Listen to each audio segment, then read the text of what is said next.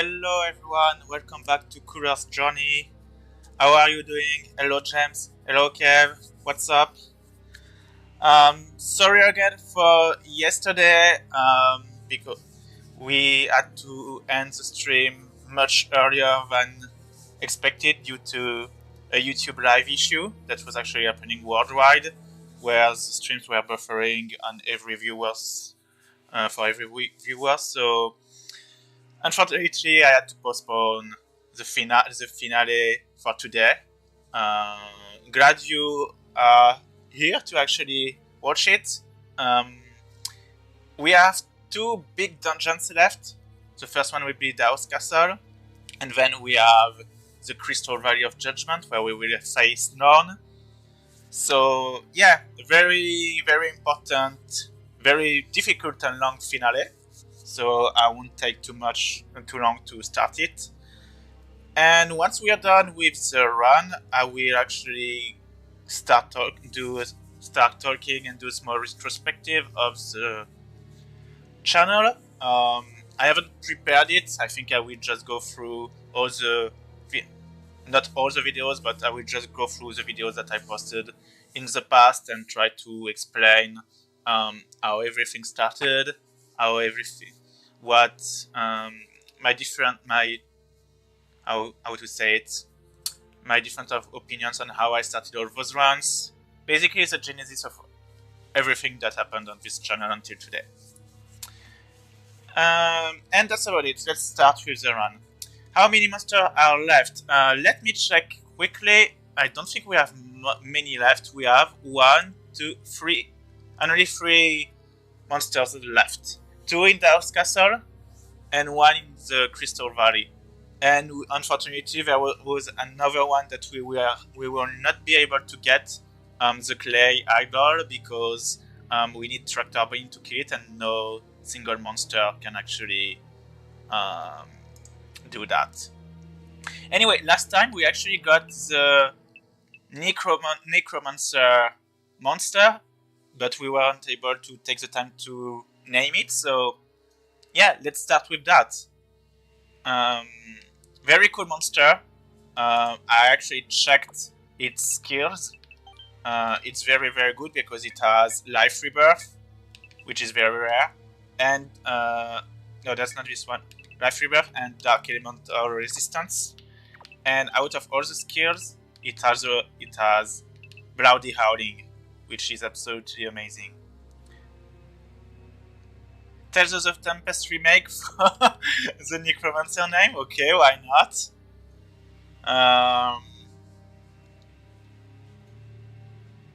What else? I don't even know. Oh, this is a rebirth monster now, I remember. Because it's dead, yeah, I understand.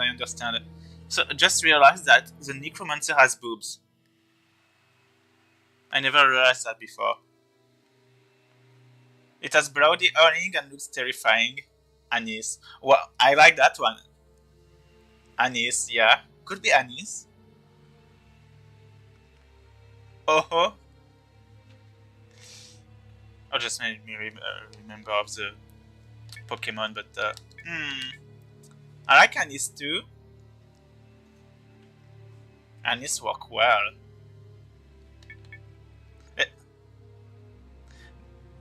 Yeah, but this actually, the way you wrote it made me think of the Pokemon, and since it's completely the opposite of Oho, it could have been pretty fun too. If you're okay, let's go with Anise. I like this one, and I will put Anise in my party quite fast because very high level, and I think I will put it instead of Doggy. I need to see how. I hope that Bloody Howling actually is EBG reliable, because the problem is that if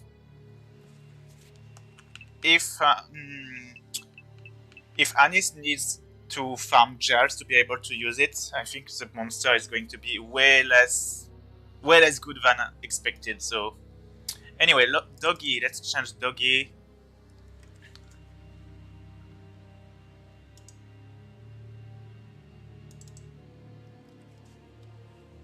to Anis. And let me actually write the name before I forget it. With a brave symbol, it will be positive, you're right. Especially since I gave the Misty symbol to Balmung. Kinda want to give it to... Let's go with the brave symbol and see how it goes. If I see that Anis keeps getting huge EPG, I will actually maybe swap and try to give the Misty symbol to Anis, because Bloody Owling is a very, very good spell in this game. Even though it's considered a mid-level. Also, we will go back to the prison, because last time we fought, yeah, the monster, but we can actually get two of them here. So let me save. And we will try to get the astral monster instead.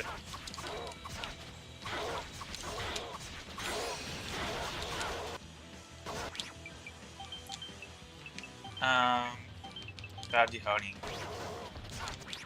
And let me change. Anis is not supposed to be here. I know they resist dark, but...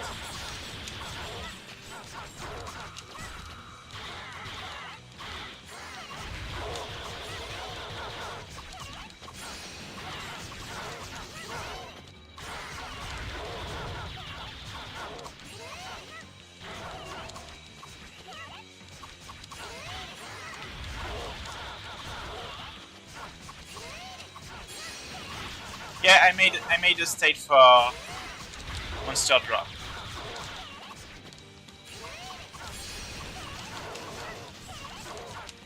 No, because you can get two monsters in that fight, Kevin. And right now I will basically reload if I don't get the astral monster.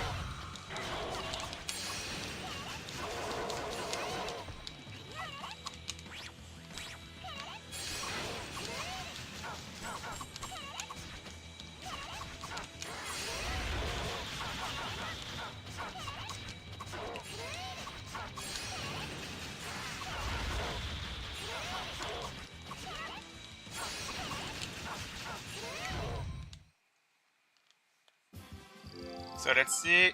And I got the astral monster.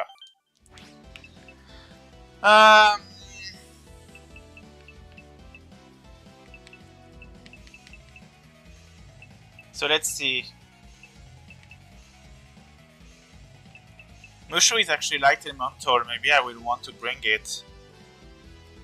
Oh, Mushu can eat light, so maybe I will want Mushu for the wall.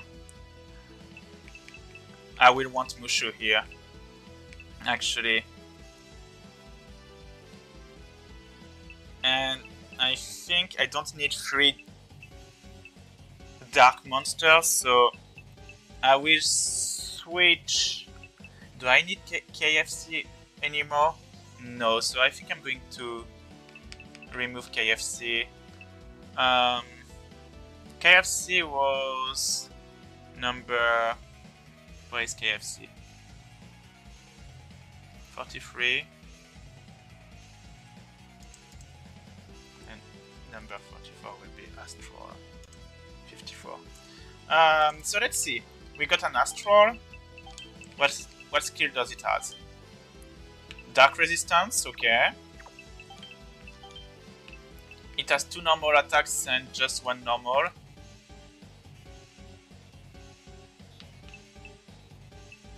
Yeah, I think Bloody Howling with the Brave symbol was slightly like a small loss of EBG, but not too much. Let's check the stats. Very good physical attack. Yeah, overall very good stats. I think I will still use Mushu for the light laser. It's going to be super useful here. Anyway, yeah. Let's name the Astral monster. How do we call that thing? For what I remember, it's a Destiny 2 monster.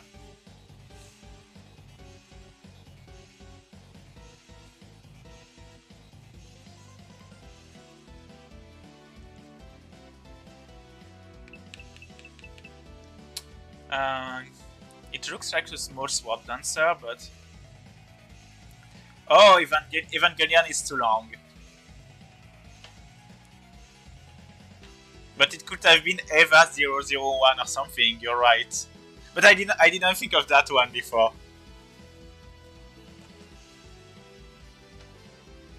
No, I don't think they have execution, because they are melee monsters. Hello Musashi, how are you doing? So any idea for a name, guys? They do look like some kind of angels with those weird wings. Oh, they have only one sword and not two. I thought it was two of them. Spark for weapon spark? Why not? I like the idea. What are the names of the... Kev, maybe you will remember, but what are the names of the... Yeah, but is it really... Does it really look like an Evangelion monster? Kinda, I guess. Do you remember, Kev, the names of the angels in Tales of Innocence? Because they do look like them. Eva 01 has a knife. Oh, good point. We could call it Eva 0... Eva 1, if you want. Do you guys actually... Oh yeah, it was Latios, I think. Wait, Latios is also that Pokemon that flies around, so maybe... Well, whatever, guys. Do you prefer Eva or Eva 01 or Latios? It's Latios or Ratios with an R.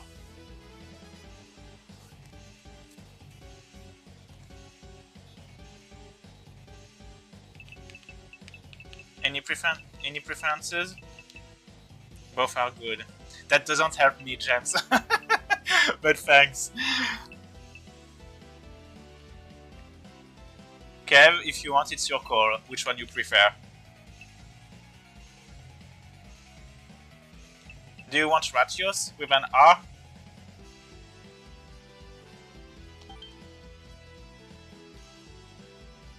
Oh, are you solo?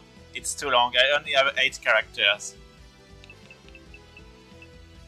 Andrew? Oh, Andrew. Yeah, could have worked. You're getting Ratios? Okay, let's go with that, because it seems that you're having fun with that one. Ratios.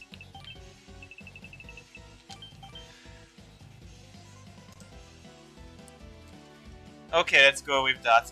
Do I want to actually bring Ratios right now? What level is it? 61 too. I think I want Mushu.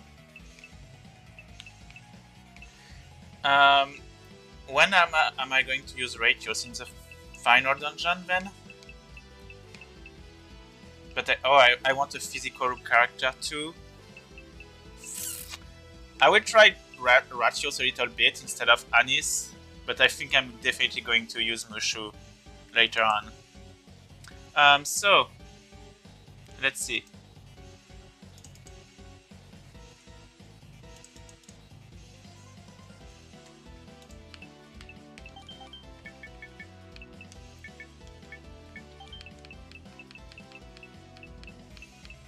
And I will do it. No, not on Mushu.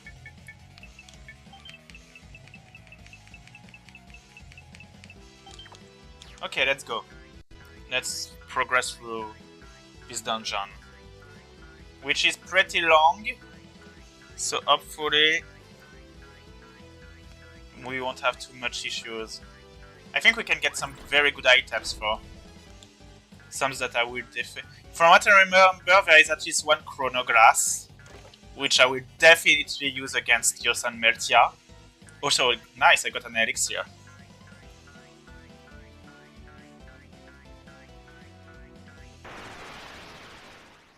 The dungeon is from Phantasia. There are very, very few unique dungeons in this game in the end.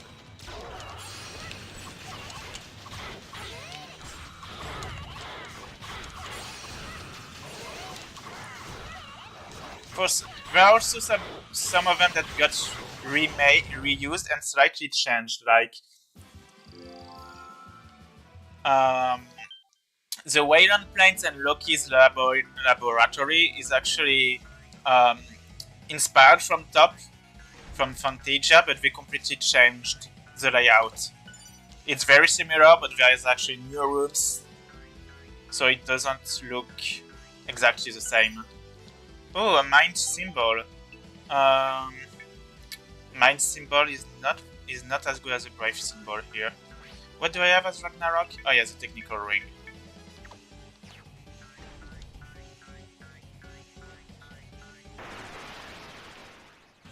And I need to bring Ratios to the top. I forgot. I changed the formation. Wait, those are weak to. Oh yeah, weak to light. That's normal.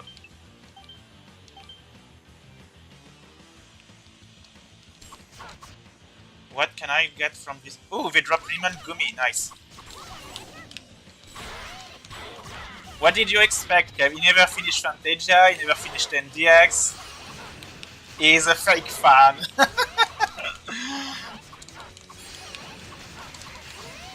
As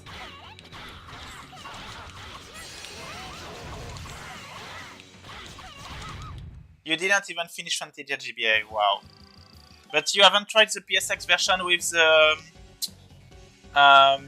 the translation patch? Because it's definitely a much funnier experience.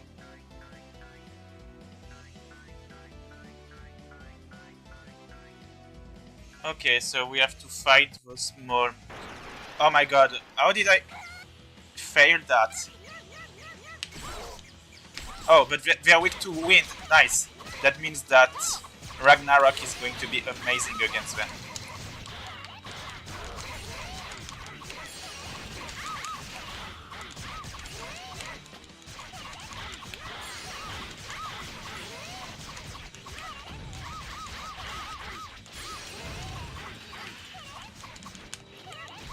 Nice. We destroyed that.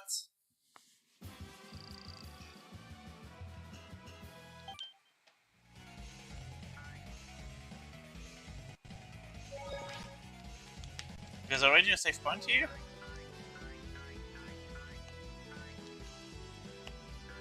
I think I can get some items here. Oh, there's also a monster.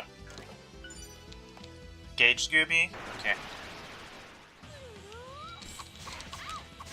On the first playthrough, it's not so surprising to have more than 40 hours on Phantasia.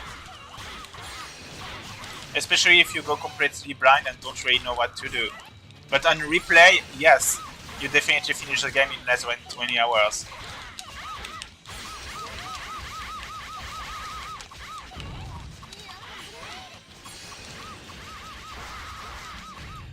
But the thing is, how far did you go, James, with 40 hours? That's the part where I would be surprised.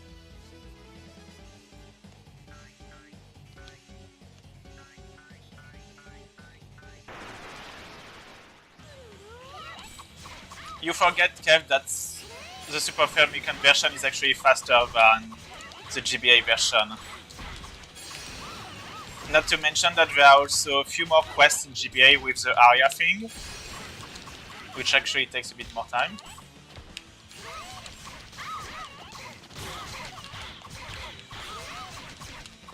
But yeah, 22 hours in the first playthrough?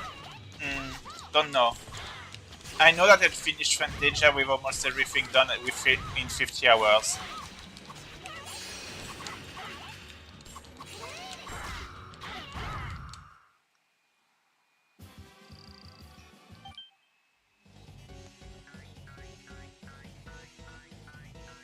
But I don't remember if that counted the X dungeon.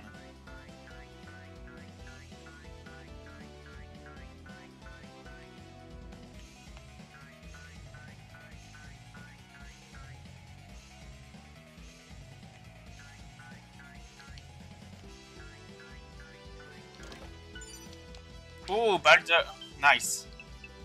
Balder Mant.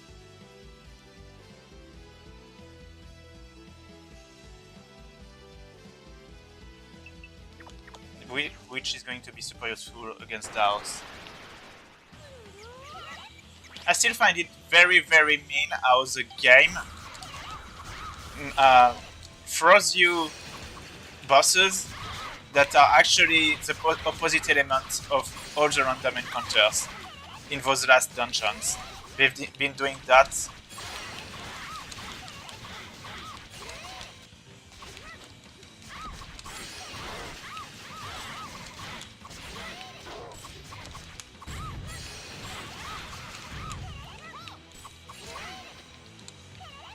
The utter disrespect to Phantasia, kinda.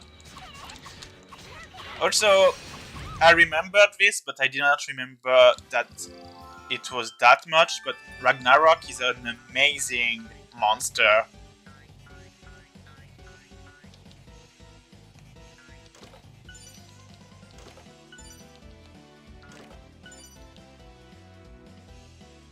Yes, that's what I mentioned to James as well. He should try the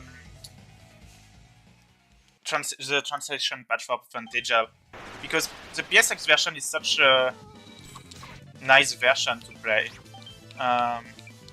Astral, you're going to use that, then another one on... Also, a very rare case where we will hear that music from Phantasia. Overcome difficulties, I think it's called. Oh, they died quickly.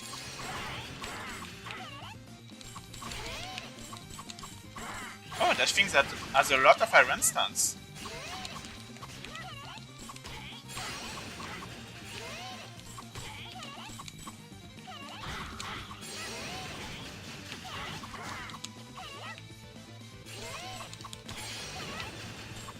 No, they have very slightly poses, but slightly different poses, but yeah, they are very close.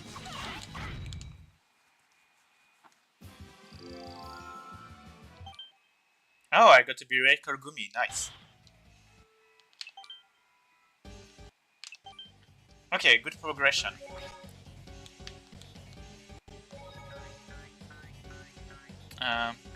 Let's go get all the items first.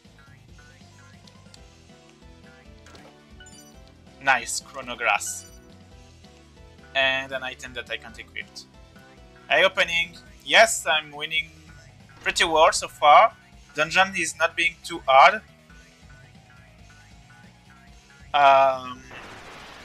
But the boss is definitely going to be way more difficult.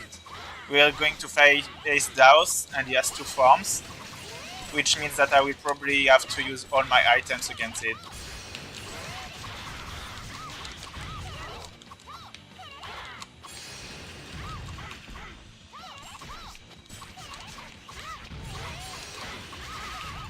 Nice.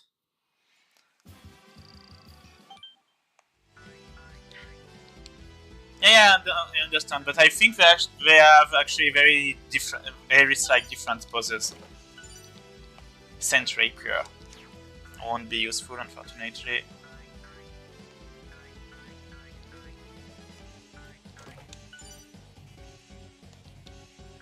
You're right, that's a good point.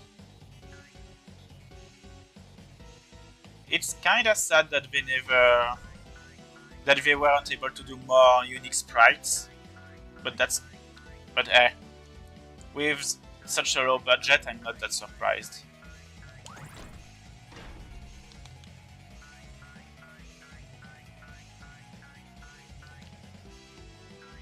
Also, I know this dungeon so well now.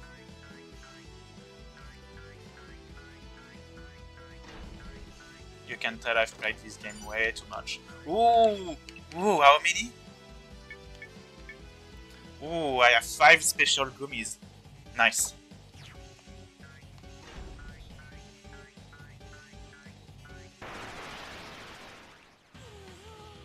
Yeah, you can definitely put a lot of work despite, once again, the very low budget and time to develop this.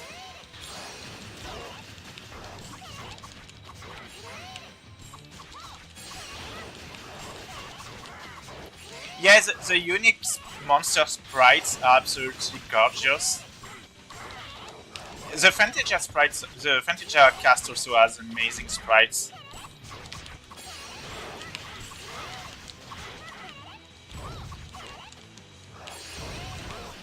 Yes, and we are bullying you.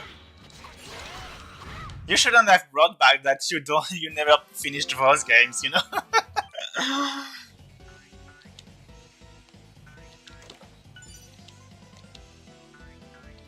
Yeah, I agree.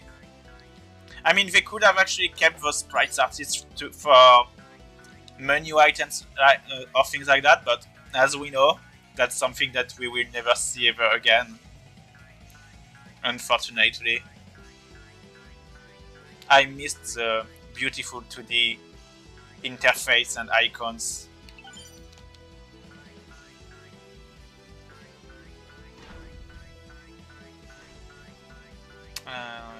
It's at the very end, if I remember. We are progressing very well through this dungeon, which is extremely surprising. I guess it's because the enemies can't do any status ailment, and the boss is definitely going to be much worse.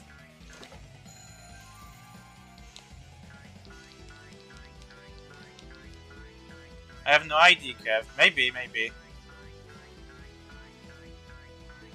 Taos.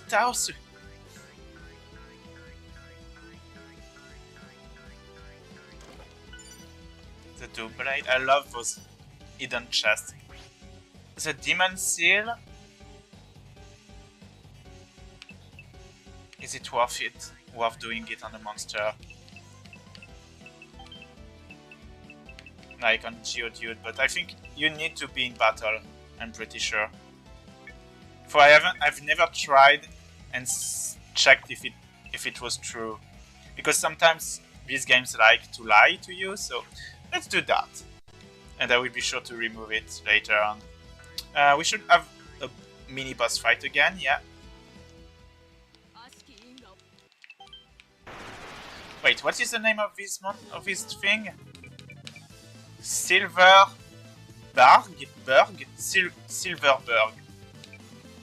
Mesa Requiem, which is also a book for class. Night Bear? Oh, Night Bear. Amazing name.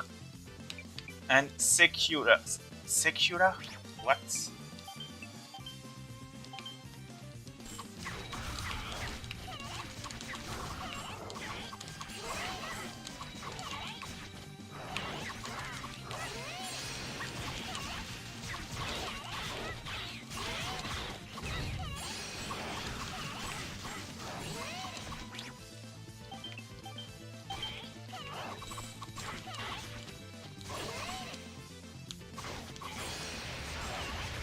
Ooh, Veno Tempest.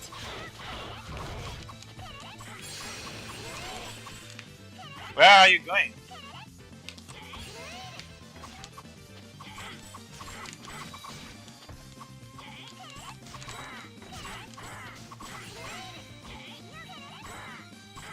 I can't eat it!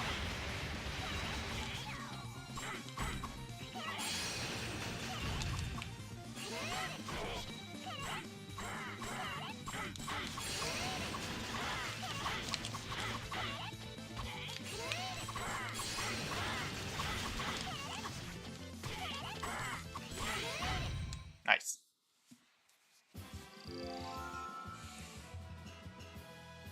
Oh my god, so many items. Wait, the Mesa Requiem monster actually drops a Mesa Requiem book? That game, seriously? Does that mean that we are playing with a dead monster? Does that mean that we are playing with a dead monster?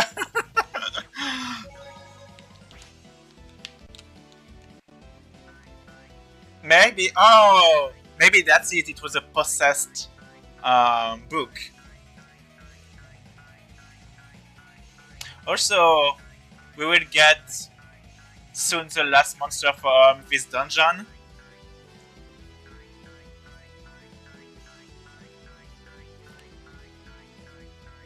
Hey Tetsuya, thank you. We are very close. He's a wielding monster. Yeah, that's kinda true.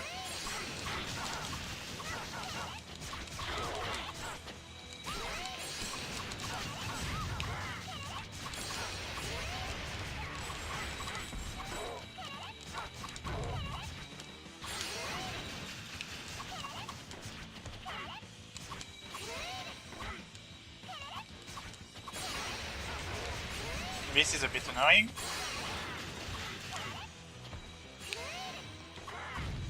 Nice.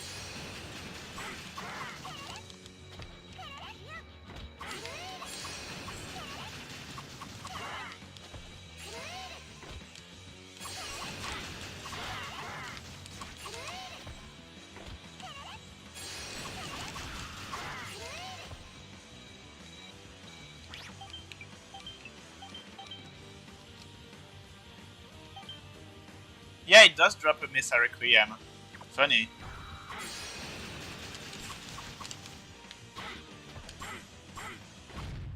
Nice. Considering the arena is better after basic, probably just jumping shock here.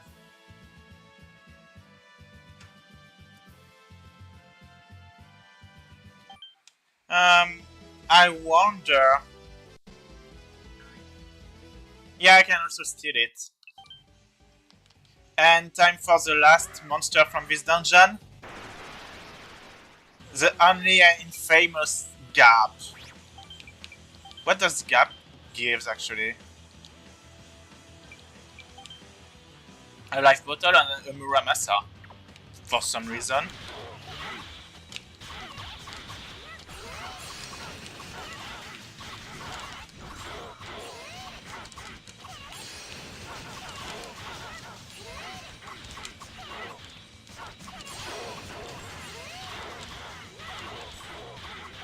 Oh wow. It has some annoying normals.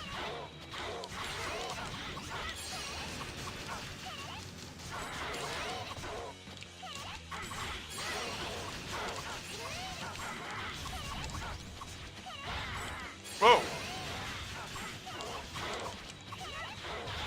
Oh wow, that's annoying. And very safe too.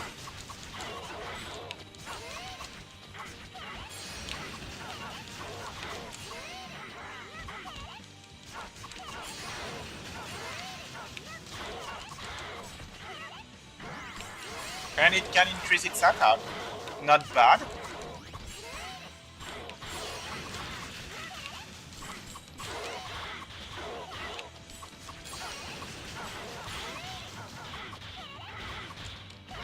Ugh.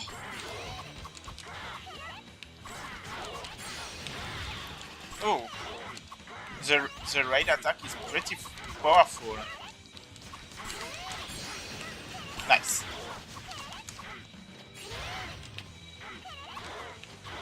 I should maybe try to focus on those things because I need to have some support. Yes, now that will be a bit easier with a monster to help me.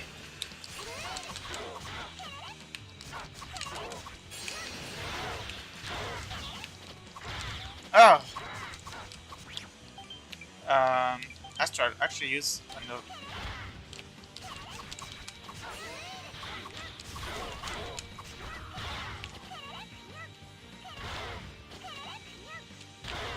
Oh wow!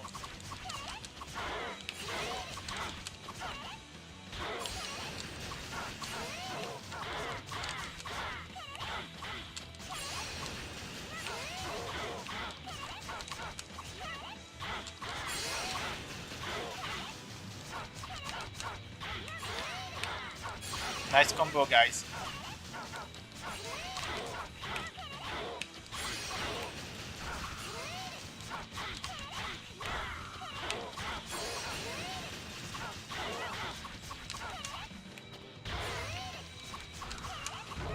Yes! We destroyed it!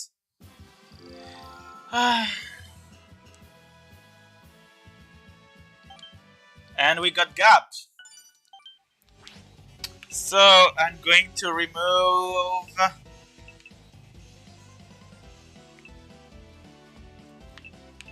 Doggy is... I think it's time to say goodbye to Batman. You had a very, very good run, Batman. Monster 55. Batman is number 9.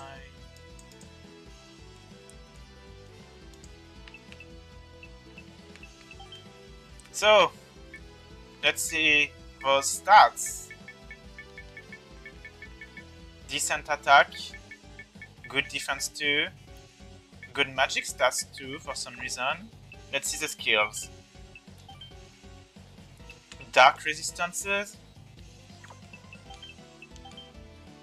power up, and air raid. Oh, but air raid is 200 attack, so that's why it's so powerful. And it does double punch twice. It's twice. Not a bad monster at all. Removing Batman. Oh yeah, for Gap, which is actually a flying monster. So how do we call that thing? Errain Sama is amazing, but I kinda want to keep it in English. Elsimp. Oh, I kinda like Elsimp. What is the name of the wind attack that gives PTSD to everyone? Is awful wind attack. Elsimp? I like Elsimp. Well, Elrain Simp. Elsimp? What else could we call it?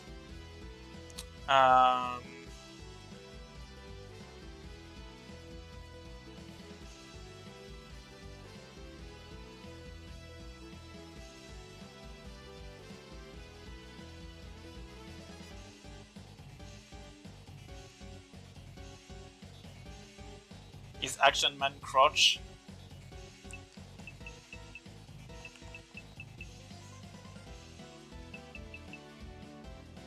I just realized that the upper part of his legs are very similar to the one from the Fen Beast. I wonder if they reused that. The dump attack has no name? Oh, okay. So should we go with Elsimp? Are you all okay with that one?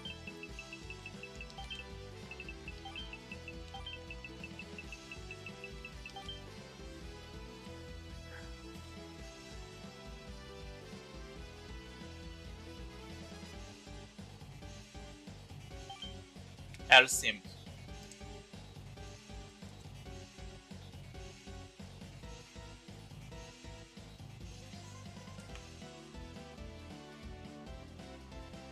You agree on your own choice. No kidding.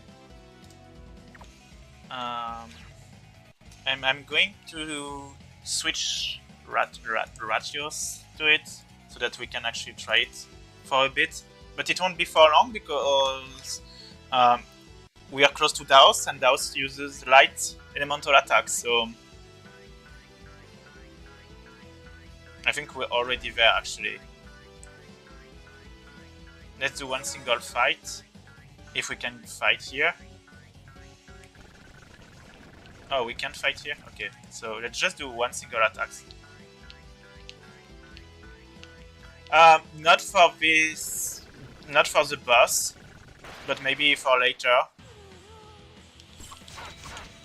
The thing is that Air Raid has twice as much power than the other attacks in this game, of all the other monsters, so it feels like it's supposed to be an ultimate monster or something.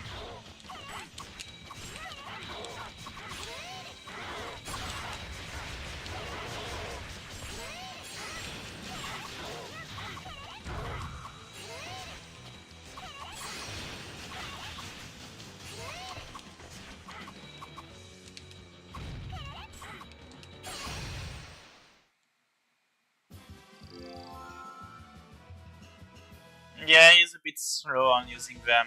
Nah. That's a bit strange, I don't know why. Okay, so time to switch every single thing, because now what we had is not relevant anymore. I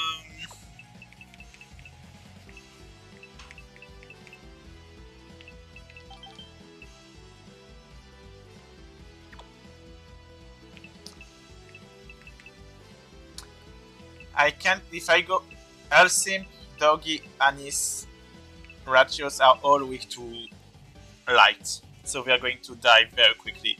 I kinda wanted Anis to be there, but I'm a bit scared she will get destroyed. Even if she casts.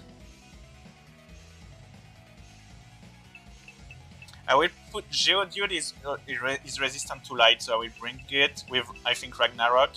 And do I want Balmung? Because Balmung's magic attack is pretty low now. 450. Wow. It's almost 200 more. Kinda want to try with Anis instead.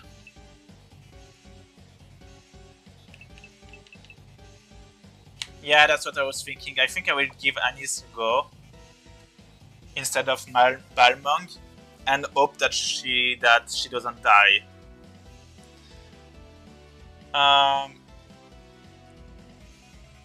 Geodude will be there until the end of time, Kev. Even for his stats are going very, very bad.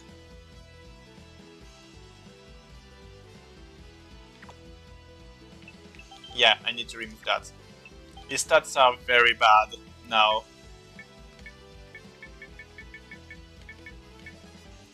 But he can maybe survive.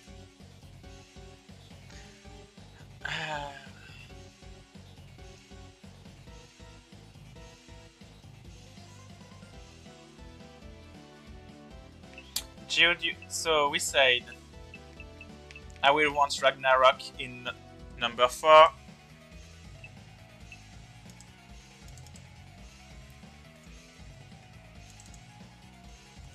And I will try Anis instead of Balmung.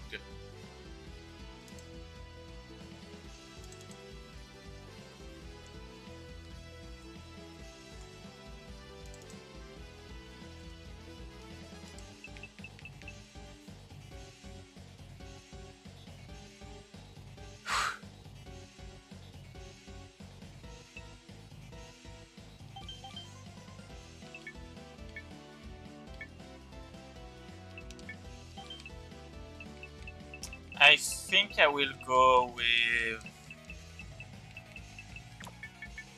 Do I want to go with the Misty symbol instead? Like, I fill Anis with some gels, and she's going to spam a lot. Hey Vic, how are you doing? And Geodude, you're definitely going to use Brave symbol. Ragnarok, I want you to have... Since you will deal a lot of attacks quickly, I think I will give you the... Where is the attack symbol for critical hits? Critical up. And I'm going to force you to use the tail spin attack. I don't want... Dragon Fist goes up and crush down the enemy.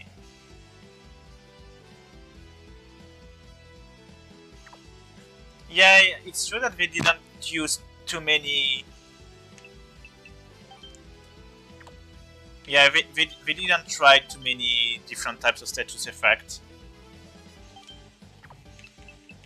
Nothing really too serious. I think the most stupid ones we ever got is the mini size, like the one in Destiny, where they actually get downsized to their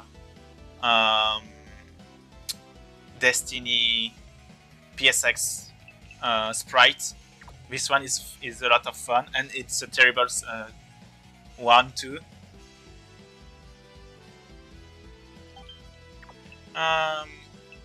Geodude, and we are going to use Anis from Bloody Owning. We can save here. We are going to use now some pine gummies on Geodude. Anisa already has a lot of them, so let's go with that. Oh my god, I am so scared because it's going to be absolutely awful. Balder, Mant, Early Symbol, Misty Symbol, Attack Symbol.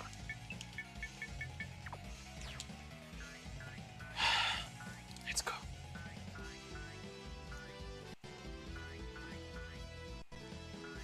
Let's go!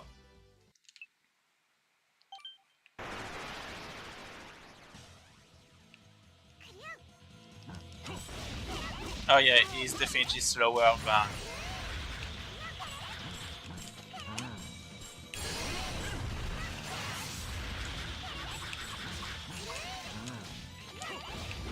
Come here, Daus.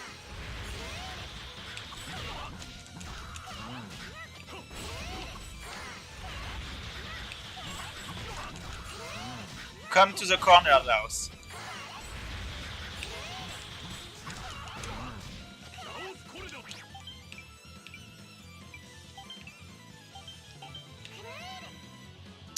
So much HP.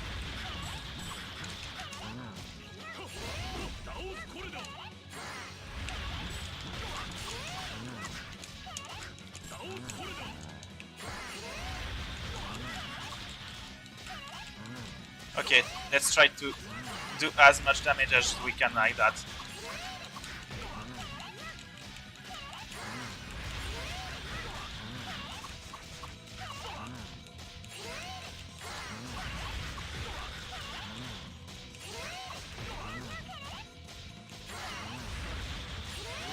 Okay, he's already at half.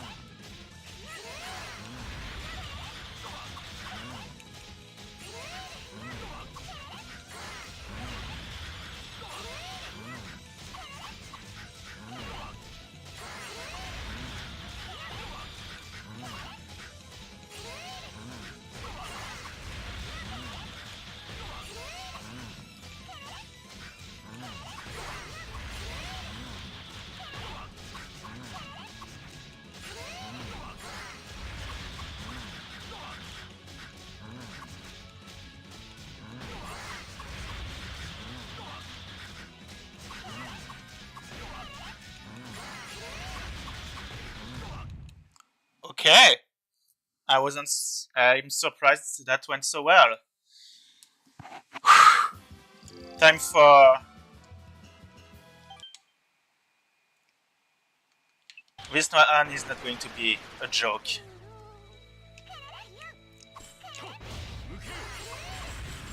Ugh.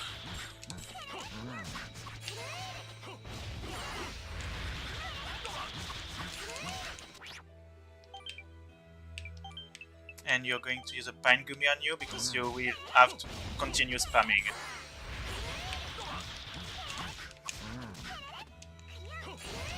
Come here, Daos, come here. I hope you have the same hitbox, because that's not even sure.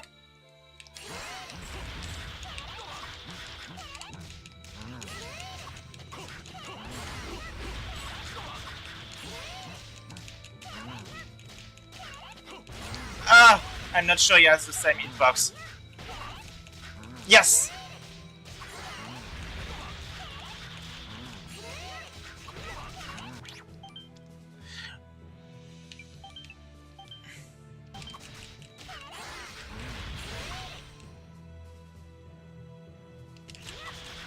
Okay, damage output is pretty good thanks to Anis.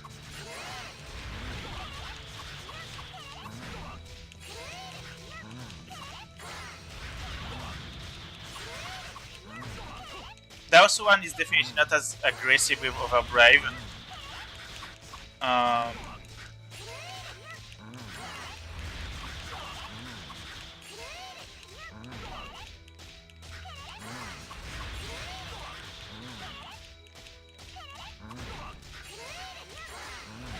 This one already also should normally happen. But the thing is, it seems that I'm not...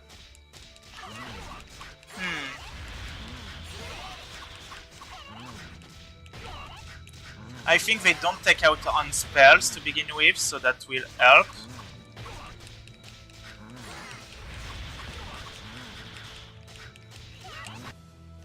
Okay, this is going very well. A bit too well.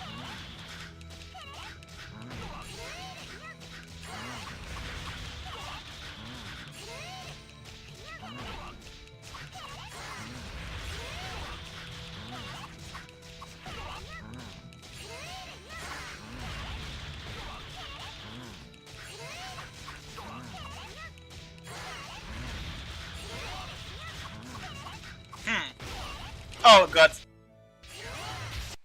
Oh my god. Oh my god, please people survive. Oh.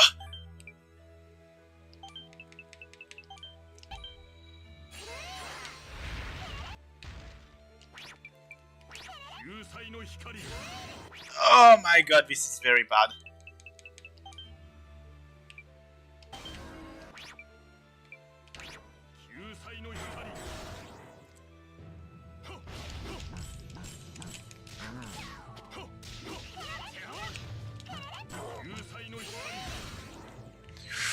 I think we are dead.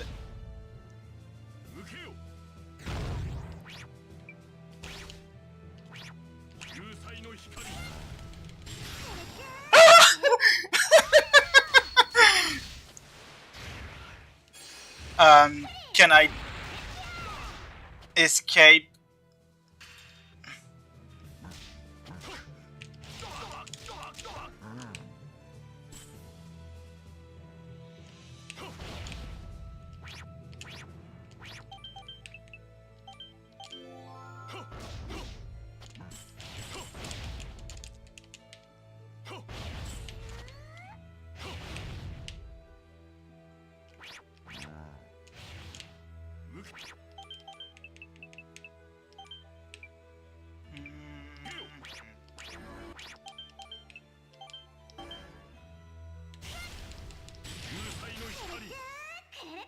I kinda want Juju to get the experience, so let's go with that.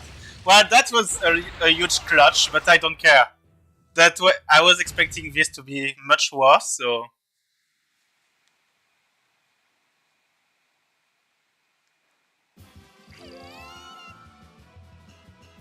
Juju didn't even level up, come on!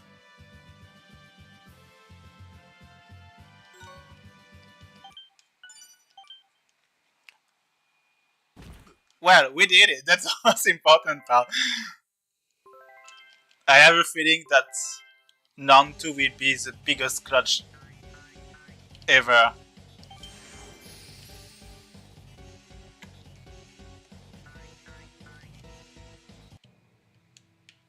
Okay.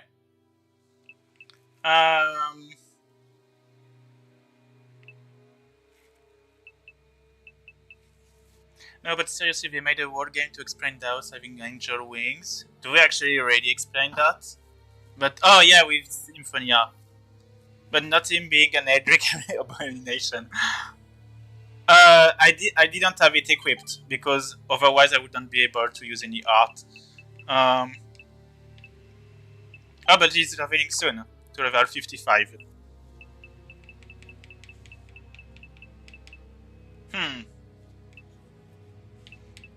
What is my current item condition? Pretty good. I think I can already go to the last dungeon.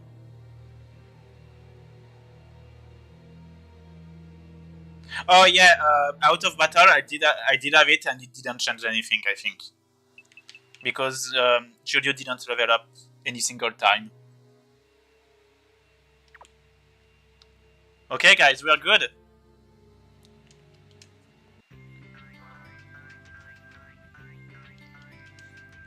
I could have tried to make the Daos fight a bit better, but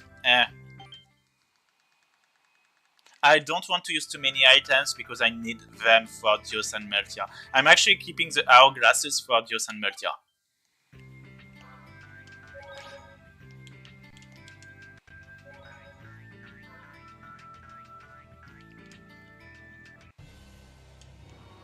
And let's go to the Namkabanda Island.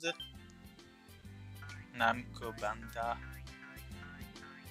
If I remember, I can't talk to anyone. But there is at least one chest for... the robot won't give me anything, but yes, here. That's all I wanted. Much better equipment for Couleur. Much better. Not that much, actually. Yeah, we'll count them as cause and human. But just out of curiosity, let's see what I could have bought.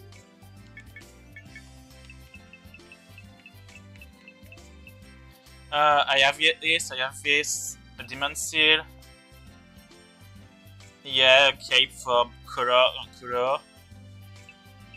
It's a black onyx to get more HP, Not bad, not bad, not bad. This socks, a technical ring, a protect ring, reflect ring, a resist ring. Oh my! Oh, I'm very sad I can't buy that. 100 defensive stats is huge, so I would have equipped that to everyone. Wow, that's amazing. Here's a whatever, and all the different types of capes, and I'm missing the dark one. And those are equipments I wouldn't be able to equip. So yeah, I'm actually very sad that I can't get the resist ring. It's funny because the resist ring, the resist ring in this game is one of the best equipment, but the reflect ring in the original Phantasia is actually an upgrade of the resist ring. Here it's two different things.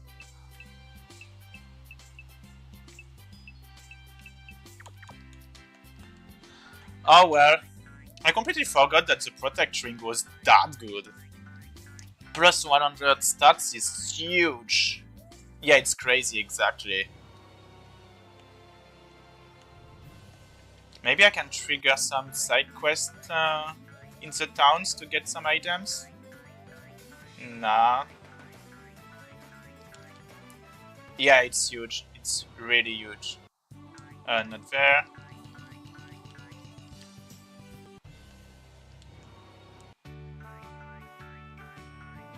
Anyone? No, I remember there's nothing. So it's time for the final dungeon. I think all enemies are weak to physical, meaning Geodude is mandatory. But I think they are also resistant to dark, so that means Anis will have to live already. And they may be resistant to light as well, so Mushu won't be used. Doggy either. Balmung instead of Anis, maybe. Or I could bring back PTSD.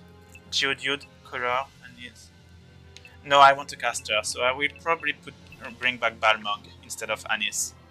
And keep that party.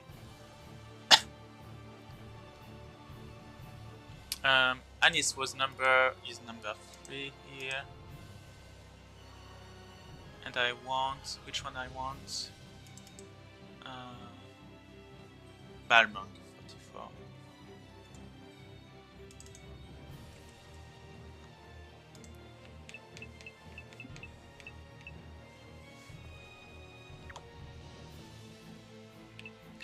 No, because I think I'm going to switch Balmung to Anis for the final fight.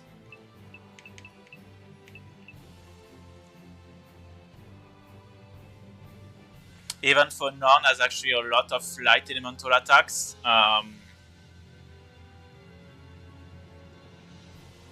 And no...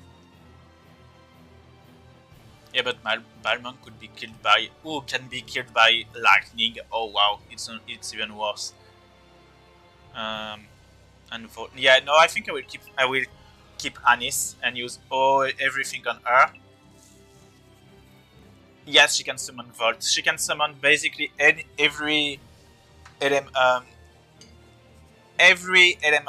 spirit except Shadow, and none of the greater ones like Maxwell and Origin. No one is really safe, exactly.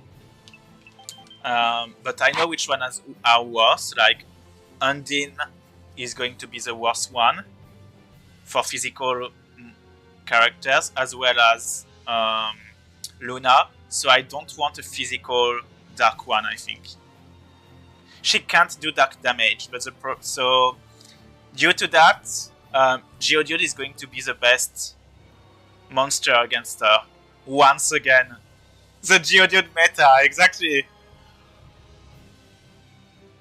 Can't you disable their skills so they don't have weaknesses?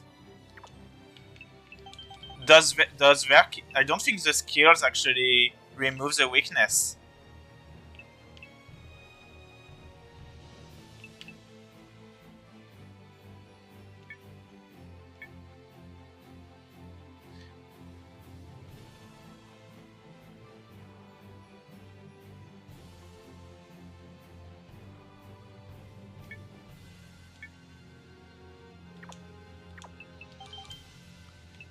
So, guys, let's go.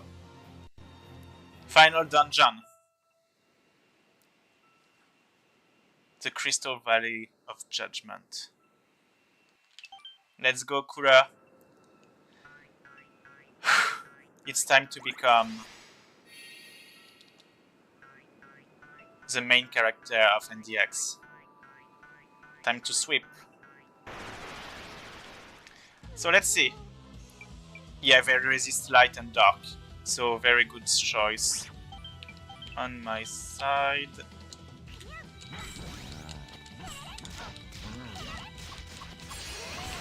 Oh, this thing can heal, I think.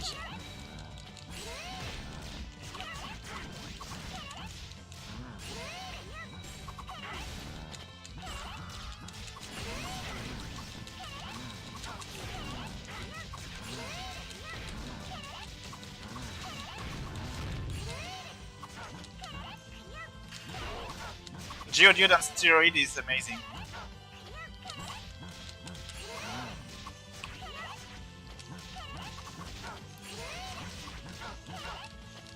Okay, those things have a lot of HP. Spectacles. And Lemon Gummy. An Elemental Stone.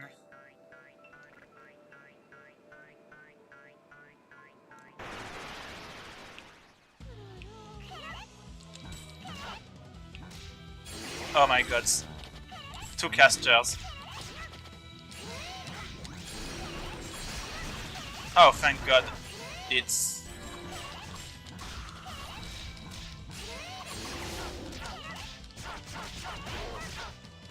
Oh, I don't have... I forgot to put Ice Tornado as a...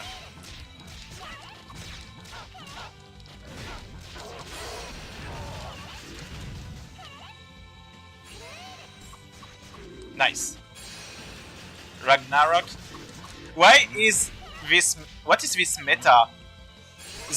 Like, Geodude and the Kangaroo are definitely the best monsters for endgame. What the heck, game? Why is it a thing? Ooh, some herbs. More herbs.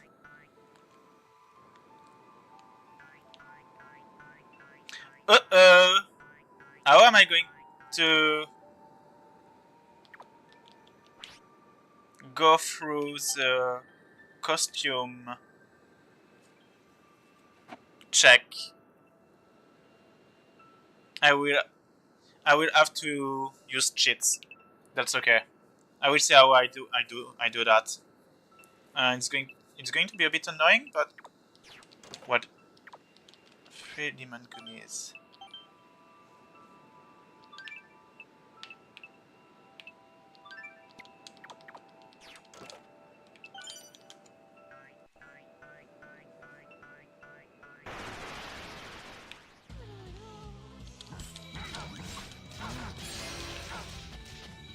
Ah, they know literature. And they can cast it very fast, damn.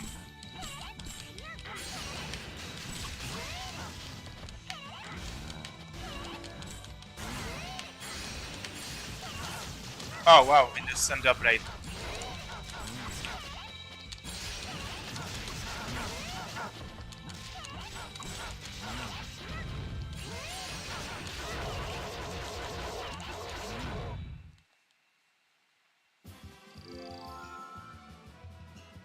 Are there any physical element spells? No, there are non-elemental ones, but no physical spells.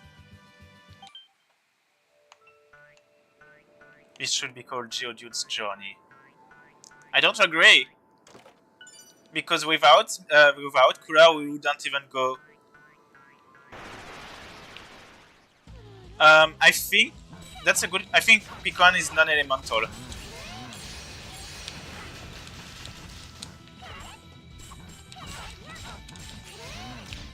Without Couleur, this journey would not even be possible, because without any healer, everyone would be dead.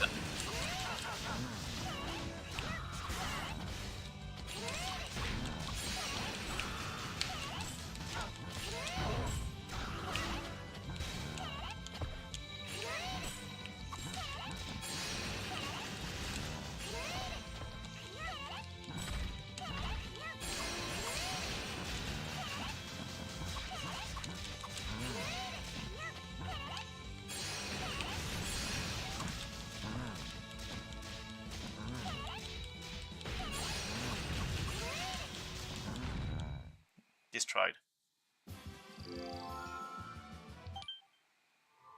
Yeah, that means if it was physical, that means that you could actually give Picon any kind of weakness, and it would be very OP. Any kind of element, I mean. Oh, more Bionicles. What do they give?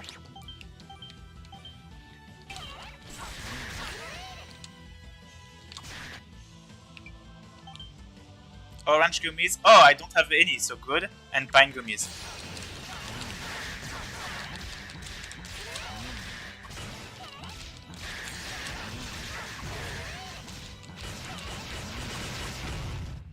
Nice. And Couleur is still leveling up. I will finish around level 480, so that will be great.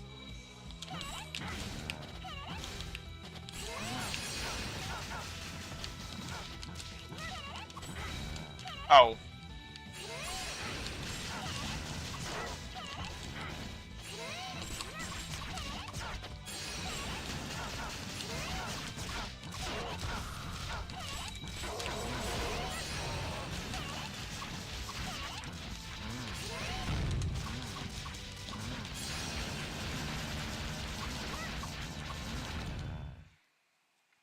I'm destroying this thing. Okay, keeping Geodude until the end was the best choice we did so far.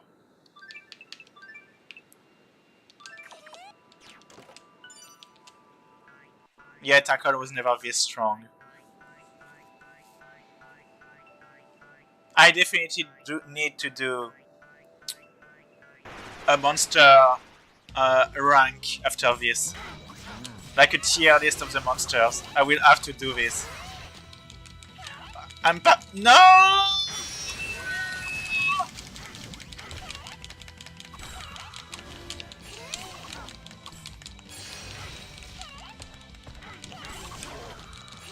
My stoned monster is stoned.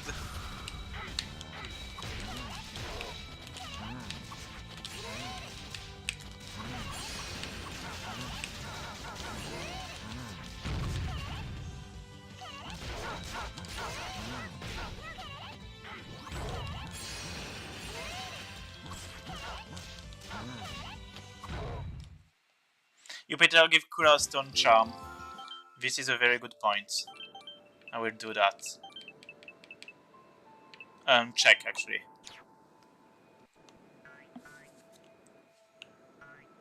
because the charms one are less effective.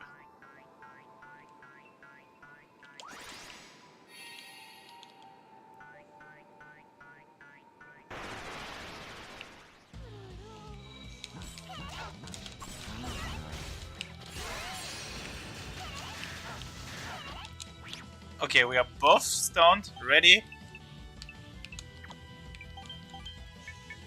I guess I will actually use a stone check too, so I don't get screwed up. Where is... Oh, I got 14 cure bottle? Okay. Ouch!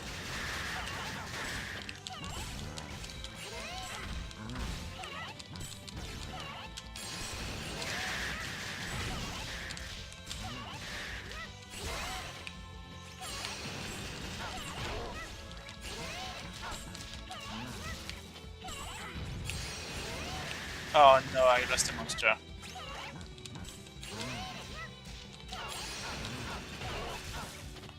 Because we are in the present era, not in the dark one.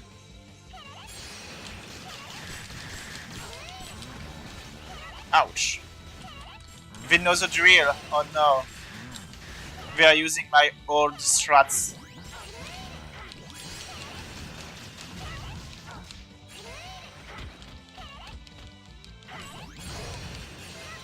God damn it.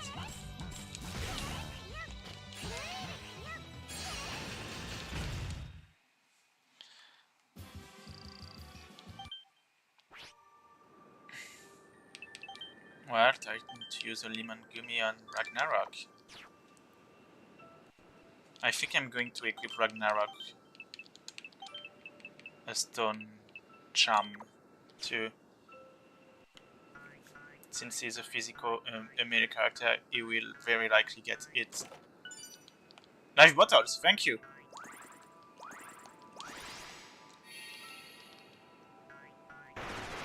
Yeah.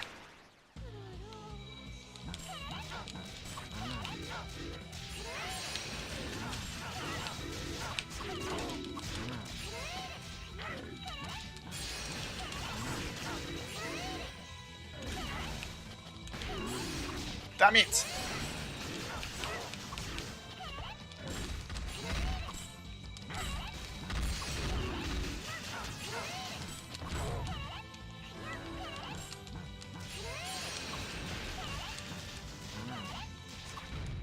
Nice.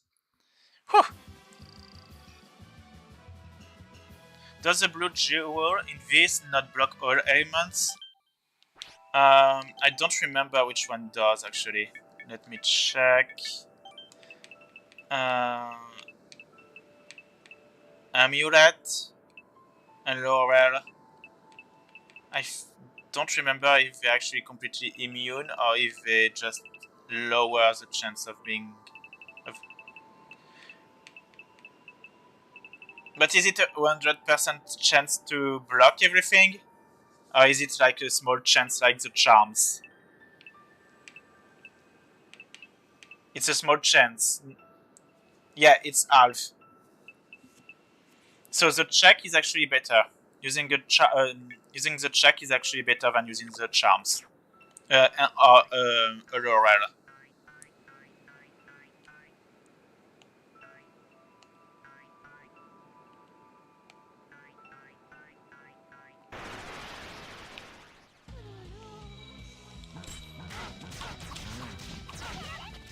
Yep. Yes, exactly, Kev. The blue talisman... Yeah, they repurposed a lot of items in this game.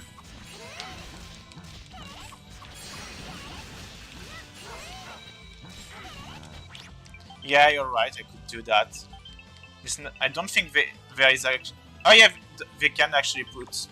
No, not this one. They can actually put paralysis. Oh, I didn't give anything to... Balmung. Okay, so you will also get just in case stone charm.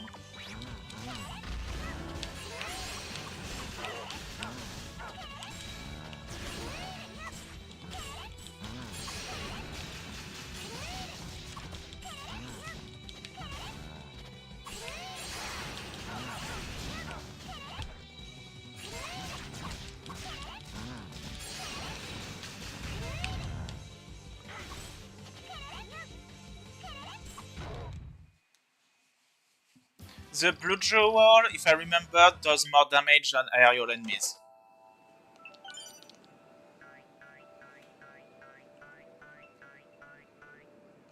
Okay.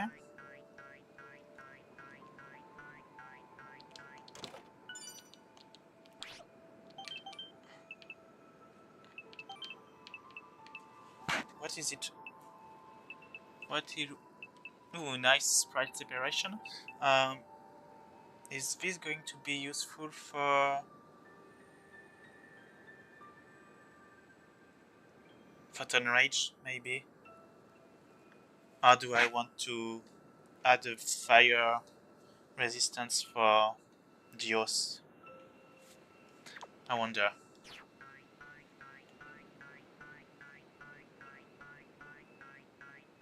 Yeah, but I don't think I can get a blue amulet.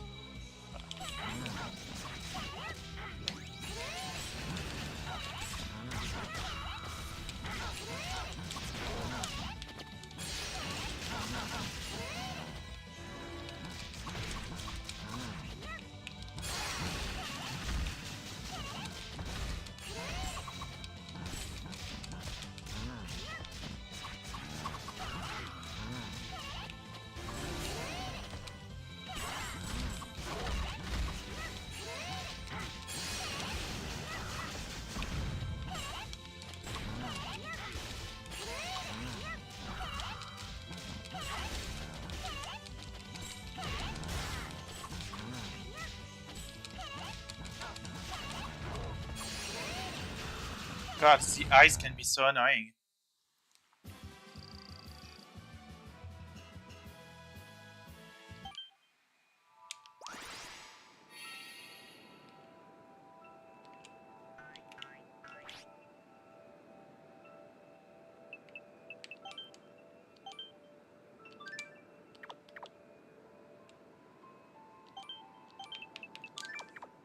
Hmm.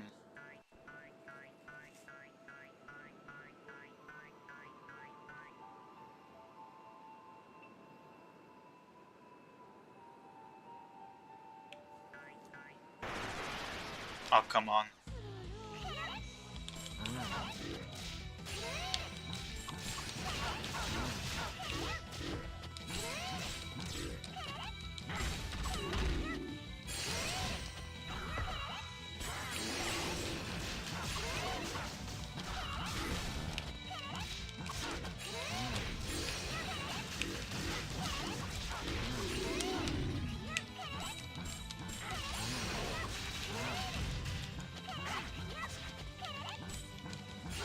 The tackle is amazing, yeah.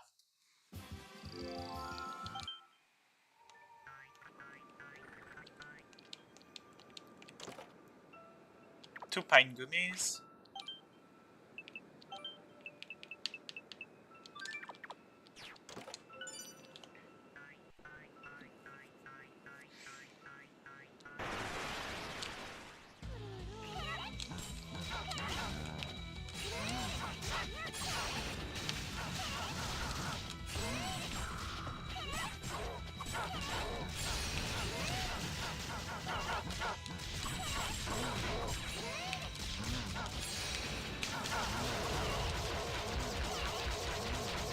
Time to get some bonus experience. This is ASMR.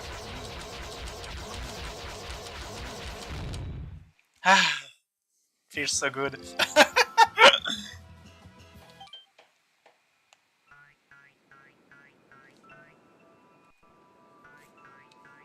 Ah, yeah, I could have equipped the Demon Steel, you're right. I didn't think about it.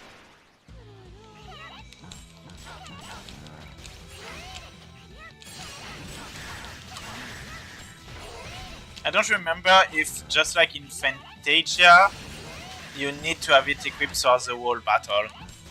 I know that there are some tells that actually forces you that, but I don't remember if NDX is one of them.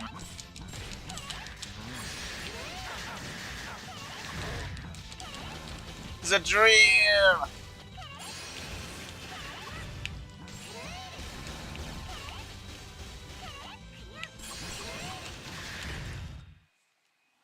if you actually have a food processor, Kev, you can actually also mix them to have real ice cream. But be sure to remove the core first.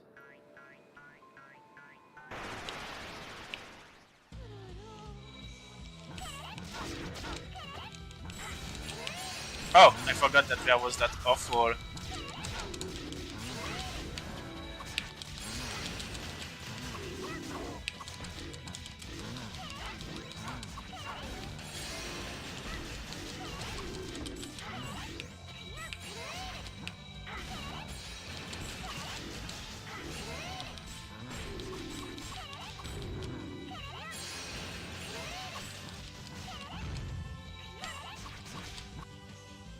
What do they give? Oh yeah, useless items.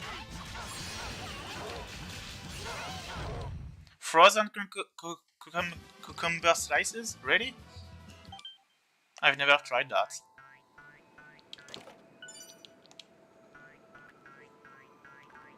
We are getting a lot of elemental stones in this dungeon. Oh, I didn't use an item on those.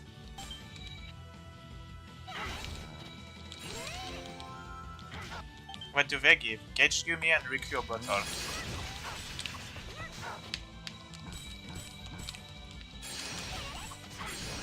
Not being able to jump makes Tractor Beam so much more annoying than necessary.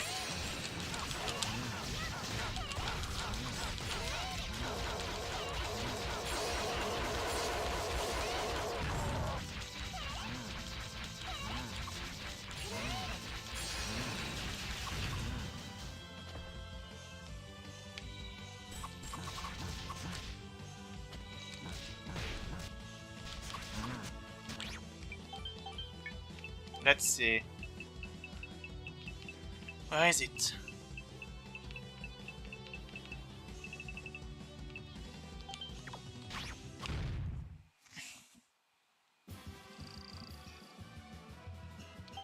I hope that worked.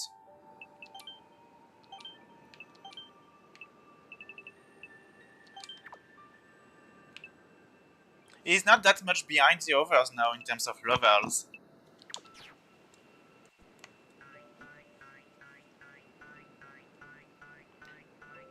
If I had Death Flag, oh my god, that would be so much fun.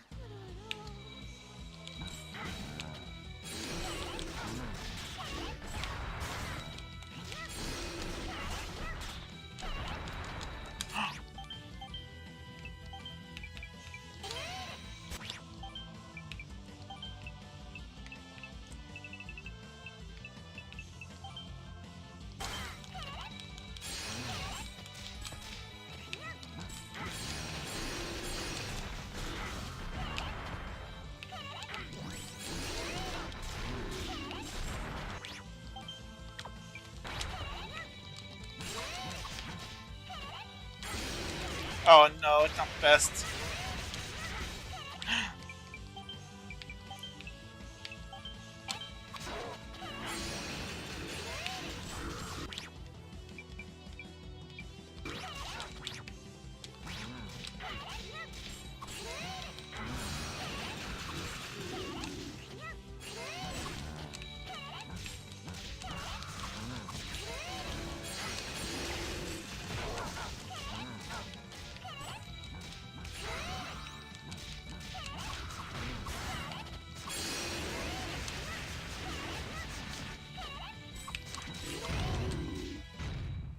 Ah.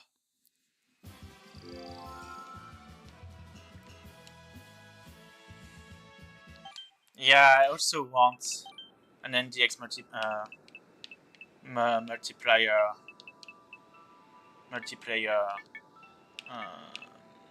Arc. So let's see how I can do that. Unless the game forces me. No, the game won't force me. Kev, can you just remind me why I actually asked you and Mel in? What are the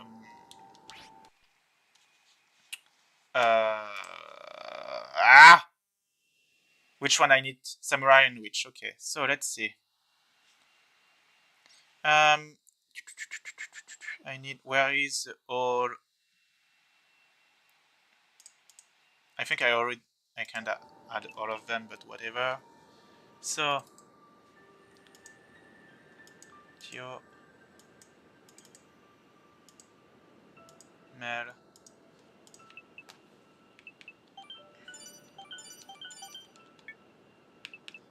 Samurai and witch. Let's see.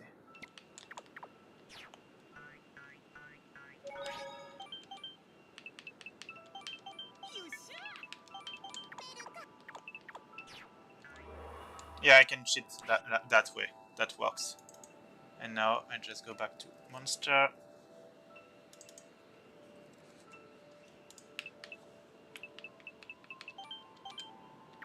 I think I can maybe just switch now the costumes without having them in the party, and it should work.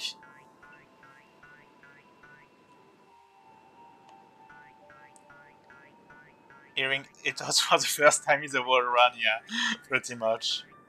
This is the last monster, but I think we can only get it after Dios and Meltia.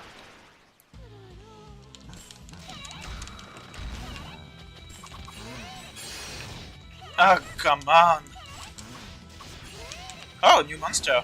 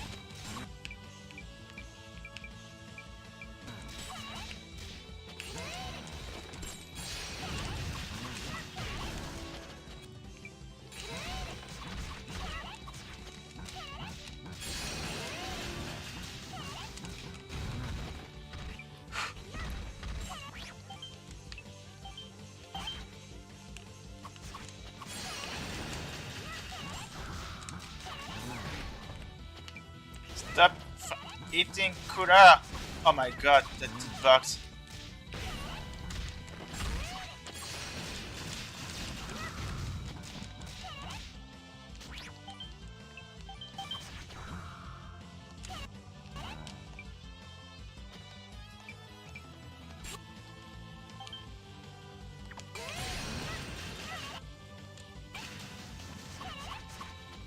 We just give a bit of time for Couleur to heal. Not enough.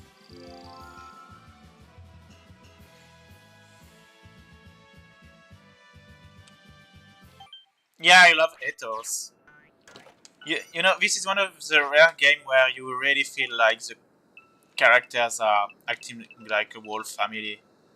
And I really like that. This is getting a bit tough.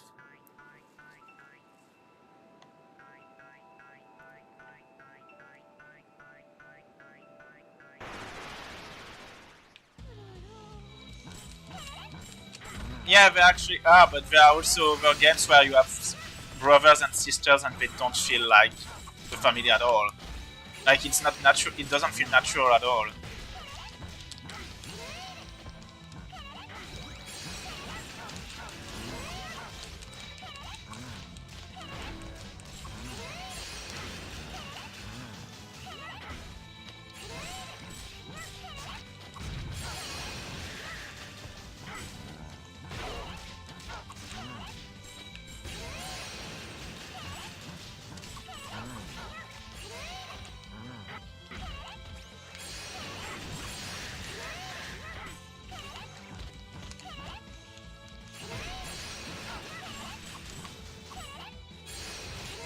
Oh my god.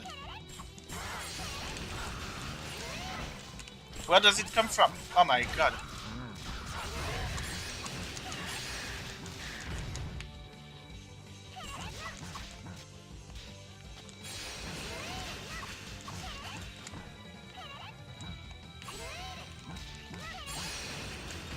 Nice.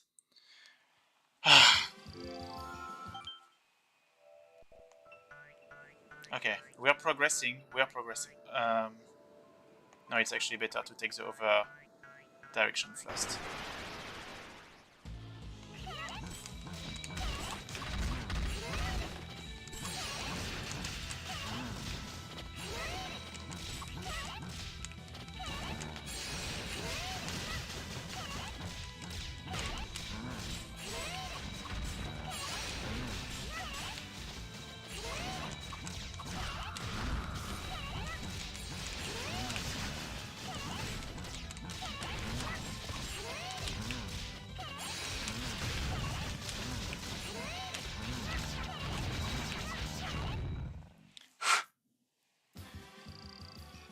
Boom! A lot of nice items. When the game gives me so many items, I'm very happy. Oh, I have maximum water. What do... Oh, apple and life bottles. Nice.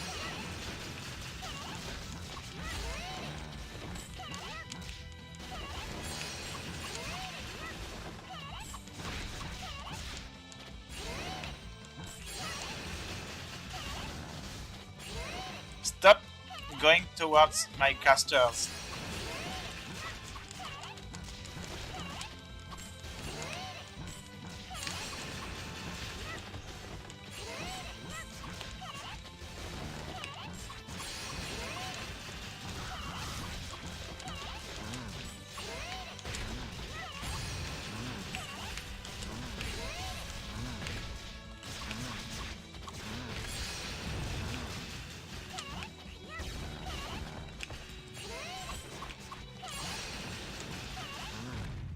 Yes! We have a good strategy.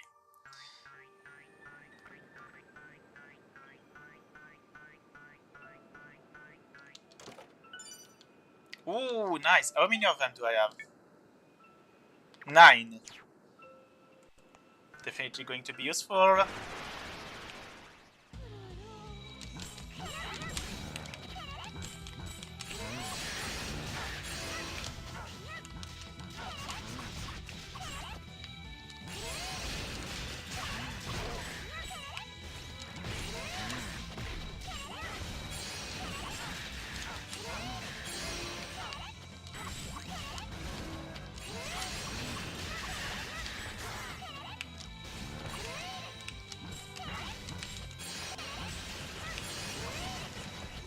What?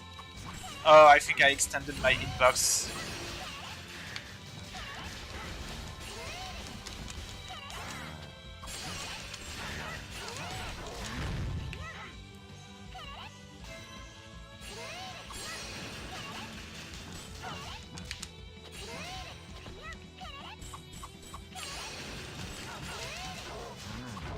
Nice. Oh, we are doing so well. Geodude is leveling up slowly.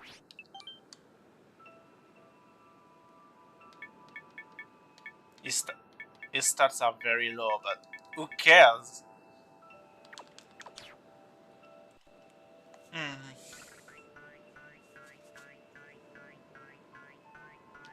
And Ragnarok is being amazing.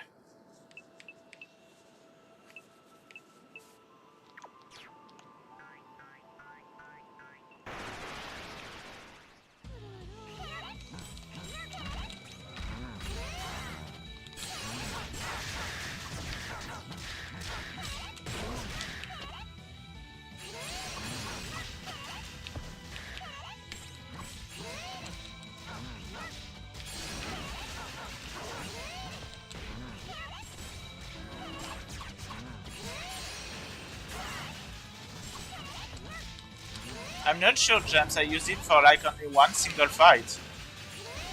Not sure that's what would have made a huge difference. Monsters start with a fixed experience, so maybe it was already higher.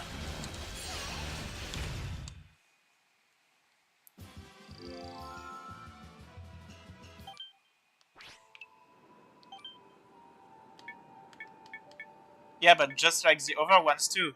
Look.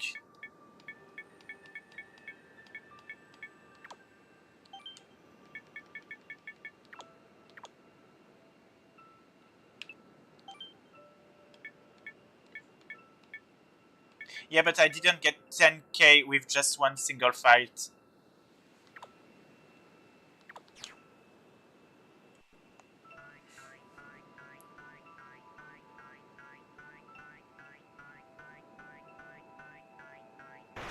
So there's definitely more. I don't. Not overcorrection, but maybe the. Because when they were at 40k, that means that it's been like at very, very long ago.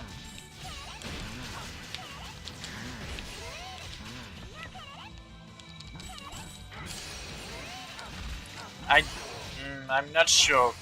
James, ready?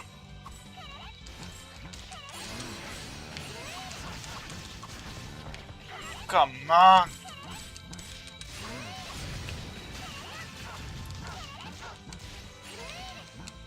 Yeah, the tractor beams are being annoying.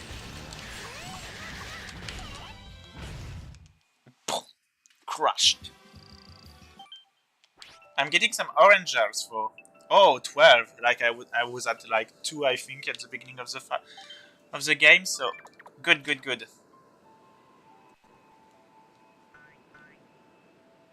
Yeah, I'm not surprised. It's a very annoying um, spell. Yes, it's one of the 2 spells in the game that can OTG. This one and Crosswind.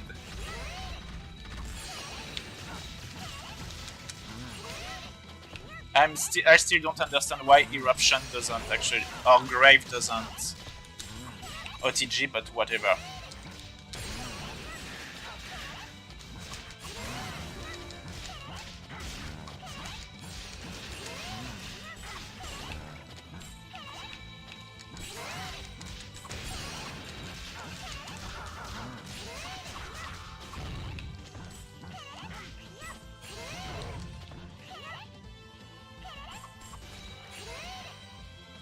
Sometimes the tractor beams come out so fast that you actually get caught by the second tractor beam before hitting the ground, and you take only damage once.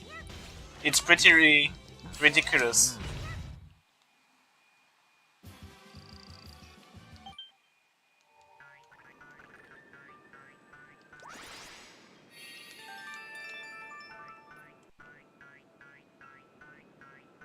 Wait. Um.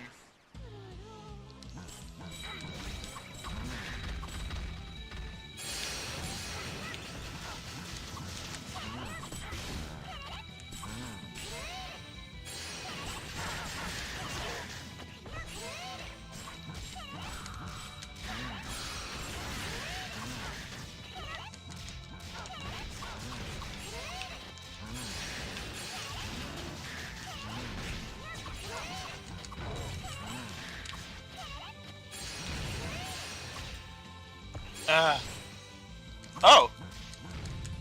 Got lucky with that one. Nice. Good job, Ragnarok. I want to check something. I'm going to use an early bottle quickly.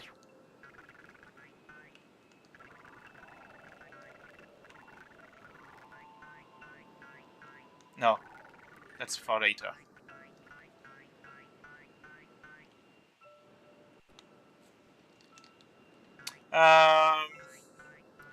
Kev, please, you can tell me. I know that the third one has Beast Tamer, but I don't remember. Axe Warrior and Healer, thank you. Ah, I need to bring them back.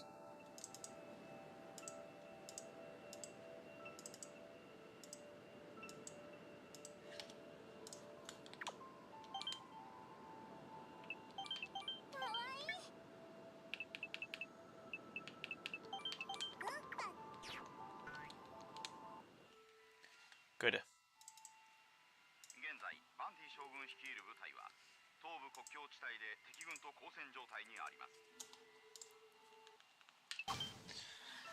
Um, And my holy bottle wore out, so that's perfect. Wear off. So it's good. Do I need to go this way? No, there's nothing here. Let's start with that. That's already done, gems. I clicked them out during the depression scene.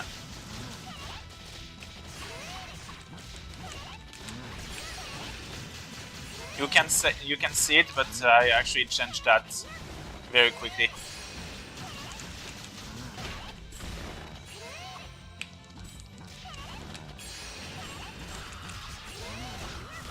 No, my babies! I don't want them to die.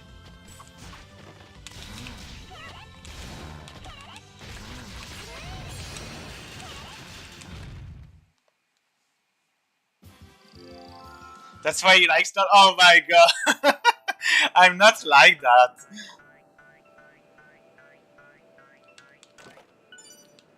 Elemental Circlet, very good item, but useless here. Oh. I didn't check what the trees gave. Holy bottle. And wait, it's one of the stone.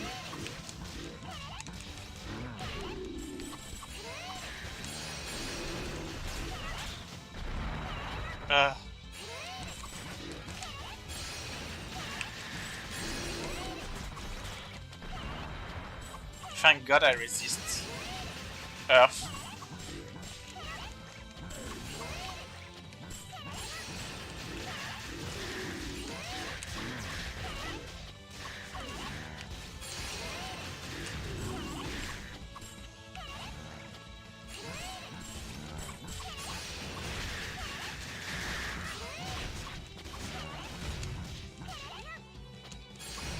Nice. Ragnarok is a very, very good support monster.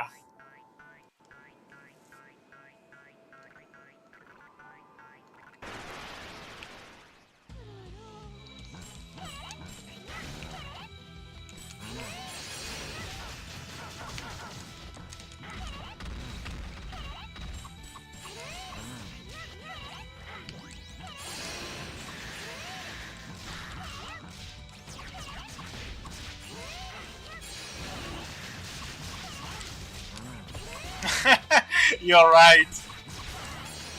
I mean, Geodude is the only mandatory monster, the only one that you will get for sure, so maybe it is made on purpose.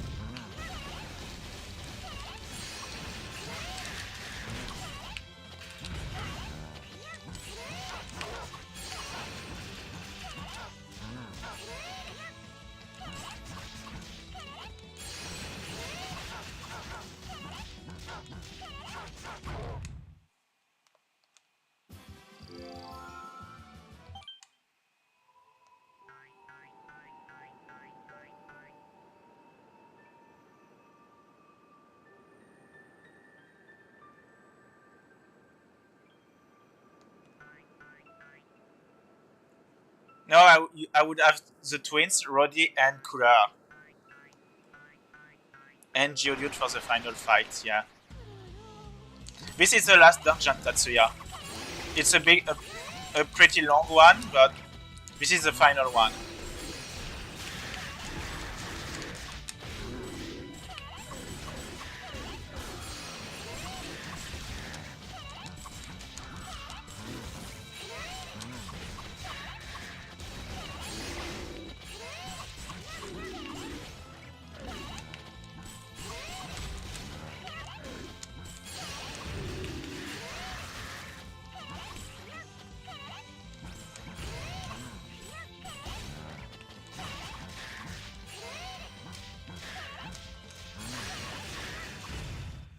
Oh yeah, I wouldn't have Geodude because the Phantasia cast in the future era would kick it out, yeah.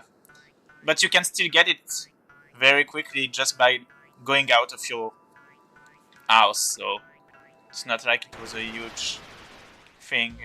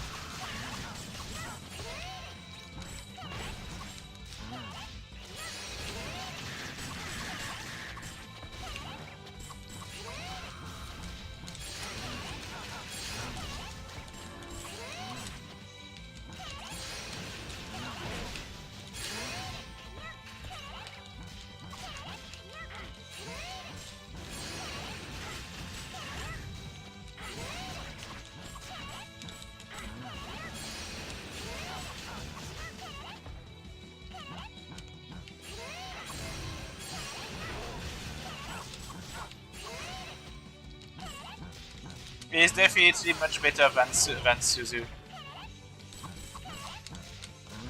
Well, no, there's actually... Suzu actually has one of the best OTG of the game. That's pretty much the only thing she has for herself. And a lot of elemental variety. But... could be better.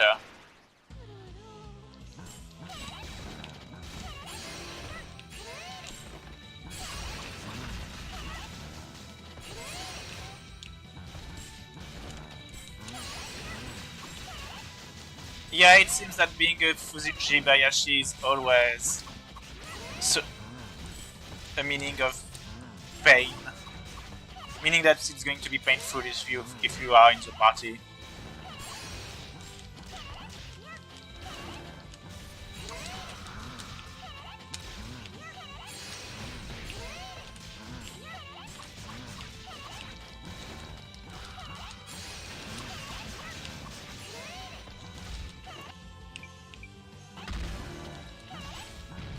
Oh, finally.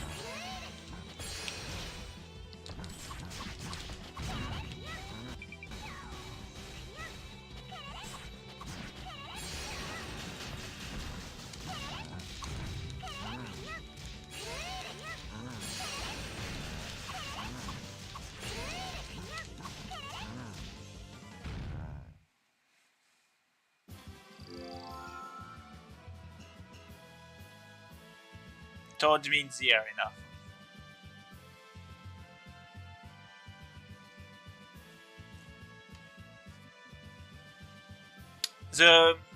Your characters don't have... Oh, being easier to OTG? There's no such thing as enemies being easier to OTG. You mean maybe easier to RTA, which is a thing for only a few specific aerial enemies, and it's indeed the case for Archie as well.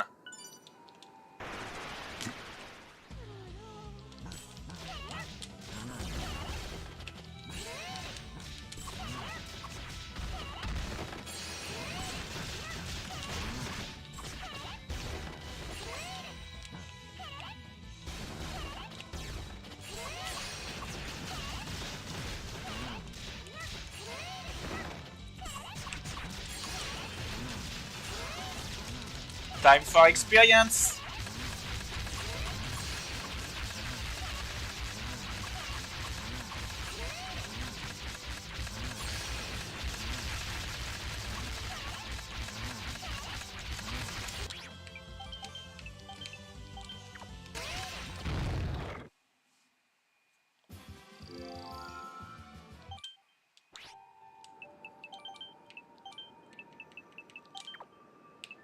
There are 58.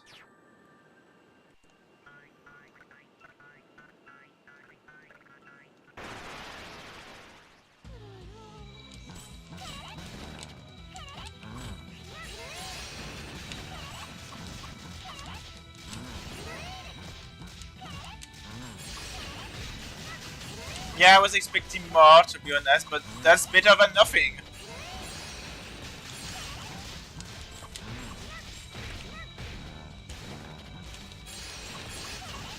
Oh my god, I got TTGs. Oh my god. Oh my god, I'm getting bodied.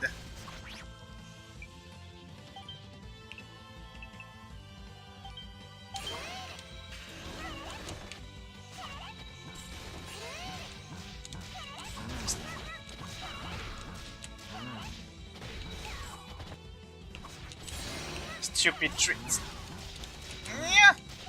Stupid crystal, stupid trees, stupid everything.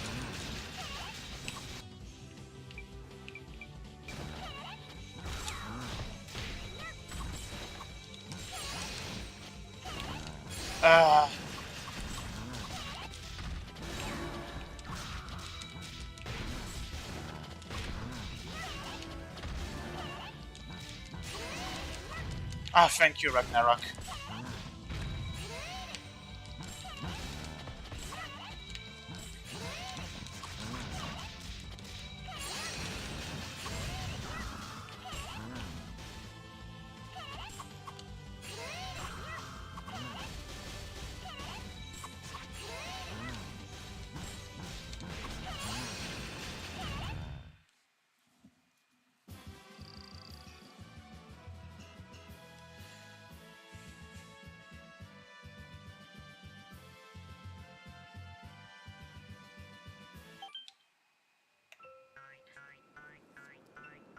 Yeah, the level up system in Dawn of the New World is completely fucked.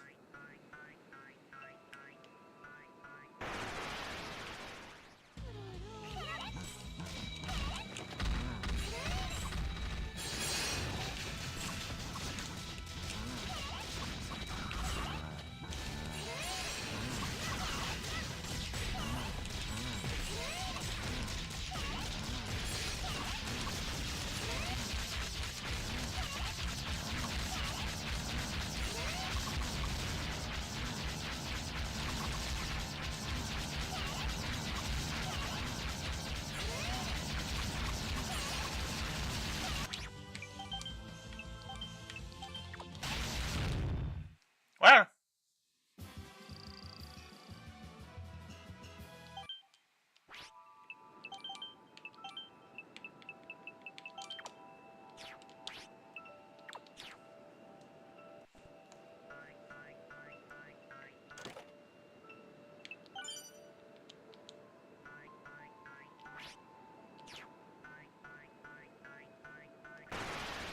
we are progressing. Oh no, the trees. If only I could.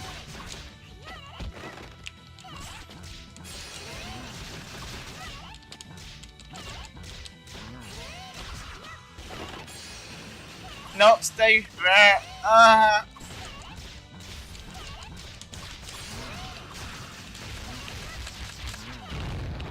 Well, that worked.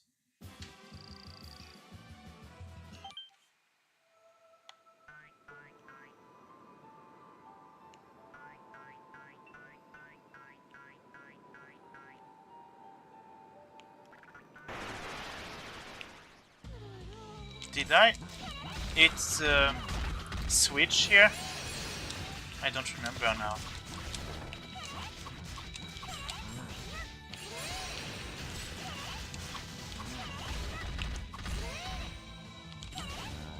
Oh no.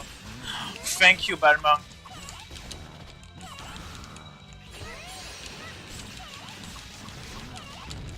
Yes! We're both dead.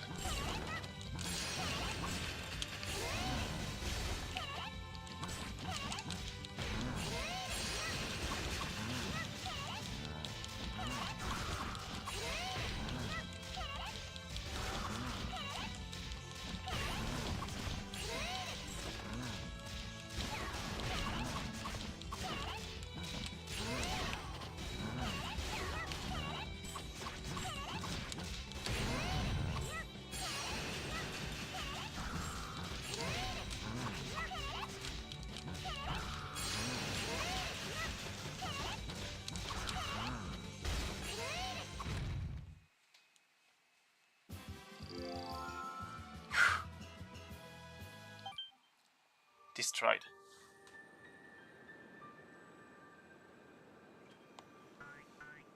I didn't operate the switch, so I hope it's... Oh, it's just here, thank god.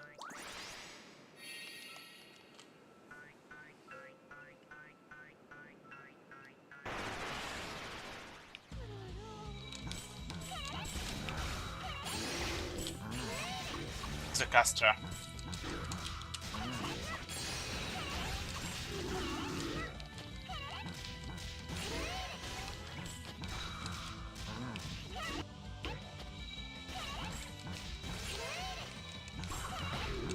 It's some kind of tree, I think.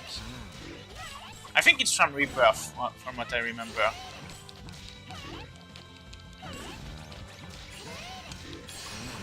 It's called Dry Alta. Alta? Dry something. Weird name.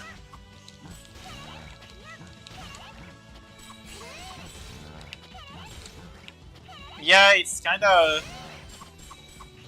okay. Stop annoying Couleur.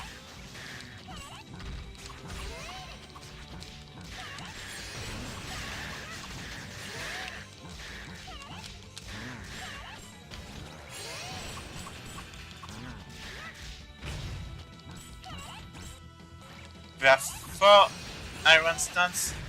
No wonder it's getting harder to start a combo on those things.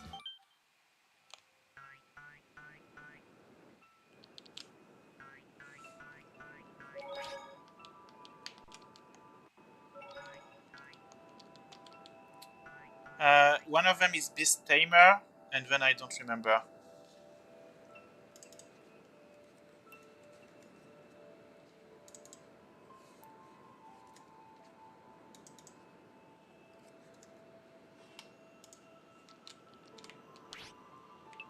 What's she? Magic Knight?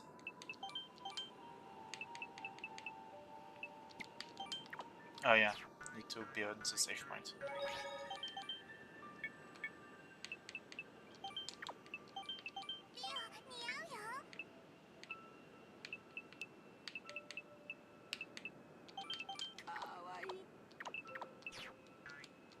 No, that's not Magic Knight. So maybe it's just Knight.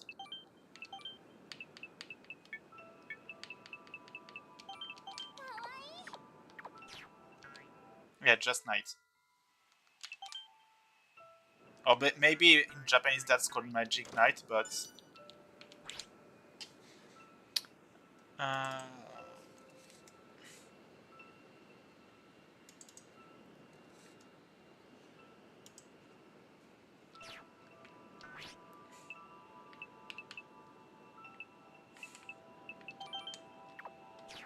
Okay, let's continue. I think we have only... Oh my god, this is long. But if I remember... I'm going just to use one single holy bottle. I do have enough, but I want to progress a little bit. I think I can get the... No. Do I have to go further into the...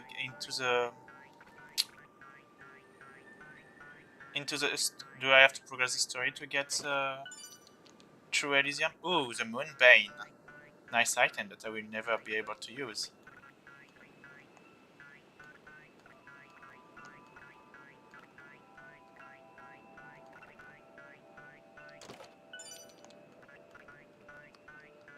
I missed the chest here. Damn it.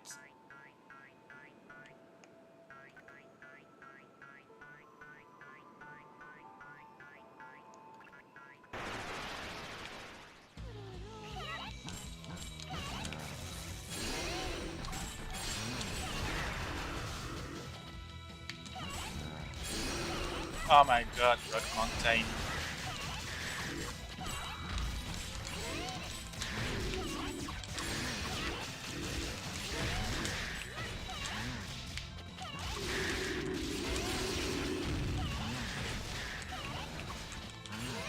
Damn it.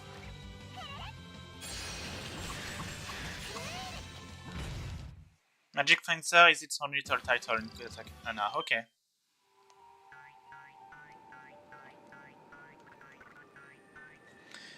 So, I did this, so yeah, I just missed the very first one. Oh god. I think I'm going to go with an Holy Lance, because I don't want to backtrack all the way. My Regist!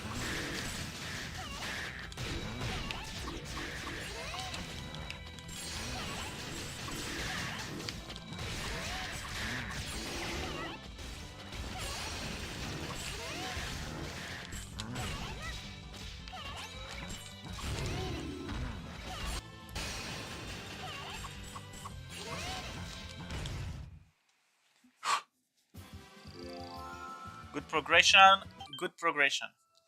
I'm going for an Holy Bottle. How nice of the monsters to drop some of them. Feels like it was actually made on purpose, because they knew this dungeon was very long. Oh, and that was for Chamomile, so yeah, I had to. Yep. As if anything, as if nothing happened.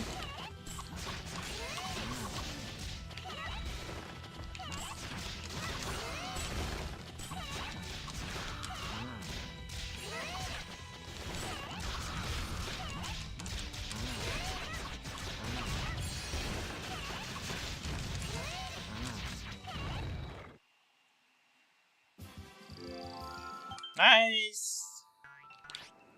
And Couleur is level 80! Nice!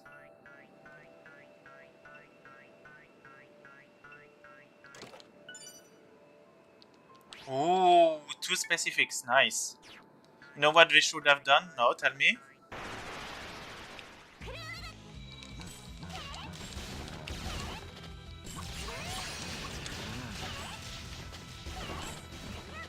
Make it so Dios and Meltia room forces you to play for an entire floor as base Narikiri. That would be so evil.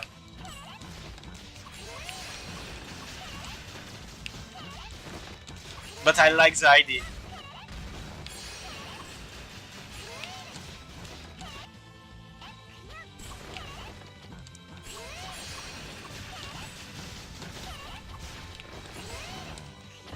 Or maybe, you know, you start the dungeon with no single cloth, and each time you clear a room, you get one back.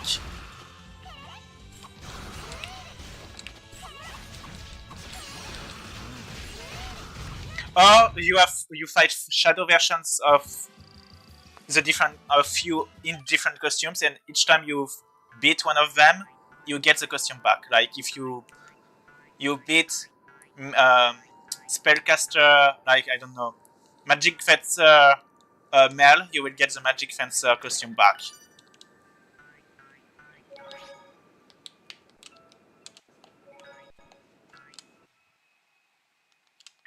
I love that scene. But we are going to skip it because it makes no sense. Since this is Couleur's journey and not the twins.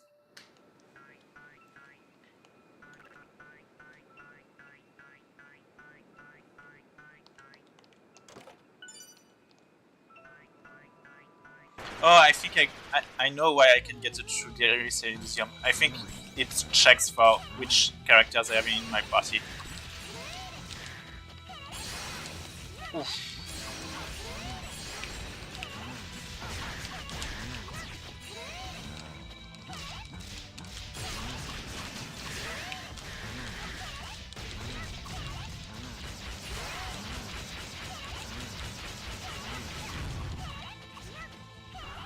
She's just imagining what her journey would be if she had two deadbeat kids. Yeah.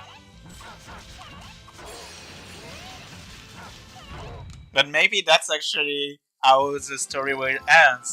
Maybe the conclusion of the story is that she had to accept that the twins are the main character and not her.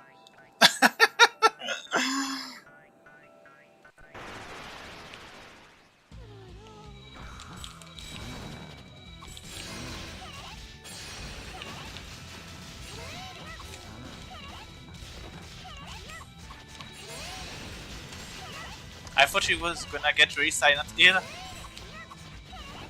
Oh my god, she has to accept the twins never return. No, technically in this alternate timeline, I don't think we are supposed to consider they are twins.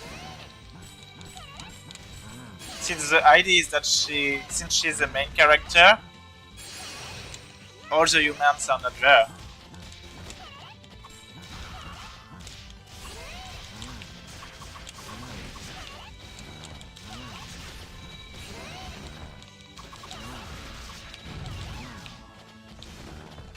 The tree! Oh my god, the tree is so annoying.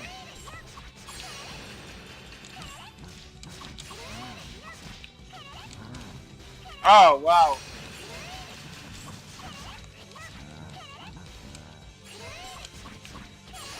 I got confused and I thought I was the other Geodude. Sorry.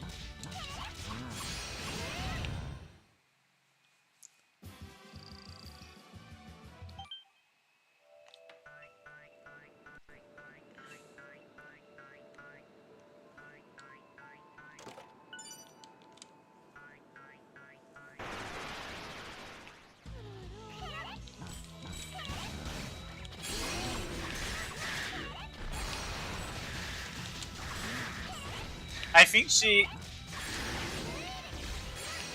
my idea is that she became a green Pikachu because a cute creature, so that the twins would actually trust it.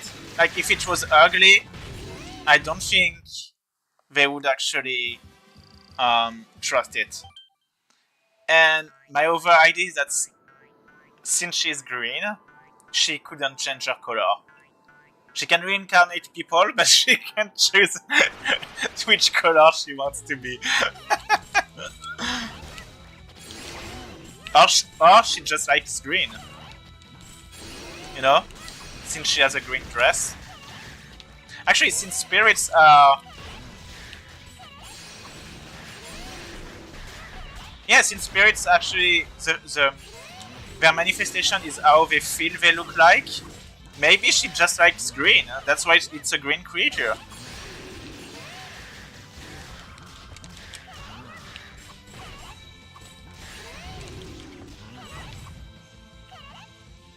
Well, I think she pretty much understands very well humans' feelings, considering this trial. So I would feel she knows what kids actually like. In this game, she's kinda confirmed as one. Well, due to Dawn of the New World, she was not in ND1, but now she's kinda is.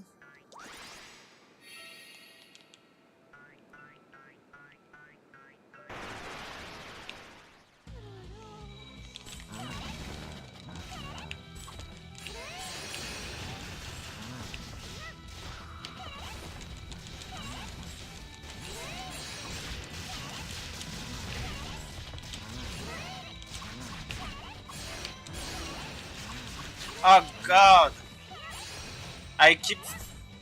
Since I'm reading the chat at the same time, I keep I'm keep checking the wrong Geodude. Each time I feel like I'm the grey one.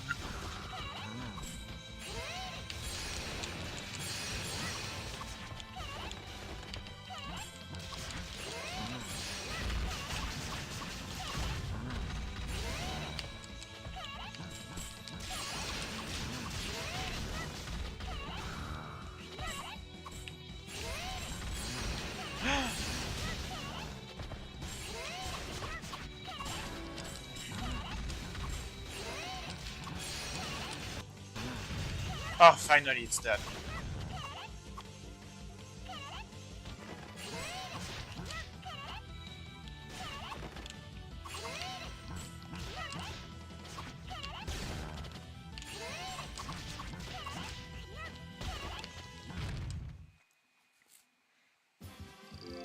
Norn being a huge weeb, I guess.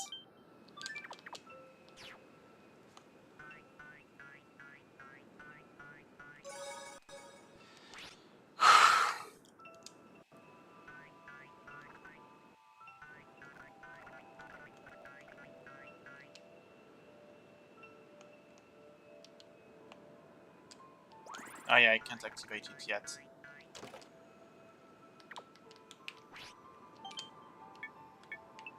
I'm going to keep those Miracle Gummies for the fight. Okay, so...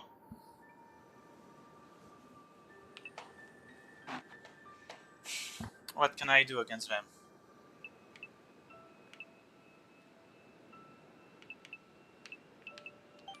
I'm going to switch Balmung to... Anis.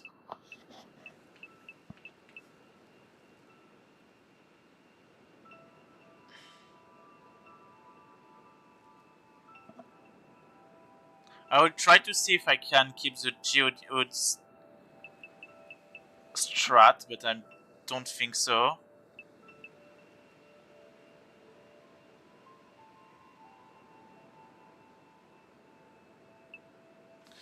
Okay, let's try to switch Balmung to... So, where is Balmung?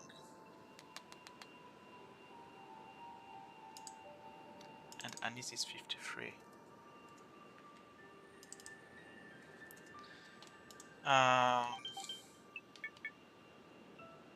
I will leave the Mystic Symbol to...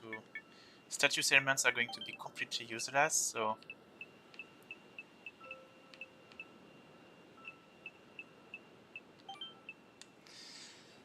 do I want light or either fire for Dios or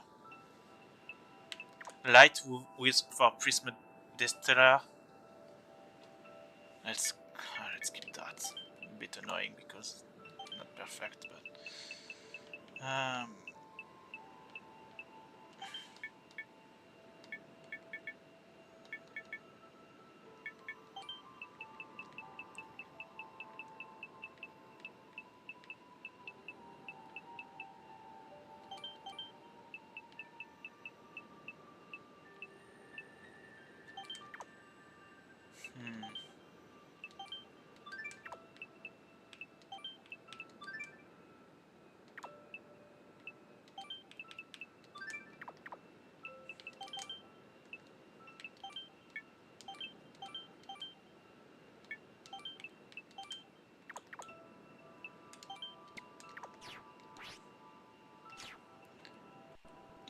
Oh my god. Let's see the battle strategy. Formation.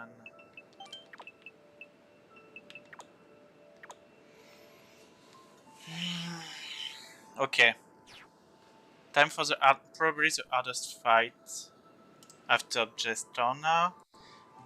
How many do I have?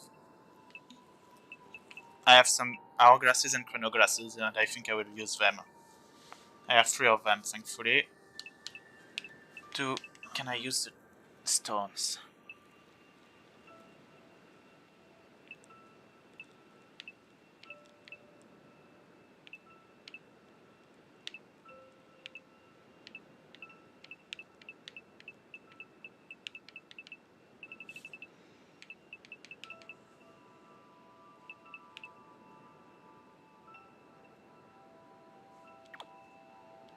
Okay, let's go. 来たか。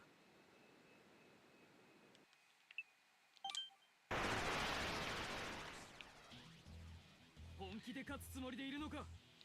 最高の No joke.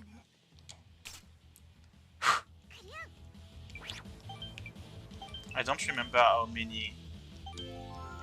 Oh, they do have a lot of HP. Oh, aerial laser removes more than half of my HP and completely pushes me back.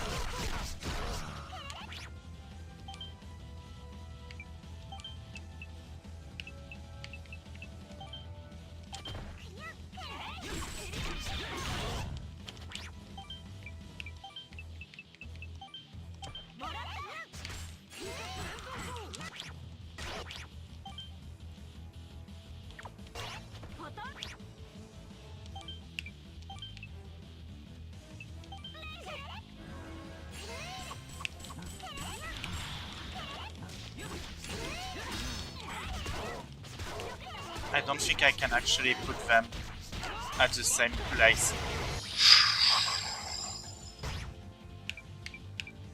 I dealt almost no damage to them.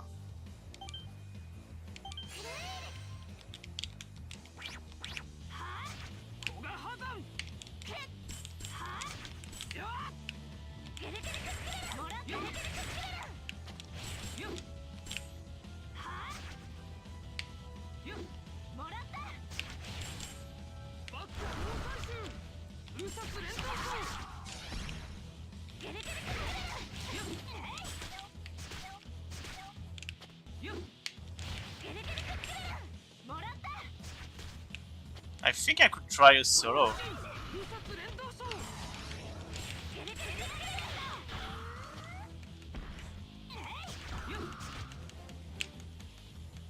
Nah, that would be awful.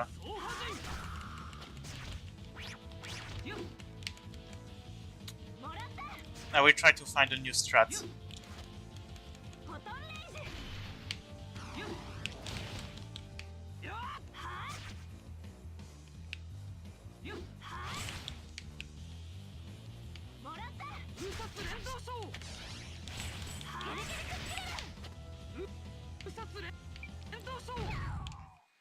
So,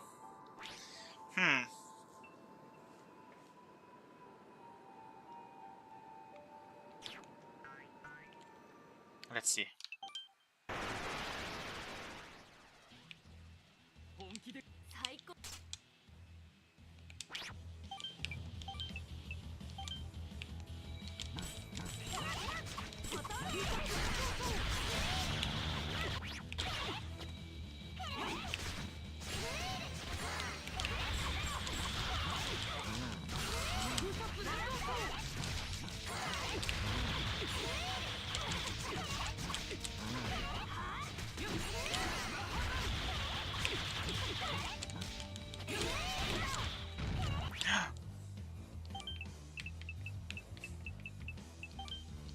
Okay, there might be some strat.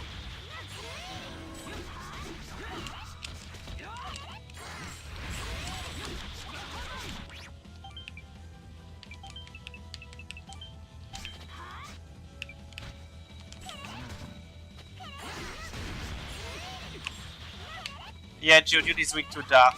The problem is that Meltia can use. They can use 4 different elements in this fight.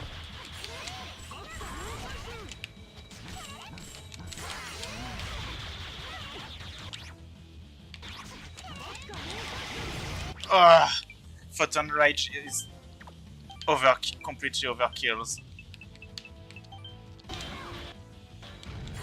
Oh wow! Wow!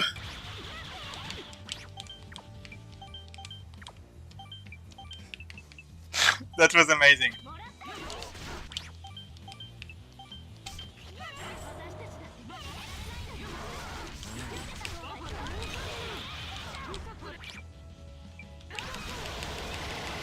Meltia, stop!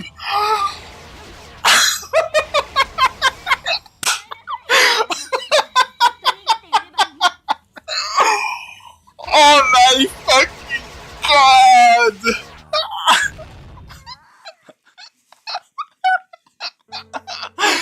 Oh, someone highlight this because. Oh my god. Okay.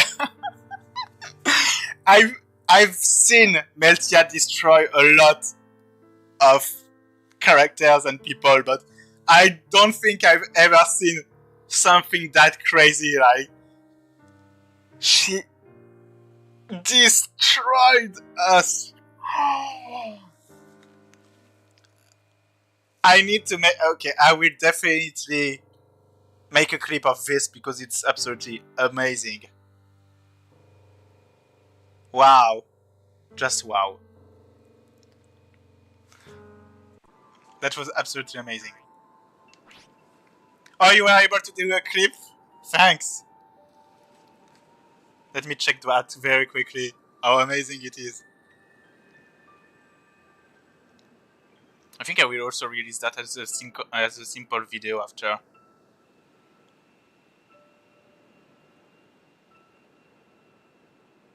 Oh my god, she destroyed.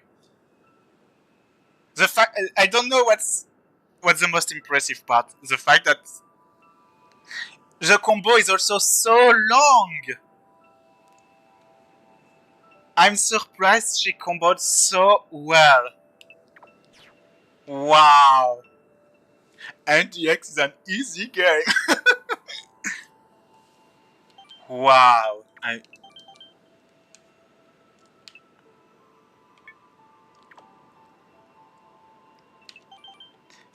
She just destroyed my motivation. I'm so impressed. I'm just so impressed. Okay.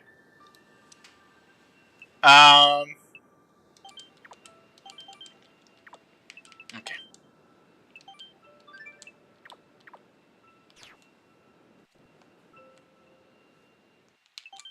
Let's retry. She did a combo just like I usually do. I'm so. What the fuck happened? Wait. I think I have a strat. But I will have to do it for next.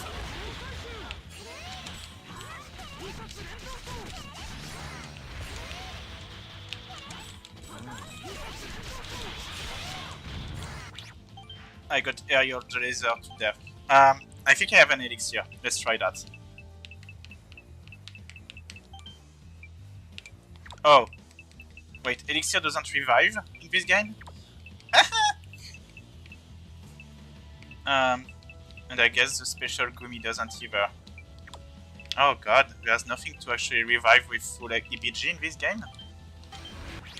This game is super broken, but no, they decided that there wouldn't be something like that. Okay.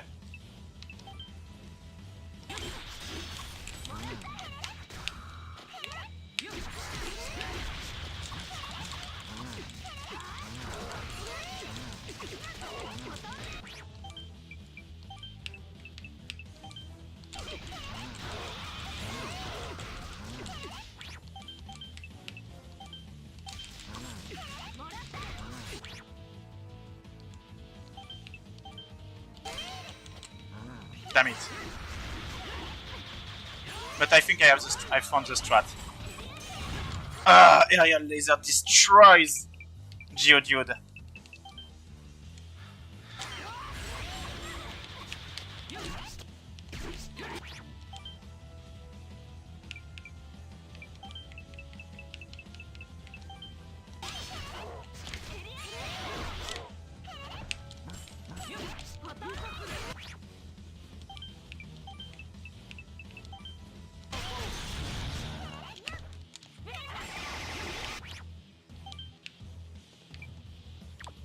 I'm dead with aerial laser.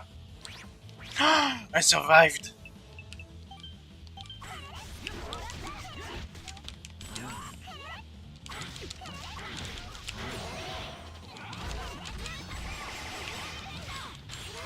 Come on! Stupid aerial laser! Aerial laser, damn it!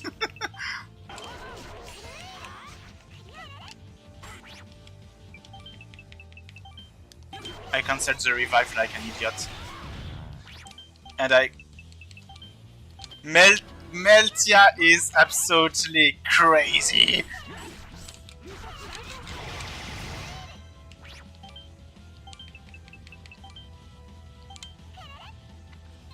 This is a solo now?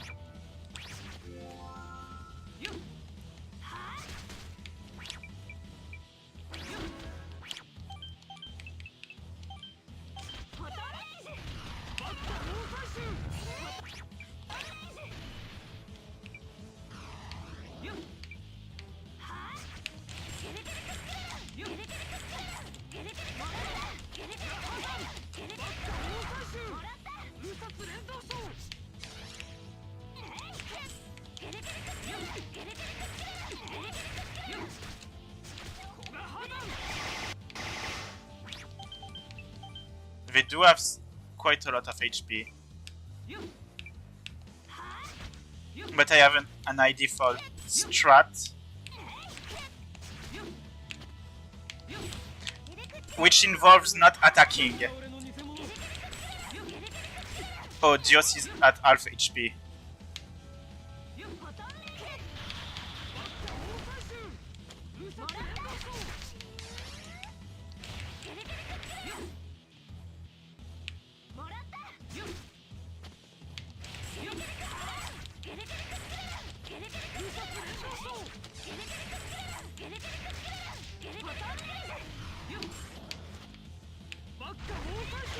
Oof. Okay, I think I have a strat. This involves the chronoglass and not attacking. I hope this will work.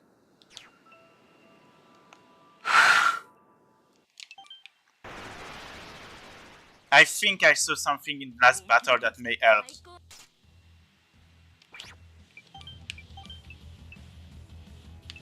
Chronoglass.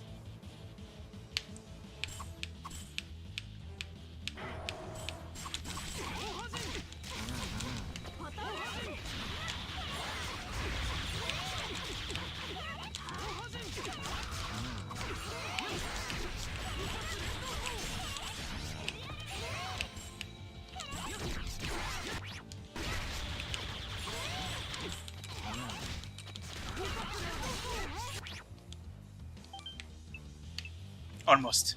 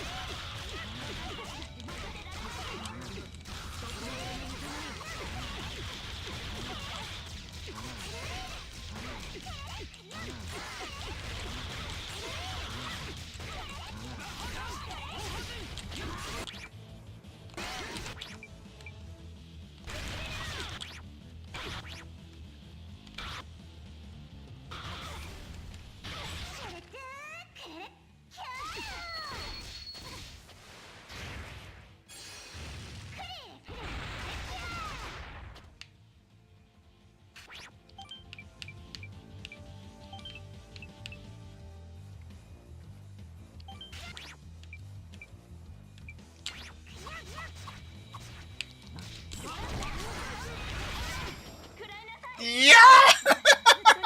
Meltia is crazy!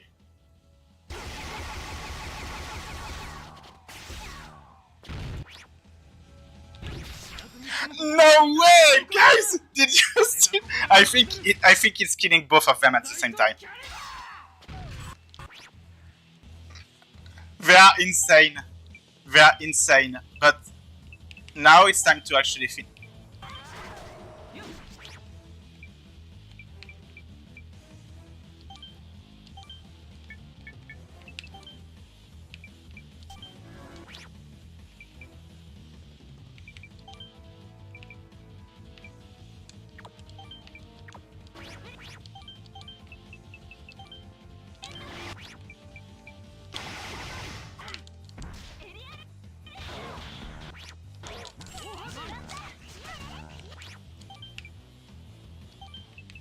Where is the specific?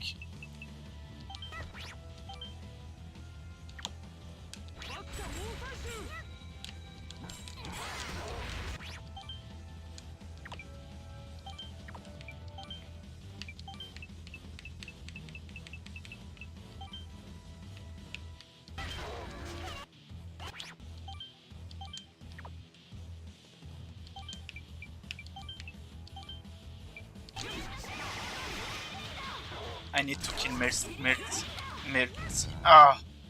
I can't believe she killed me when she had no HP left!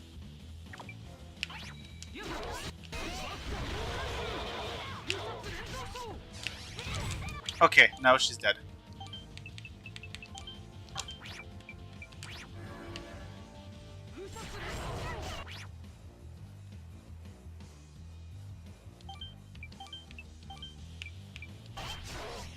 Yes! Survived.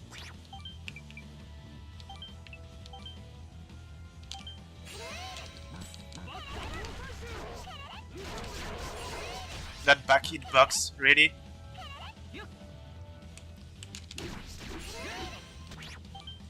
I want Ragnarok to level up, so... Okay.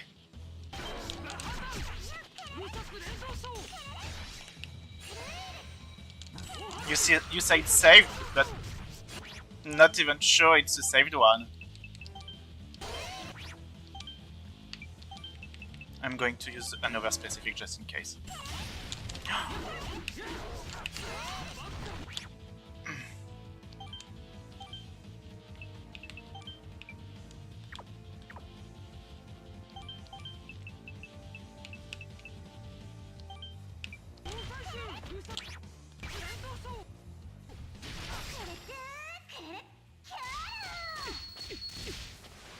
Let's hope this is enough. Yes! Oh.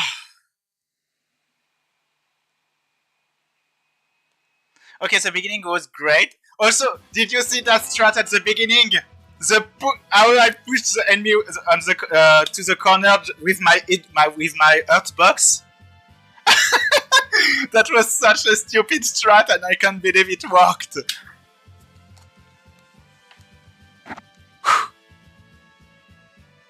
Oh, I would love a clip of the... Yeah, the hourglass into the push. I do want, actually, a clip of that. Oh my god. I love this game.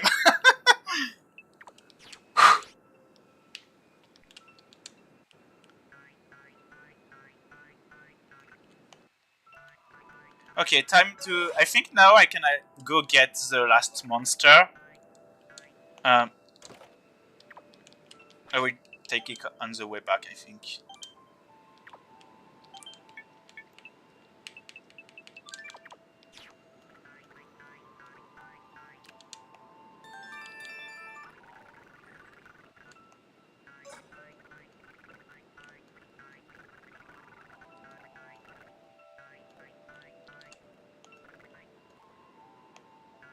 Oh wow, the monster is actually pretty far away.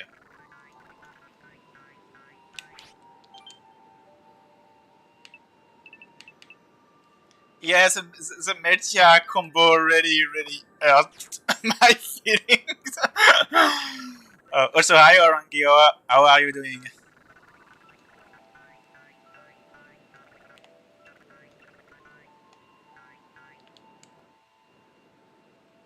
Ah, that's okay, I will do it. Thanks for checking, Kev.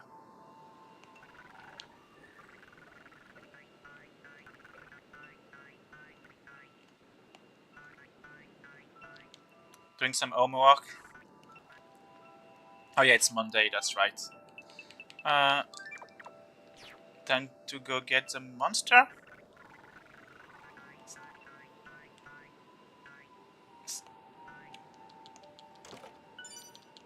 Two special gummies.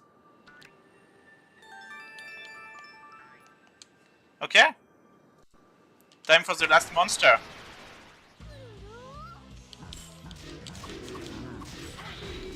Which is the Executioner.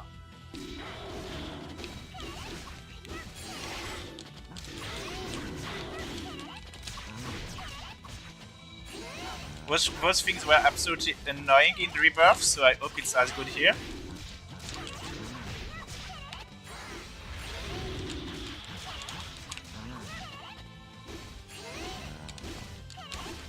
Oof.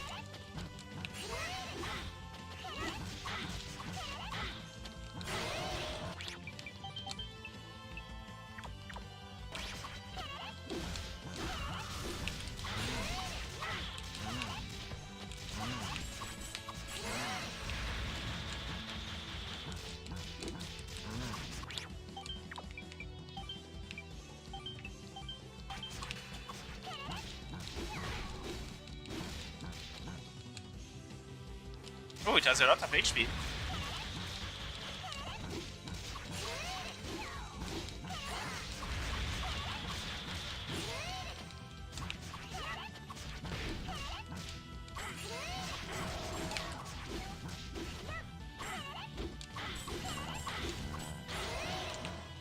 Oh, this counts as an aerial monster?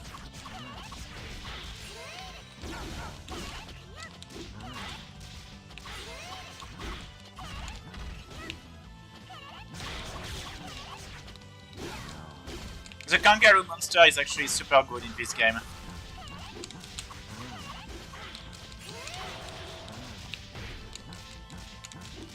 Ragnarok the kangaroo.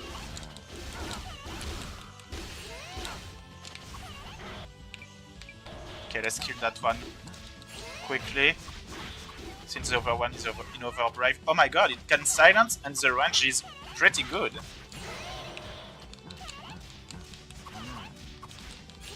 You're dead.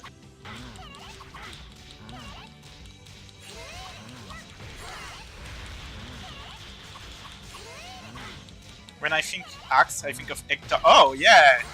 This is actually a good one. Hector. Hector.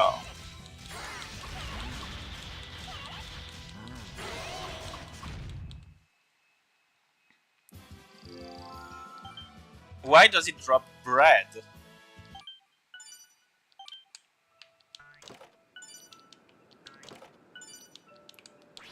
Okay, so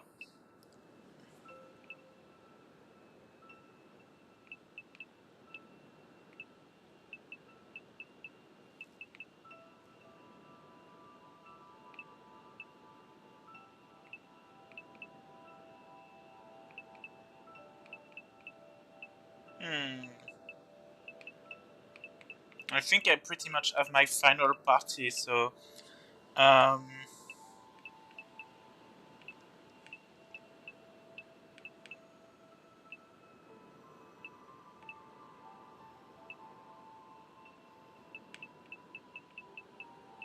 Doki could be helping against Norn.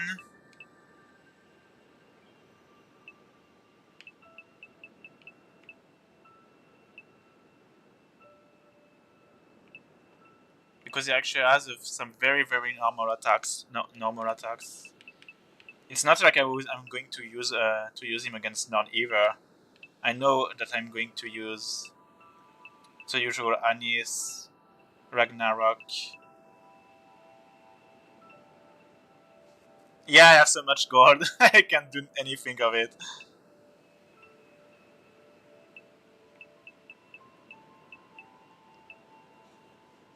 Let's just check the stats.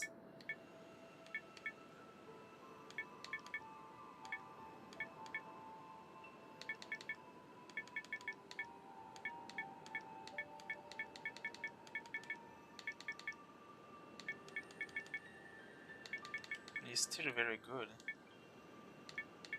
I think I'm going to say goodbye to PTSD because he doesn't have much good combos, and but I have too many dark elemental monsters, so I think I should get rid of someone. I think I'm going to saying goodbye to PTSD is a good thing. But the thing is not Dark Elemental, so I have too many Dark Elemental monsters. Or should I get rid of El Simp already?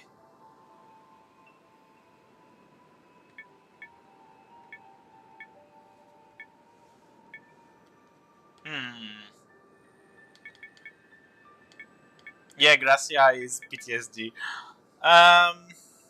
Yeah, let's get...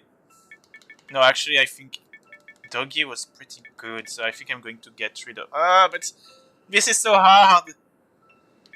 It has Life Rebirth, which is actually very good. Mushu is non-elemental. Actually, I won't be able to use Mushu anymore.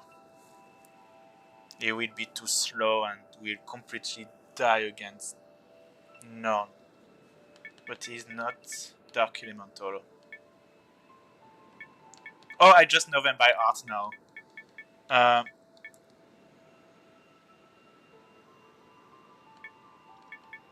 No, I'm going to get rid of the Doggy. Sorry, Doggy. But we are going to actually try the Executioner instead. So, Doggy was number, Rose and slot number.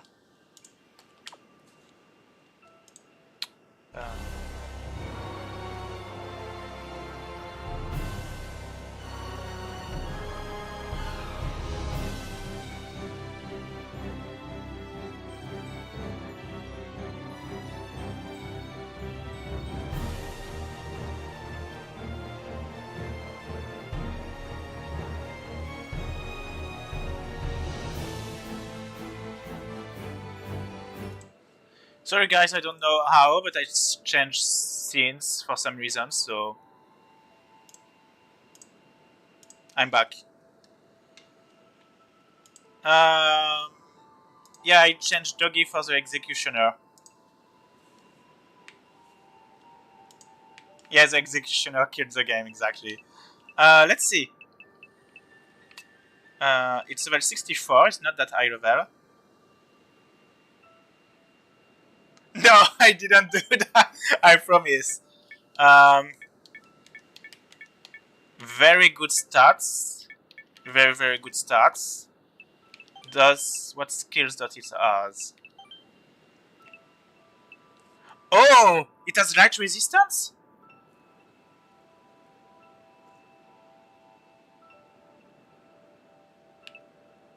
Oh, this is so good for Norn, actually. And Guardian. Oh, it has light resistance.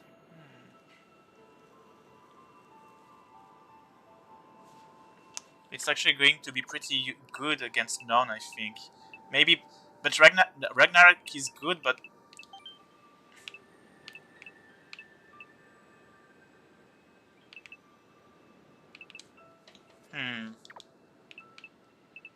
I'm going to put it instead of Ragnarok, just to see how good it is. Number 4...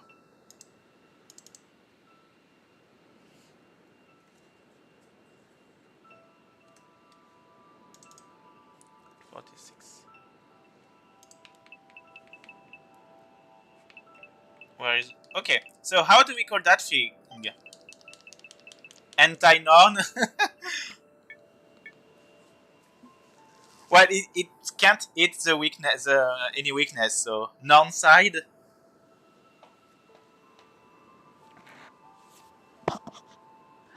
Norn.exe.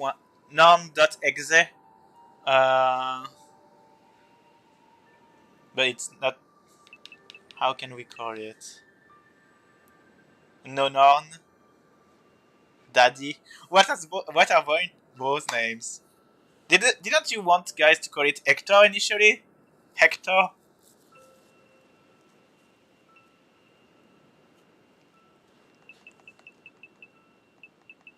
You vote for Daddy?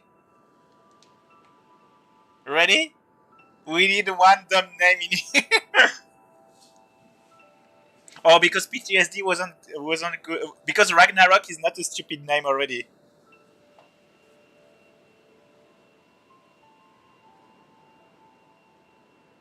Okay, we have 2 Norn and 2 Daddy. This is very, very hard. No, we have 2 Hectors and 2 Daddy. Vic and Kev have Daddy, and Orangi and James have Hector. Ragnarok isn't stupid, it's Kanon. Nani. Okay, we have another proposition. But yeah, we have same votes for Hector and same votes for Daddy. We can. Oh, okay. Maybe I have a proposition. I think it fits. I know it works better for Doctor, but it could be Daddy Hector like that.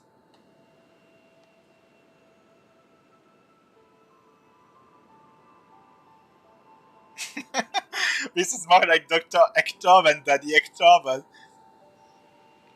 are you fine with that, guys? Hector's no, this one is not. Is totally wrong. Let's go with Daddy Hector. Let's go with Daddy Hector.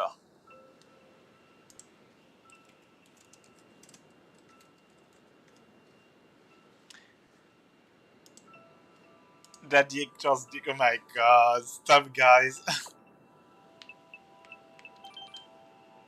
Yeah, and I'm going to switch Anis to Balmung for the random encounters. Where is Daddy? No, I want Anis is number 3, and Balmung is 44. Okay. The D and the NDX is for Daddy. Amazing. That's a good one.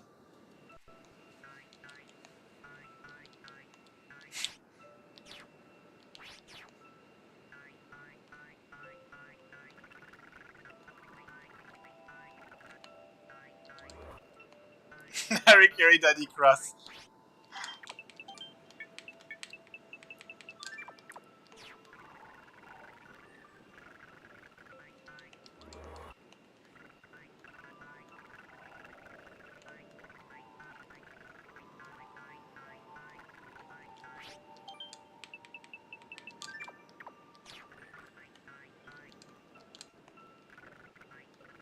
That's actually a lot of backtracking for one monster.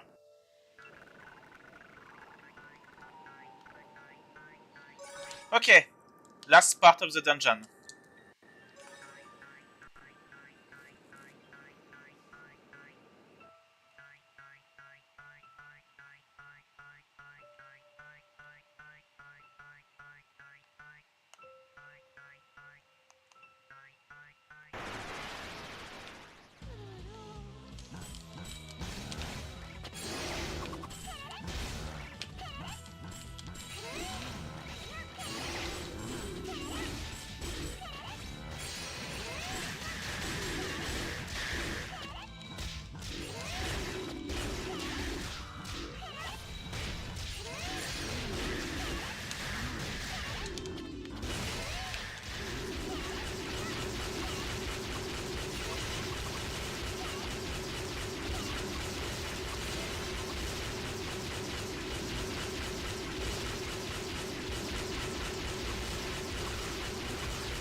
That's some nice Silver Brave.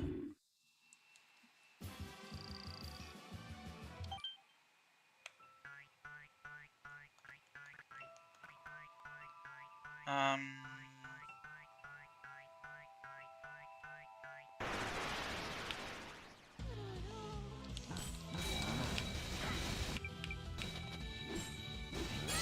Ah.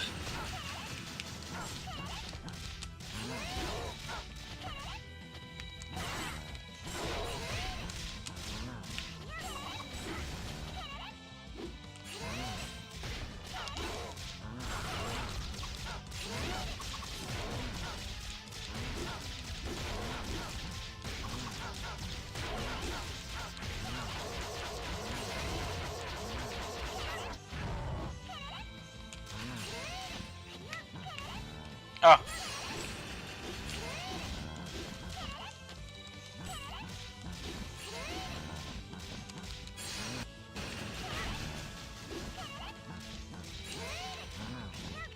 I forgot to switch my shortcut.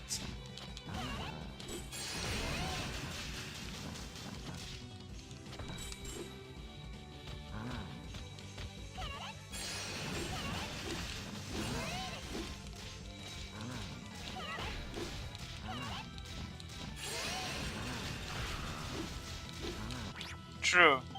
So we will actually. Which one is what? I haven't tried it. Let's see. Tackle.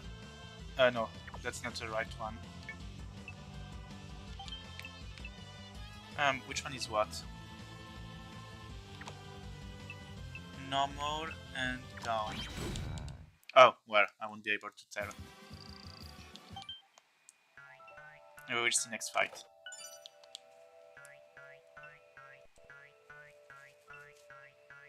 Hector, yeah!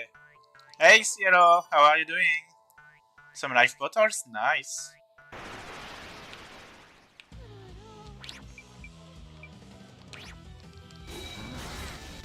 How many normal attacks do I have? 2.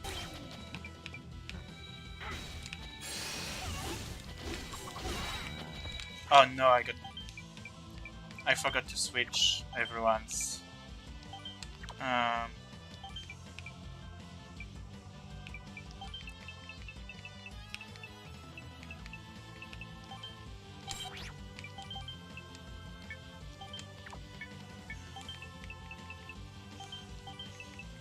Stone check.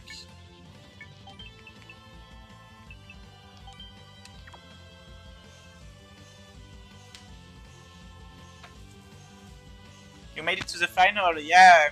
We had a conference last week. Okay. And it had to be another.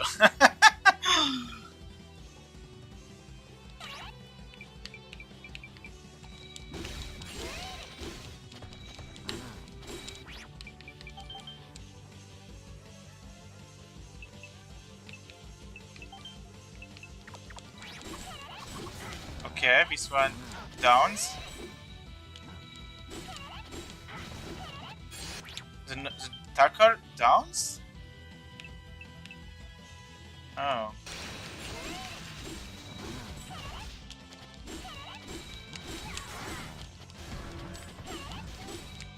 But it doesn't down all of them, that's so weird.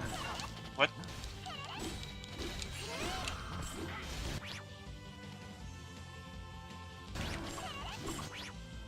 Okay, it has good range, but there are very strange things about this character.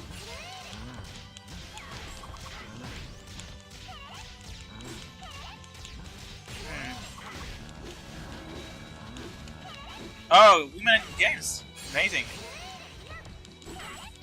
How did that go?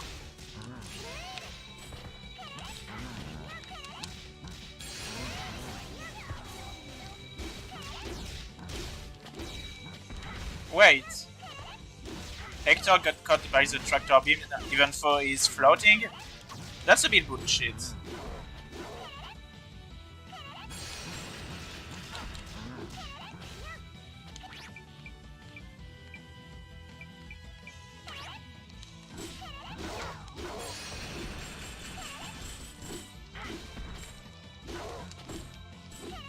So normal attacks down.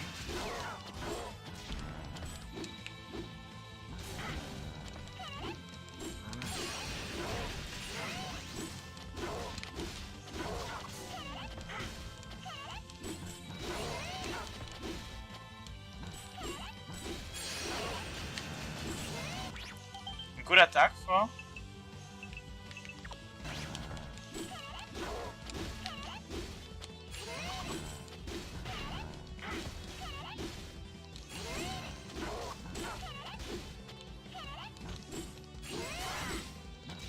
It doesn't done all the time. How does that work?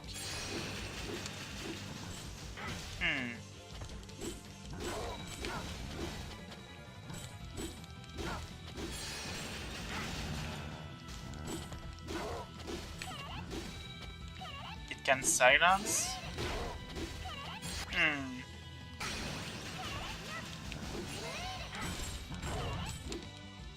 He has a lot of range, so I guess he's going to be useful for the random encounters here, and that's about it.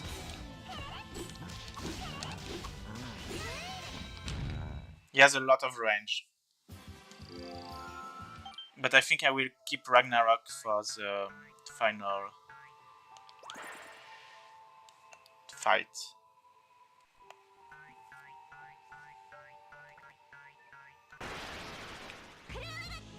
Ah, the trees.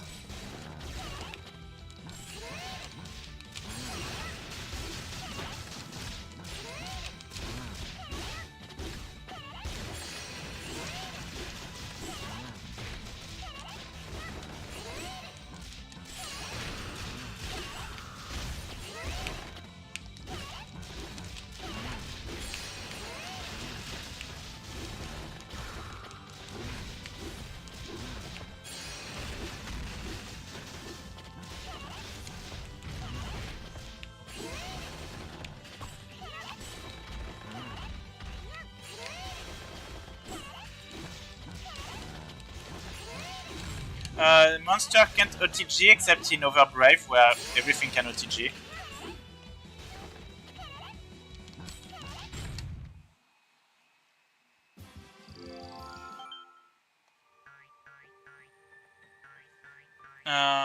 So first here.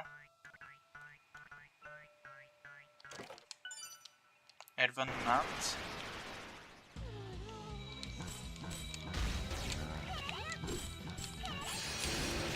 The down is useful to basically be a bit safer after a combo.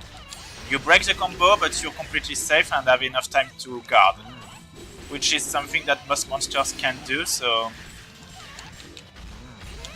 But the problem is that you will also completely reset Iron Stance, so... It really depends on the situation. There are times where I actually use the down to get some time, but that's about it.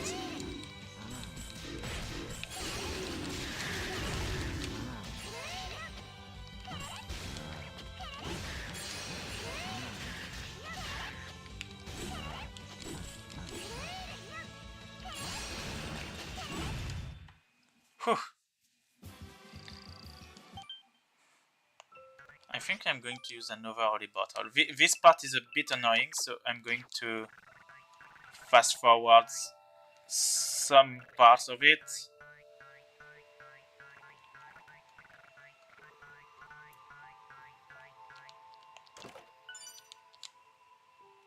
Ooh, ooh, ooh! Resist ring! That's so going to be useful.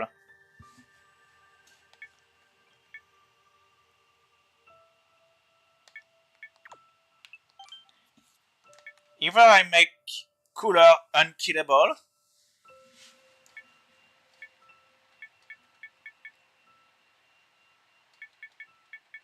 Geodude kinda needs that.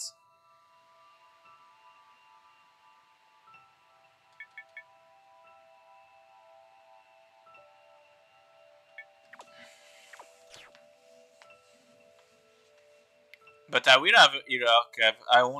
I'm not going to leave Couleur on phase 1. That would make no sense. This is Couleur's journey. She can be removed.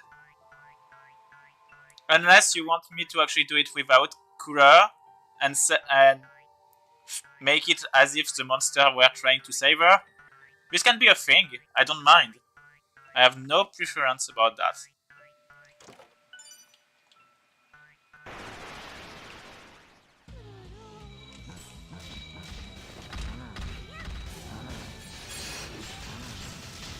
I can do that, actually. If you want, I can completely remove Couleur. Yeah, let's do it without Couleur, you're right. Our only era is gone, and we have to actually survive that.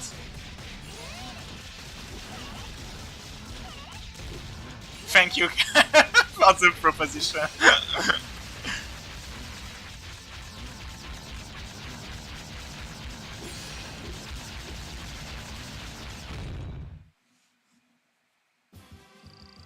Yeah, we have a real power friendship moment.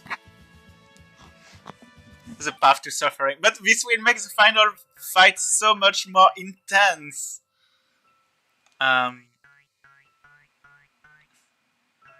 You're right. A run without any hero is very wrong to me.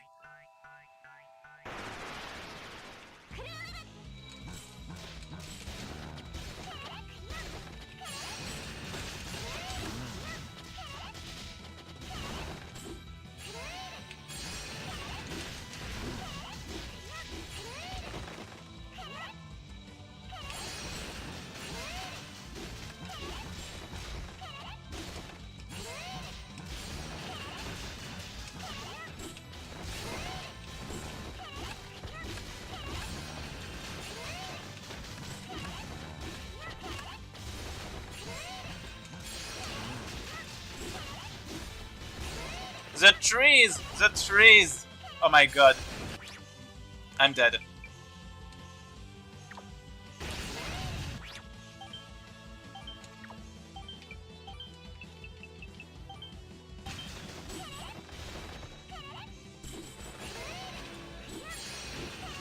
They weren't pleased with my combos, definitely. I'm so glad that Hector is actually resistant to light because he didn't die.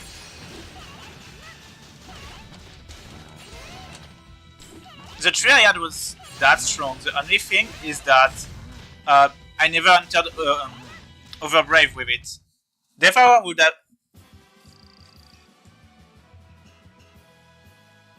Devourer can actually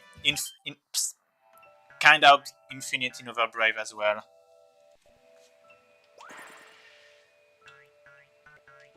Yeah, let's use another holy bottle. We're so close to the end, guys. What a run! What a run!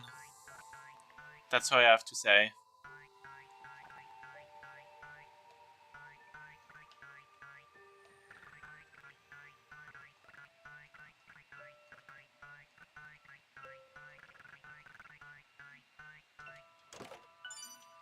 Yeah, grab some snacks because the final boss has actually twice as much HP as Dao's second form, from what I remember.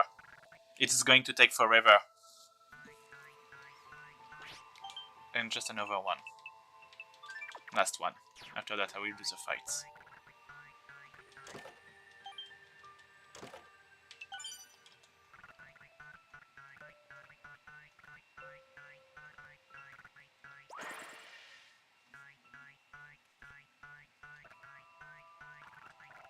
Nah! Oh, there's an item here that I missed. Oh, the Snow Mitten, which is actually the best end accessory in the game.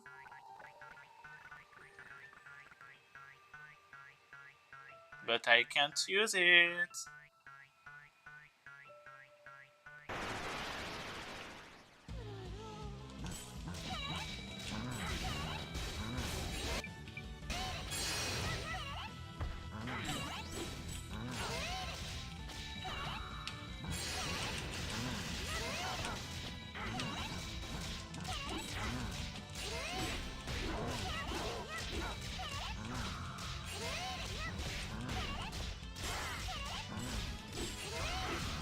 Oh no, Balmont got...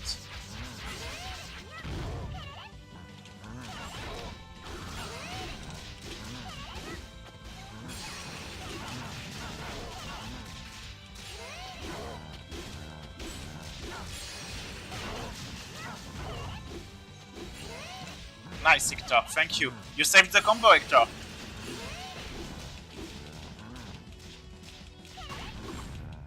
Yes! Oh, Geodude is level 60, I didn't even notice. I think in my party currently I have the weakest... No, aside PTSD, I have the weakest ones.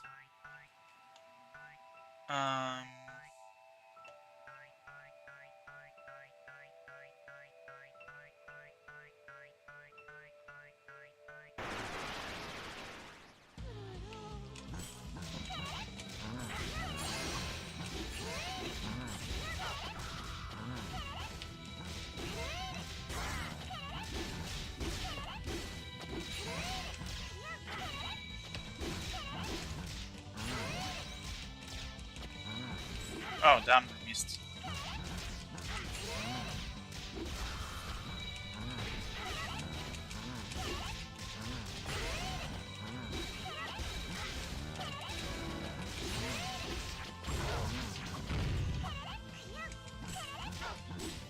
Two big dudes, a sword, and Couleur. What a team.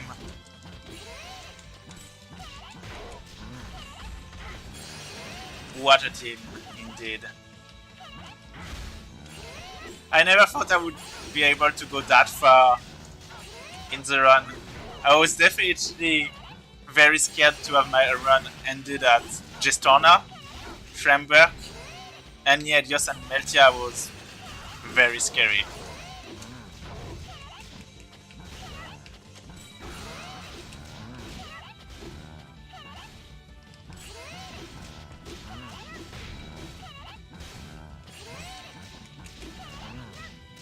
Meltia was completely crazy, but Meltia is known. I think every person who played NDX knows that Meltia can get absolutely crazy. And the thing is, when you get her costume, man, does it feel super satisfying to be able to do the same thing. Flamberge was very suffering, but Gestorna so far has been the worst. Gestorna was absolutely awful.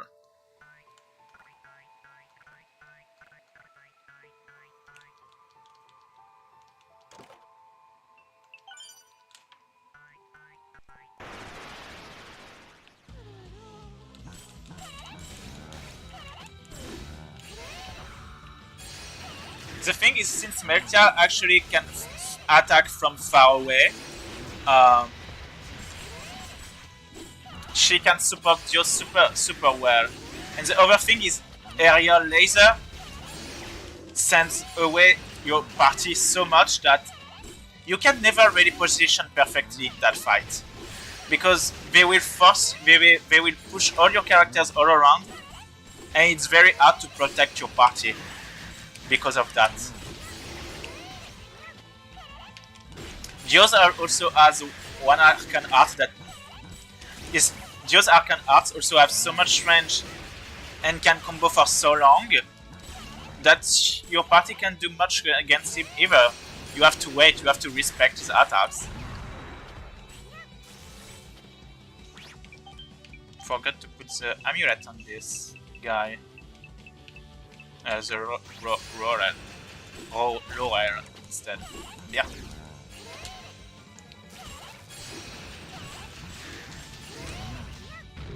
Nice. Gestorna is stupid.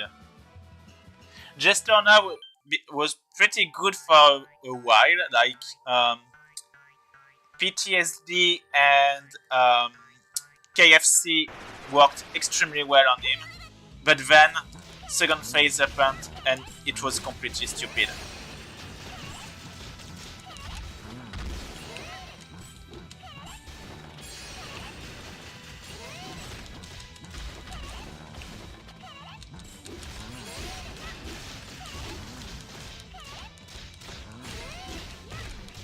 How to increase your EBG like crazy. Max EBG for next fight.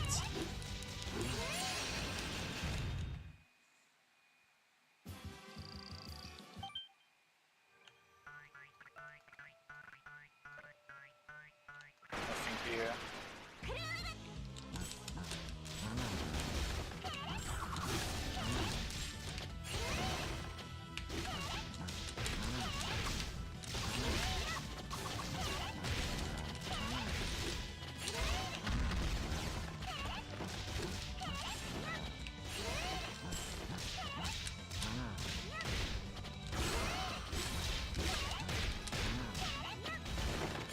Oh no, we are in Overbrave.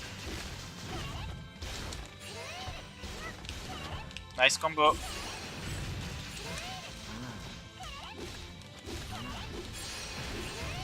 As if I was going to let you get into over limit.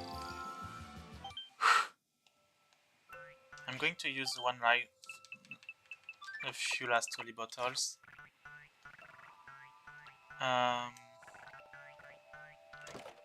Just to get the remaining items.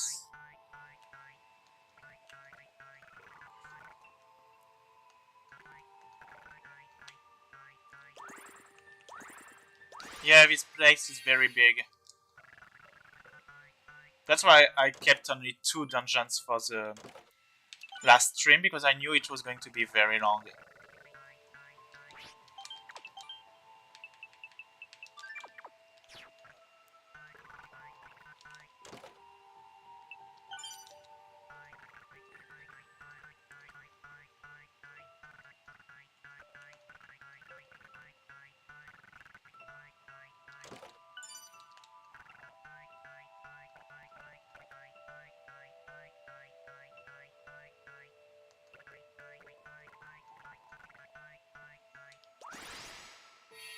We can see the ending, yeah.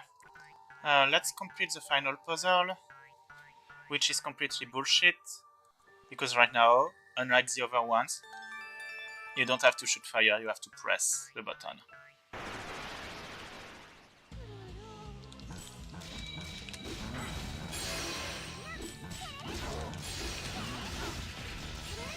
Yep, makes no sense, I know, Kev.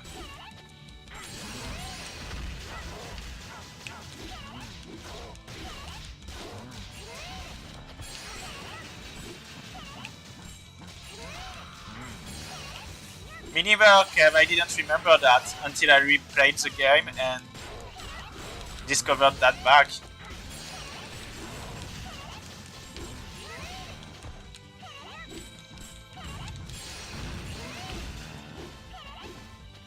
Thanks, Hector. Daddy Hector, thank you.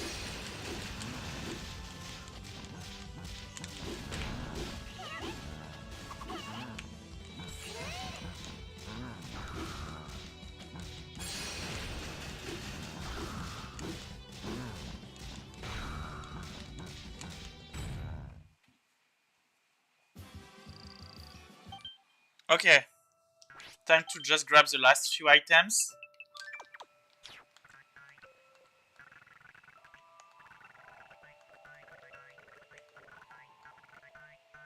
Look at all those nice items.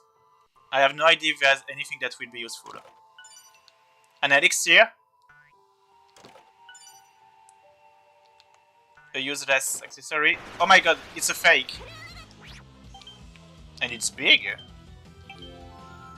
It has a lot of HP too. Oh my god.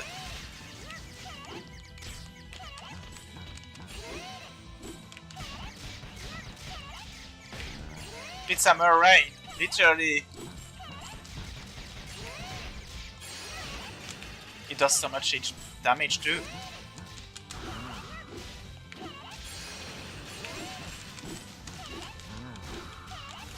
In the back as well.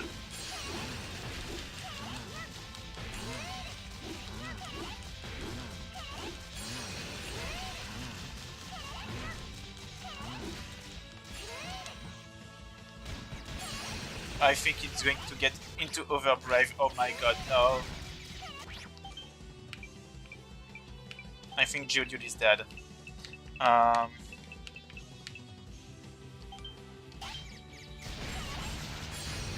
Oh my god.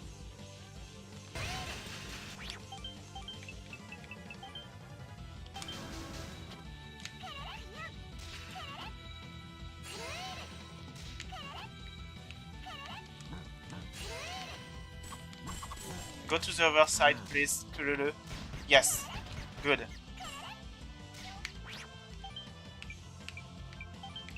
And please revive.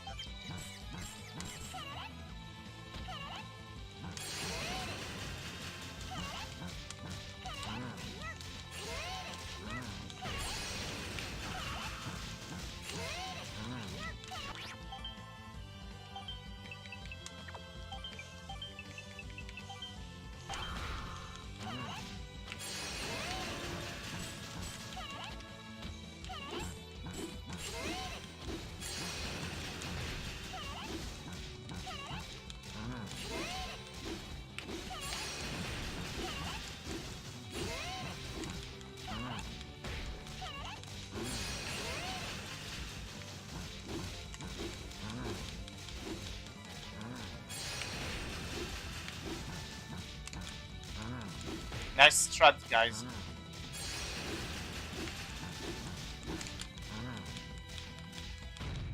Yes!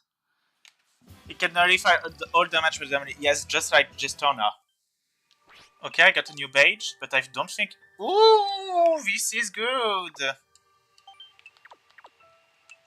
How better is that? Yeah, nice.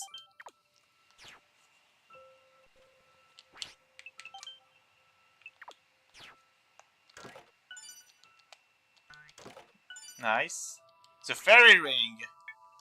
Reduce EBG by 20%. I think it's still worse than the brave symbol. A rock to get new monsters. Okay. Guys, it's time to go reach the final boss.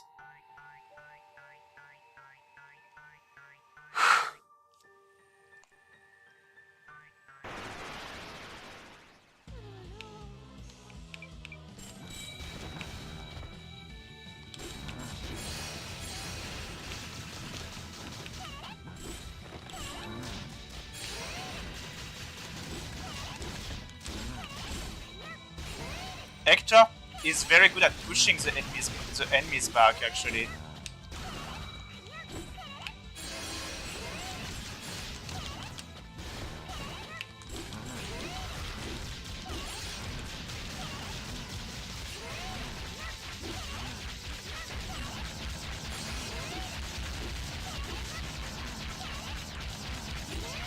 La la la la.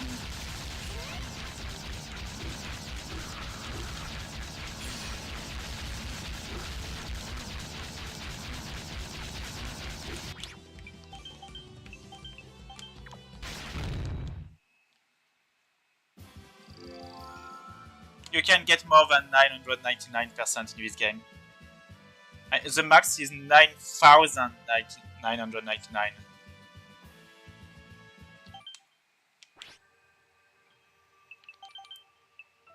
I don't think it's... And if you reach it, which is almost impossible, it's instantly break.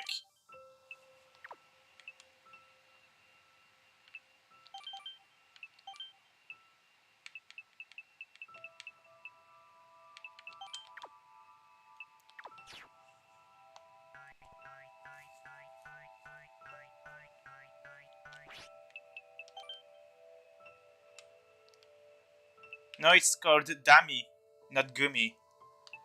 Also, why is it called Mint? Is Mint the costume, the... I hope there is not some kind of sick joke behind this.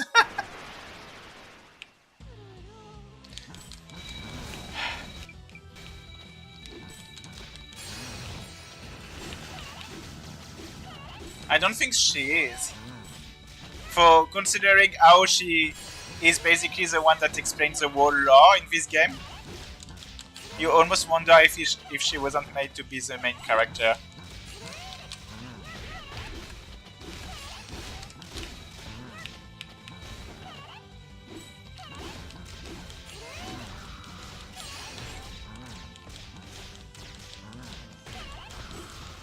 Couleur's Knights.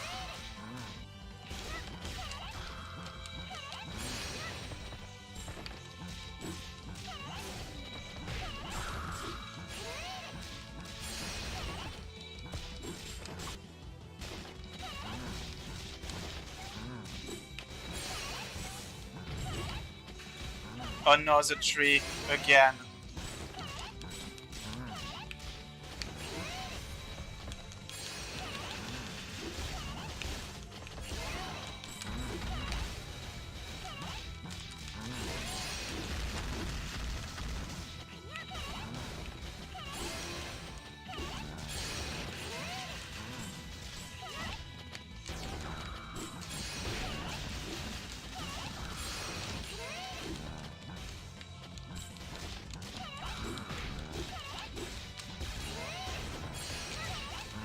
Oh my god, the tractor beams.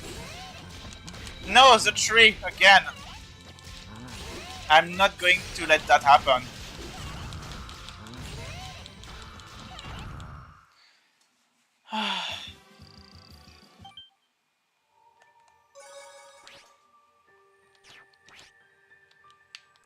We are there.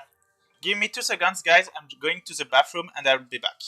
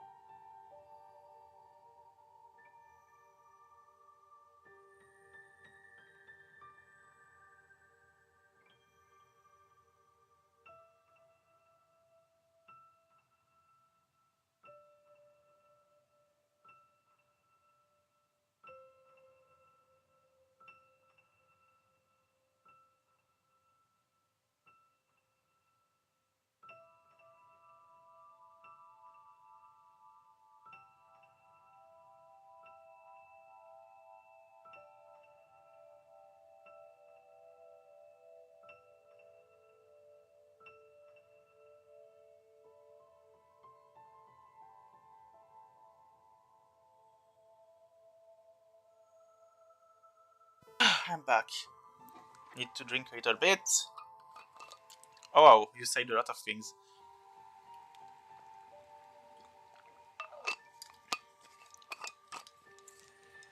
Um,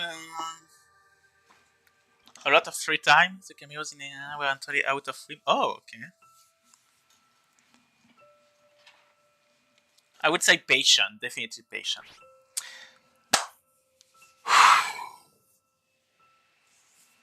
So, we are going to lose Couleur for the first fight.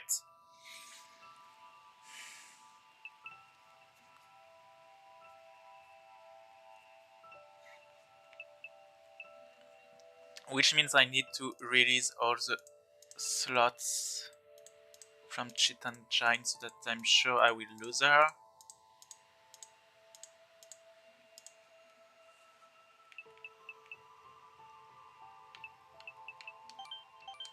I will bring the Brave Symbol because it's really good on Geodude. I will keep that on you. Balmung. I will have Balmung.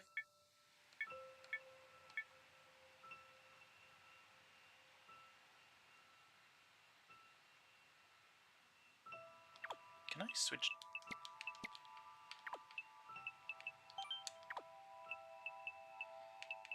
I will have Balmung,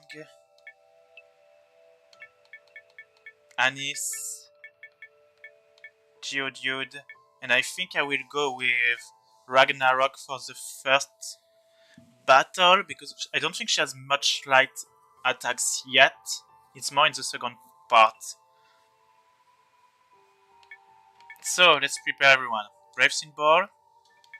Balmung, you're going to get the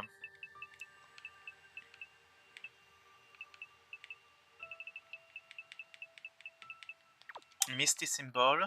No, Misty Mark.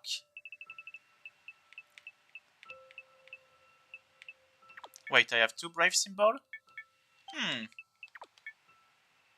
I'm going to give that to Ragnarok.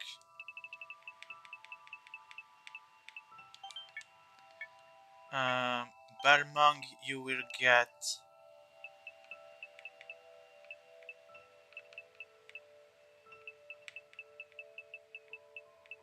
Where is it? I'm getting lost. Misty Mark. Anisa already has a Misty Symbol. And Dr. Hector, I won't use it for these fights. I'm going to switch already the monsters. So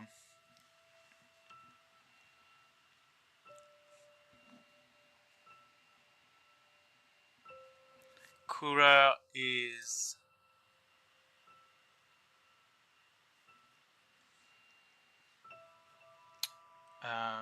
will be Anis, number 7.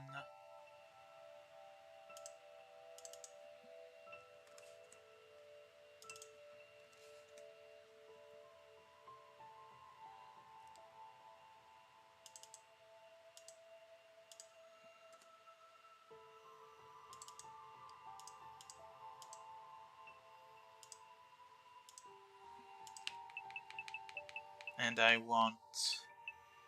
Who did I want to? Instead of Dr. Hector, Ragnarok. 4 and 6 to switch.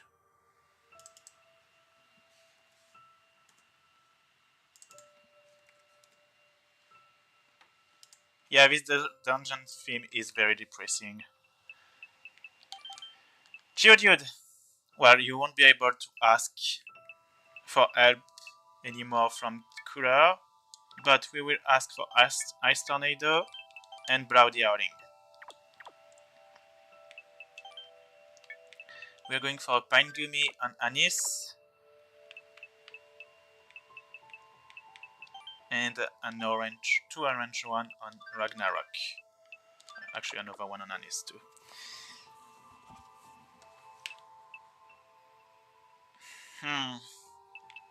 I think I'm good. Guys, it's time to finally complete this run.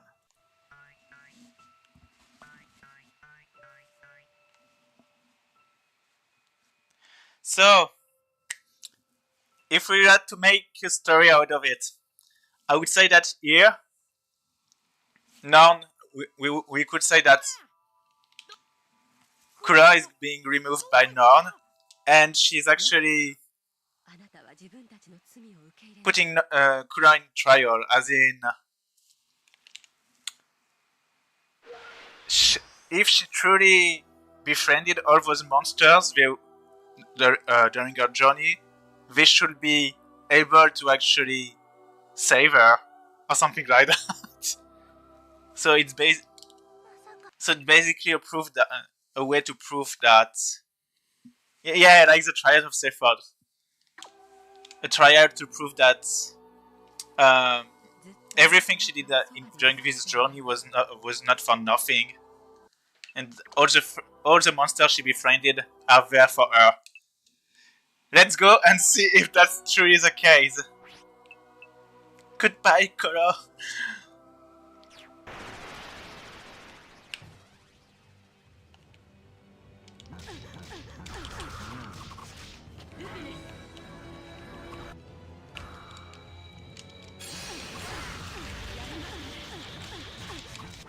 What is my formation? Maybe I did something wrong.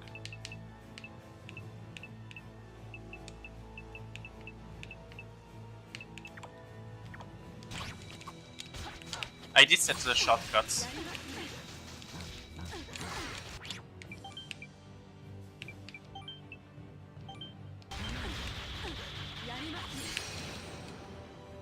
Oh, she has so much HP. Okay, she can get stuck in a corner.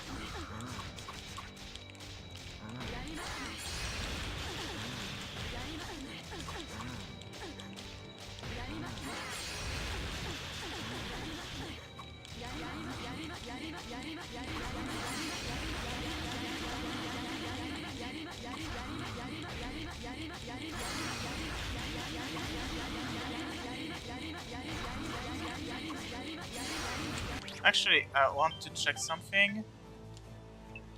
If I put Ragnarok...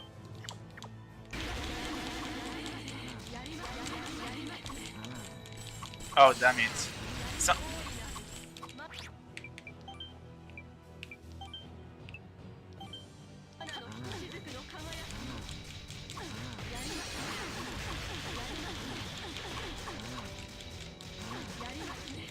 Let's try to skip. Yeah, we skipped Overbrave.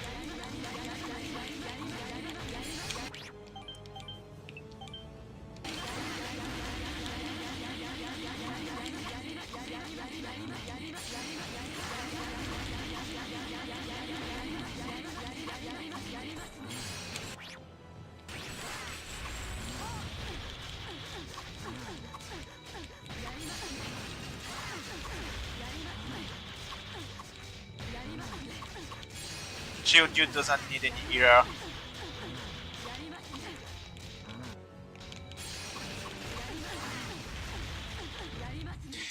Destroyed!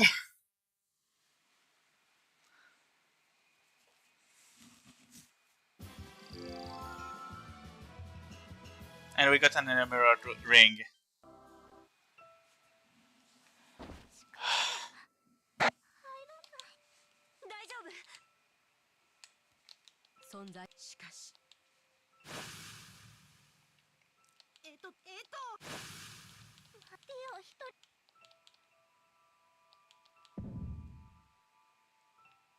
And now for the final trial. We freed Couleur!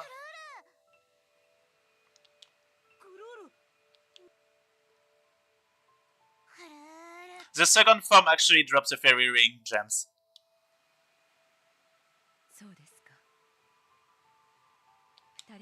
Oh, it's green. I never actually made the relation.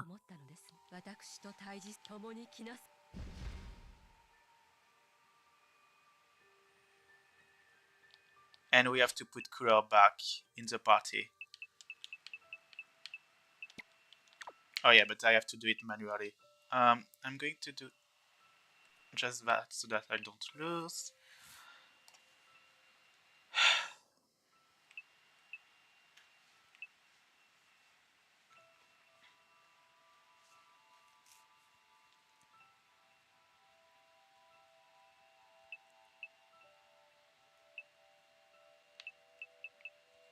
Balmung was nice, but it was pushing monsters away, so I think I'm going to switch Balmung for Couleur.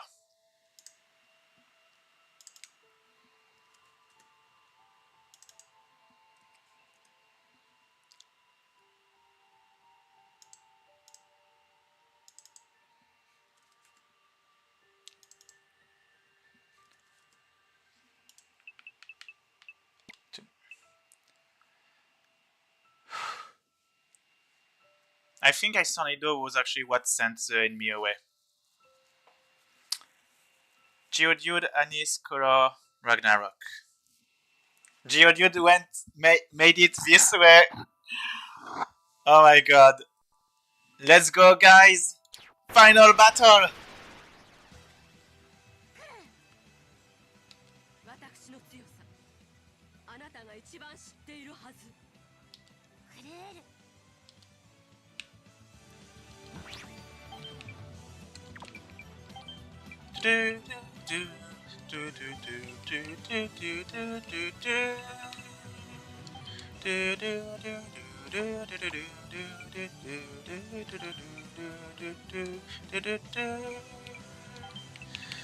Let's go and use a specific, no, a trait so that everyone can get enough PPG. Those invulnerability frames are going to be a bit annoying. Come here! Why did you come here, Anis?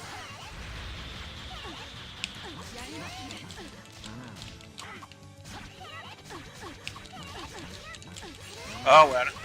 Let's go!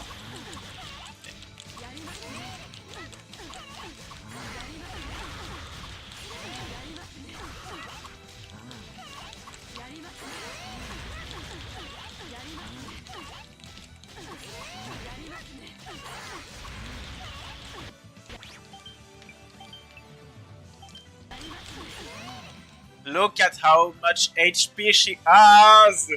That's crazy! That's 1000 more HP than those two! She's definitely going to enter Overbrave at some point.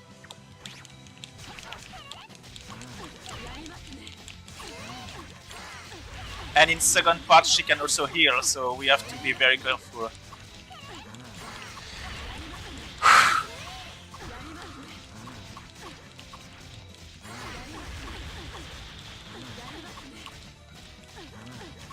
But I will destroy her. I will show you.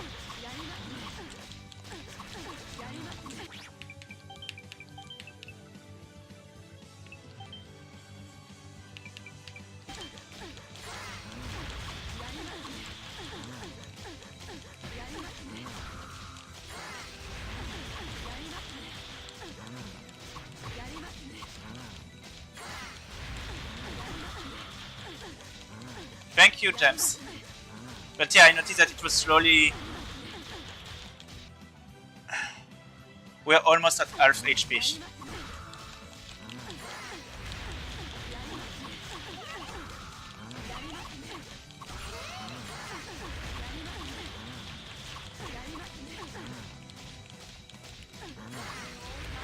Okay. Let's try to go... to do it, guys.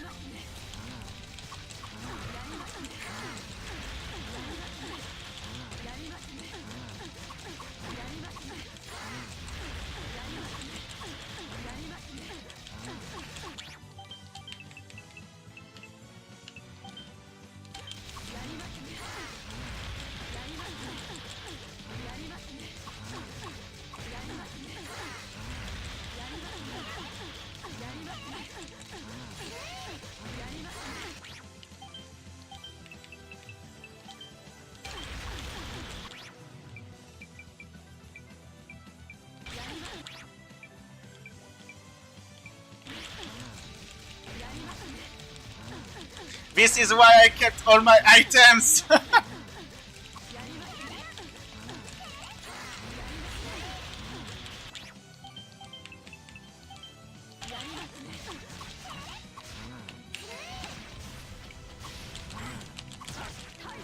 Damn it!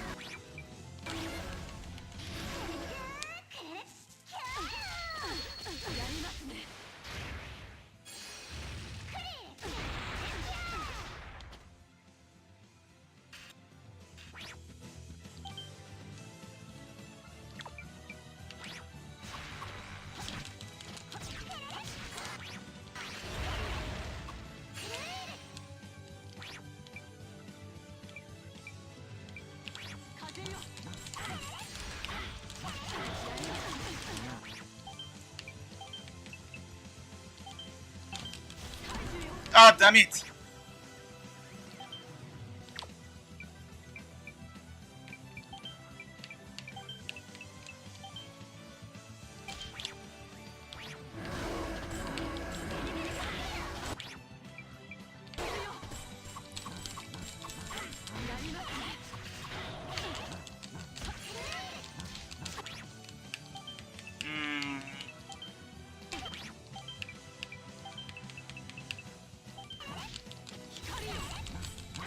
Oh no, no.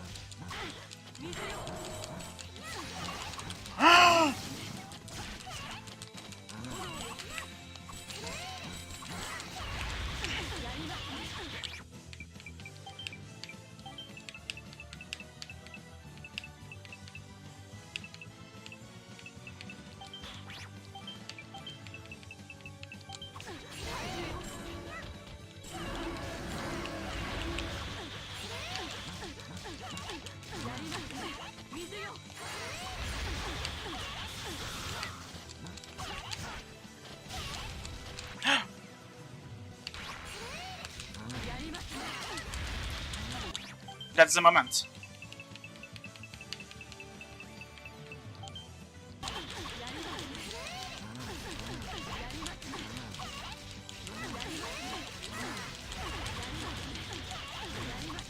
Let's go!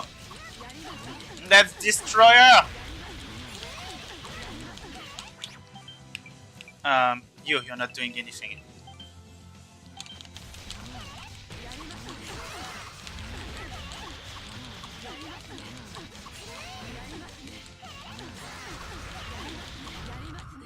Yes!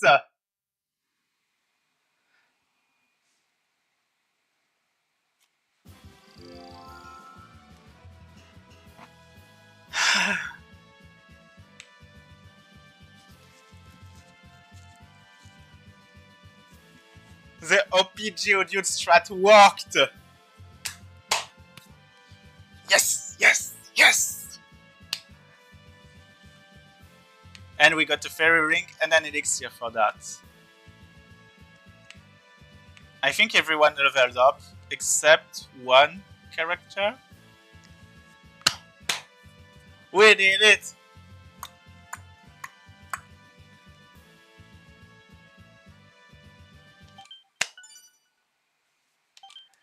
Oh my god.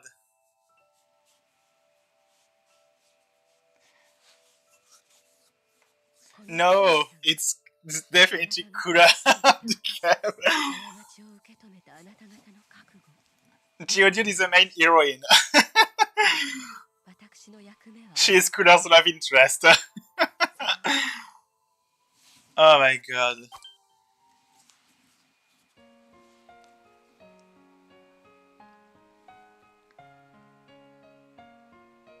I didn't use any herb at the end. I could have, and I completely forgot about that.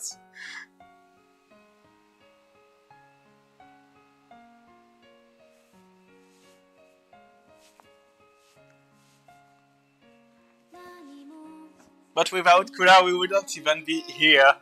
Because without any eating, we would not be able to do anything.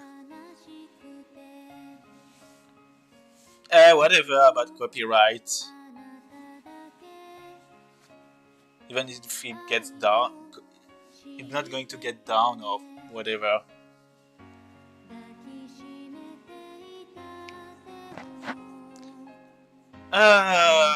Finally, this took forever. But I'm glad I was able to finish that one. Yeah, I thought that I would be able to get the final 8 and go into Overbrave, into Overkill, but nope. That's okay. Asuka and Wonder Chef have the same voice, but the worst part for me is that Gnome and Origin have the same voice actor, even though it's completely different. This is probably the one that is the most what the fuck to me.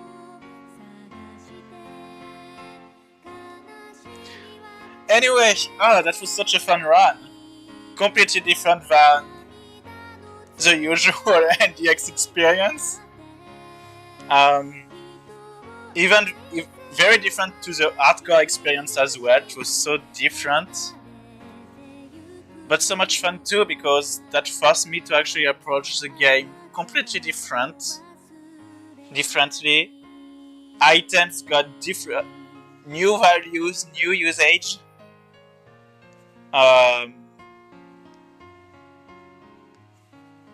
There was infinite, so it's definitely the NDX. Kind of pseudo infinite, but yeah.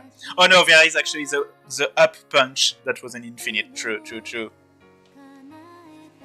The final boss felt a lot like Tiger Blade. Oh yeah, the class loop for the speedrun strat. Yeah, but it still worked. So, guys, what did you think of this run? What are your feelings? Did you enjoy it? Is there anything that you liked? Anything you didn't like? Something you wished to see? Yeah, just tell me your feelings. On my side, I actually had a lot of fun because I really discovered the game completely differently. You became a Geodude fan? No wonder. Kev, you were frustrated by the 8 character limits? Oh my god. I'm kinda glad it's there because I think the name would have been very, very bad. Funny shoulder combo, yeah, can't wait to see Kabuto for... Oh yeah, that's right, you want to see some Kabuto with act skills to see if he becomes completely OP. Oh my god. So much fun. Really much fun. I was glad to be able to replay this game because it's been actually a very long time since I last streamed or played this game on YouTube, so it was actually the occasion to do so, and Yeah, glad to be able to propose a different experience.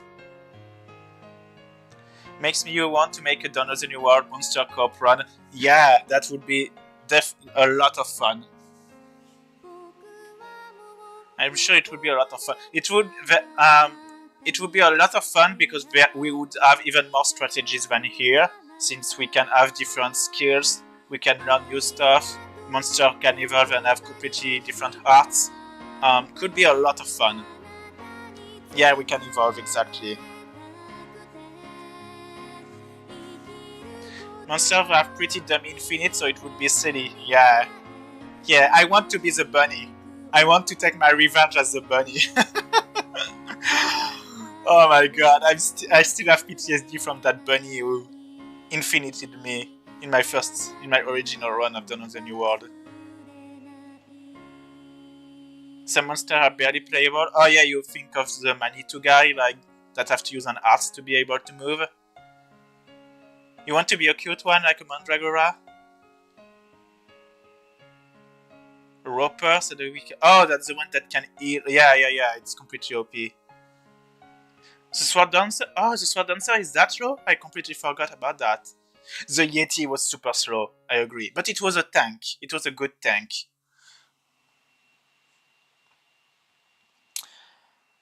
Oh my god.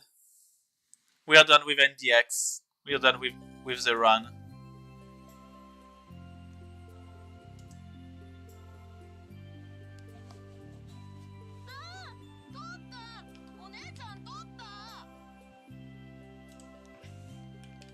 So what can be the ending for this story? We could say that Couleur got reincarnated. She proved that she could be a main character, but in the original timeline it's obvious that Nanko doesn't want her to. So she was actually reincarnated in a peaceful, everyday house where she can be a normal pet for kids and have a very happy ending without the frustration from Nanko.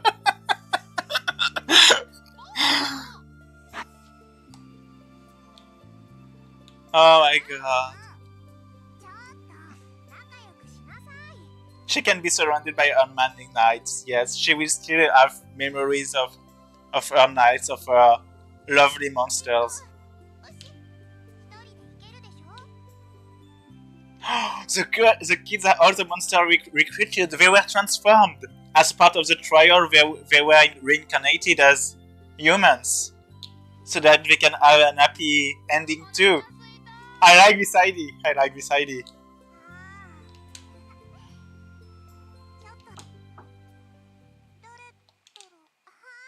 And then Dios and Mel just come to fuck up everything. Oh my god. Or we could say maybe it's the moment where both timelines actually cross. Narikiri doesn't cross. We were rising child soldiers, maybe?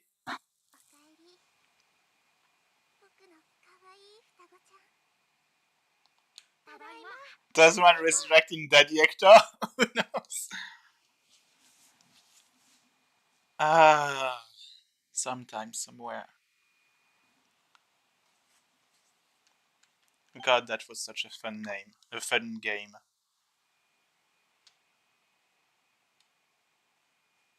One of the problems of NDX is spoiling this scene to everyone? What do you mean?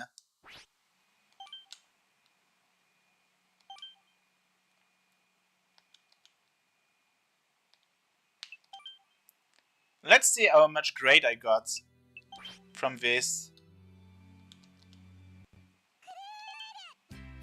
Couleur! She's so happy. I can inherit gold. What could I... Oh, party character to keep the monsters? Item to 99. That would be useful.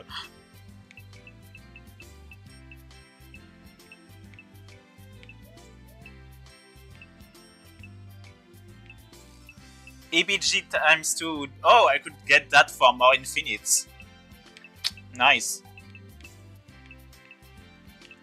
And oh, I could get experience times 10 to have every monster level up properly.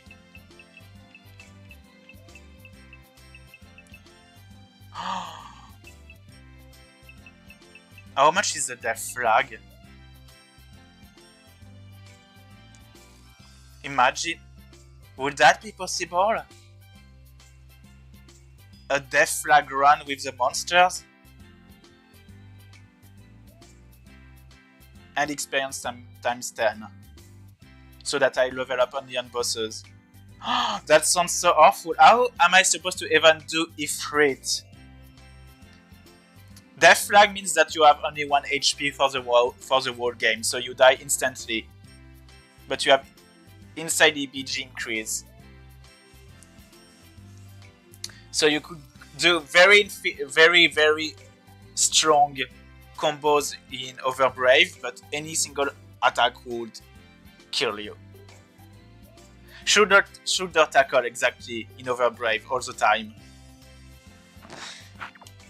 Anyway, that's it for the Couleurs journey. I hope you appreciated it. It's not too late, so if you're still interested, we could go with the channel retrospective. How am I going to do that? Let's see. Let's see.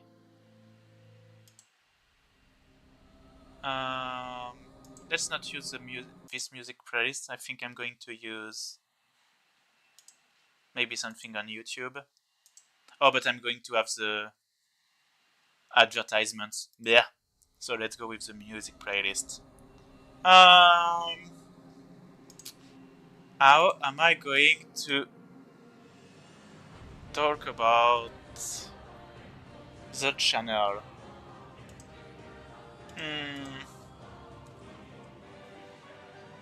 Must admit I haven't prepared anything for that. Think I could start maybe with the beginning, how actually this channel started existing. How I got into Tales to begin with. I got into Tales pretty late. Let me think. It was in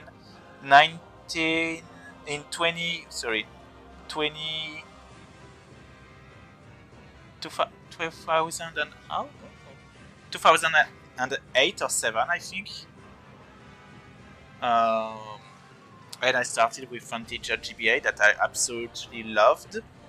And I came across the Tales series thanks to YouTube videos back then. I think the first one I was watching was from one of my subs, actually, Jaimonius, was doing actually a playthrough and recording all the bosses.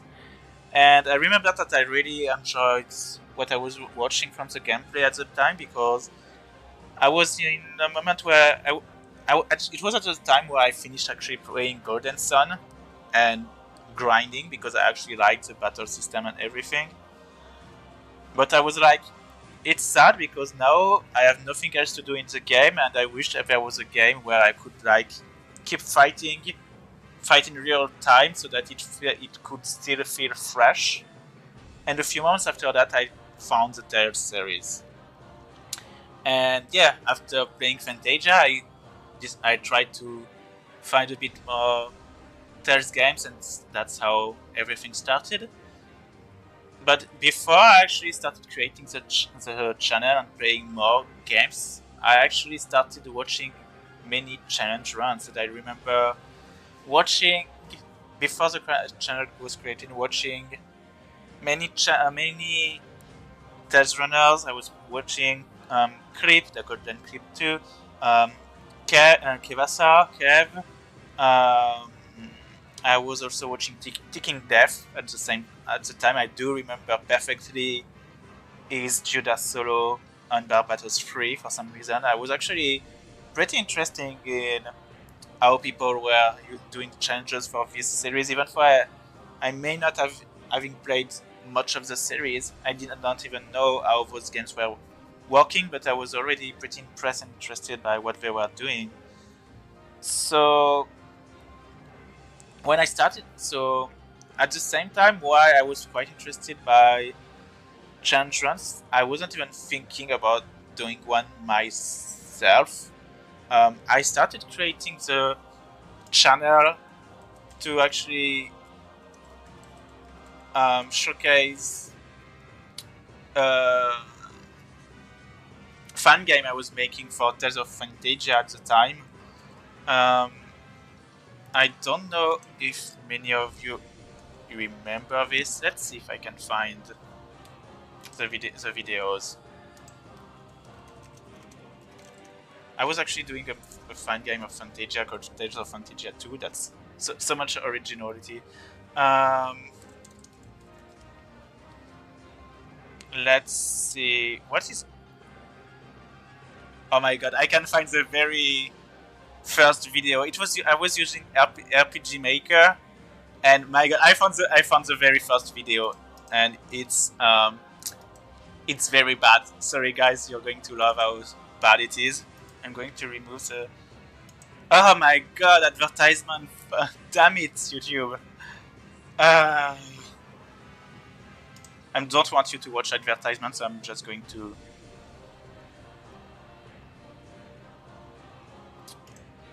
Yeah, that was at the time with RPG Maker. It was very bad. You could see that it wasn't using proper sprites. You can see the mouse cursor because I was on Windows XP, I think, at the time. This is so old. This is 15 years ago. And yeah, I love how Class Sword is cut at the top. It was very, very bad. But yeah, I actually worked a lot on RPG Maker. And I was actually starting to develop a true LMBS battle system on it.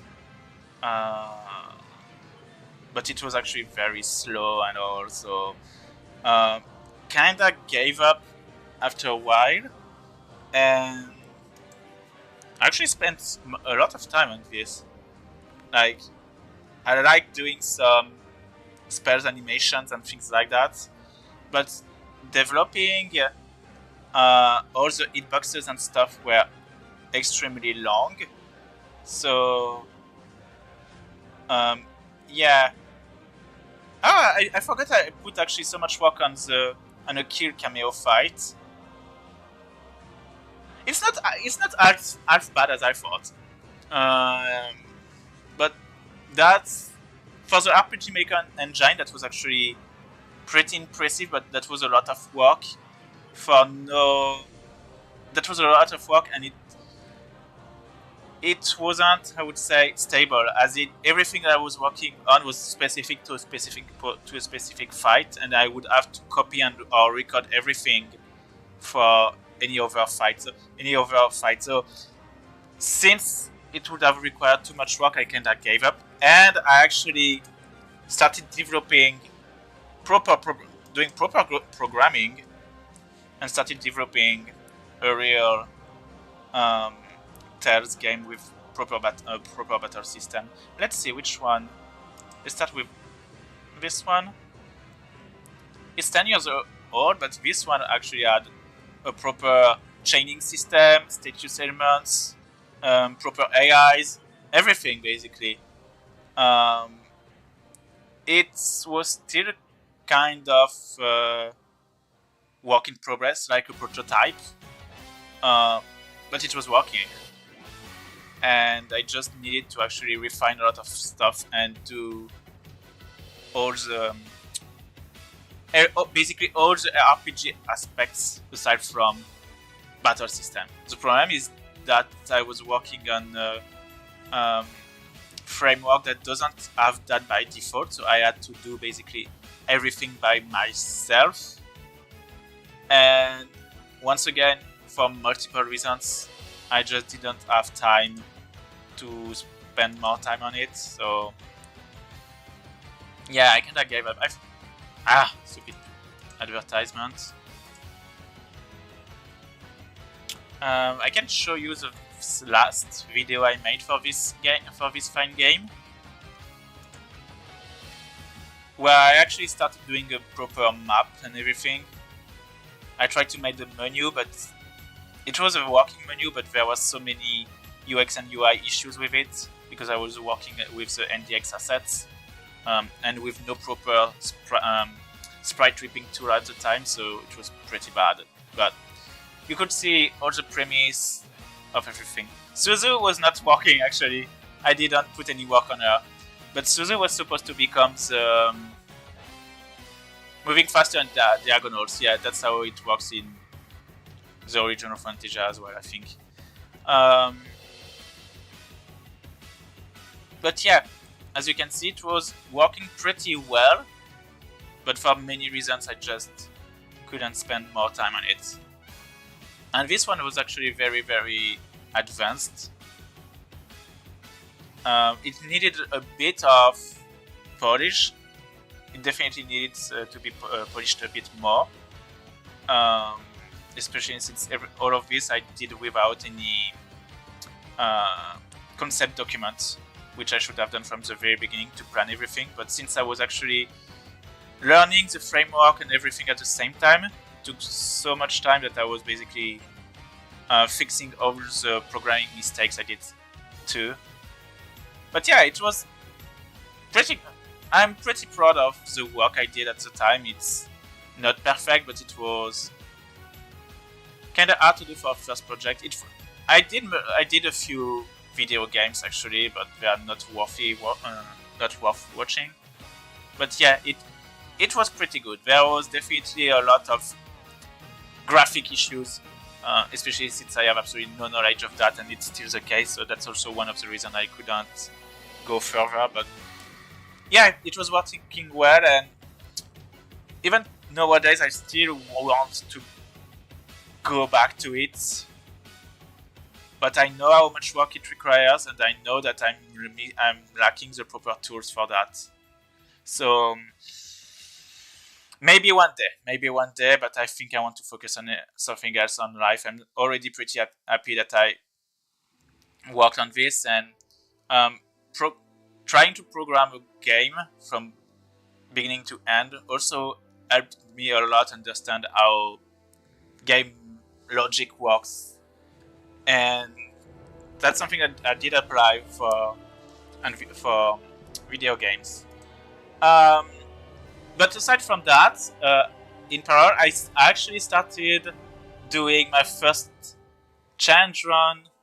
Do you still have the code or the project data? I do have it. It's kinda all over the place, but I do have everything. Thanks Musashi, I was actually checking. It's actually on one of my phone tab right now. The Godot engine. It's actually on them, and I'm actually thinking about when I have some time, trying to check how it works, and if that can speed up some of the process, I will definitely use it. Especially since it's using C#. From what I remember, I can work on C#. And while I never actually talked much about it, I'm actually a very good C# programmer. So that would be a very, very good way for me to go back to programming, because I actually stopped doing that for a while.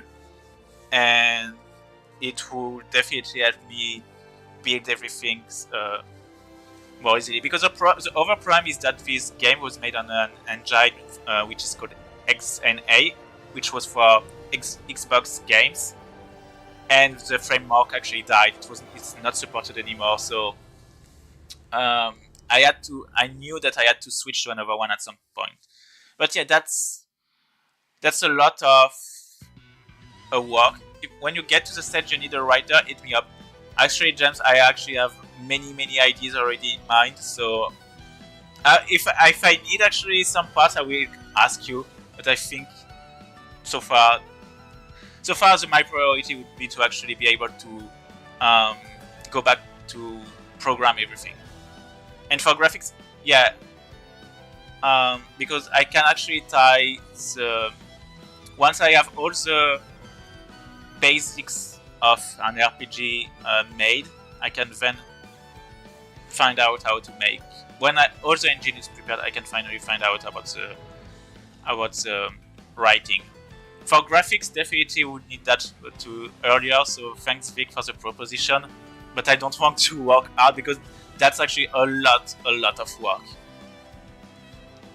But yeah, aside from that, while I was still working on it, I actually started a long time ago my very first run. Can I find it? Yes, this is my first run. This is a Phantasia PSX. Phantasia PSX challenge run, a party run, which is not a mage. So it's not that great because it uses the menu a lot. But that was actually the very first time I actually tried to do a challenge for this game, and that's when I actually started being a bit interested by this. Even after that run, I didn't put that much effort on doing solo the other runs. That was kind of just a one-time project because I loved Phantasia and I wanted to actually do something with that game. And I went back to actually just working on Tales of Phantasia 2.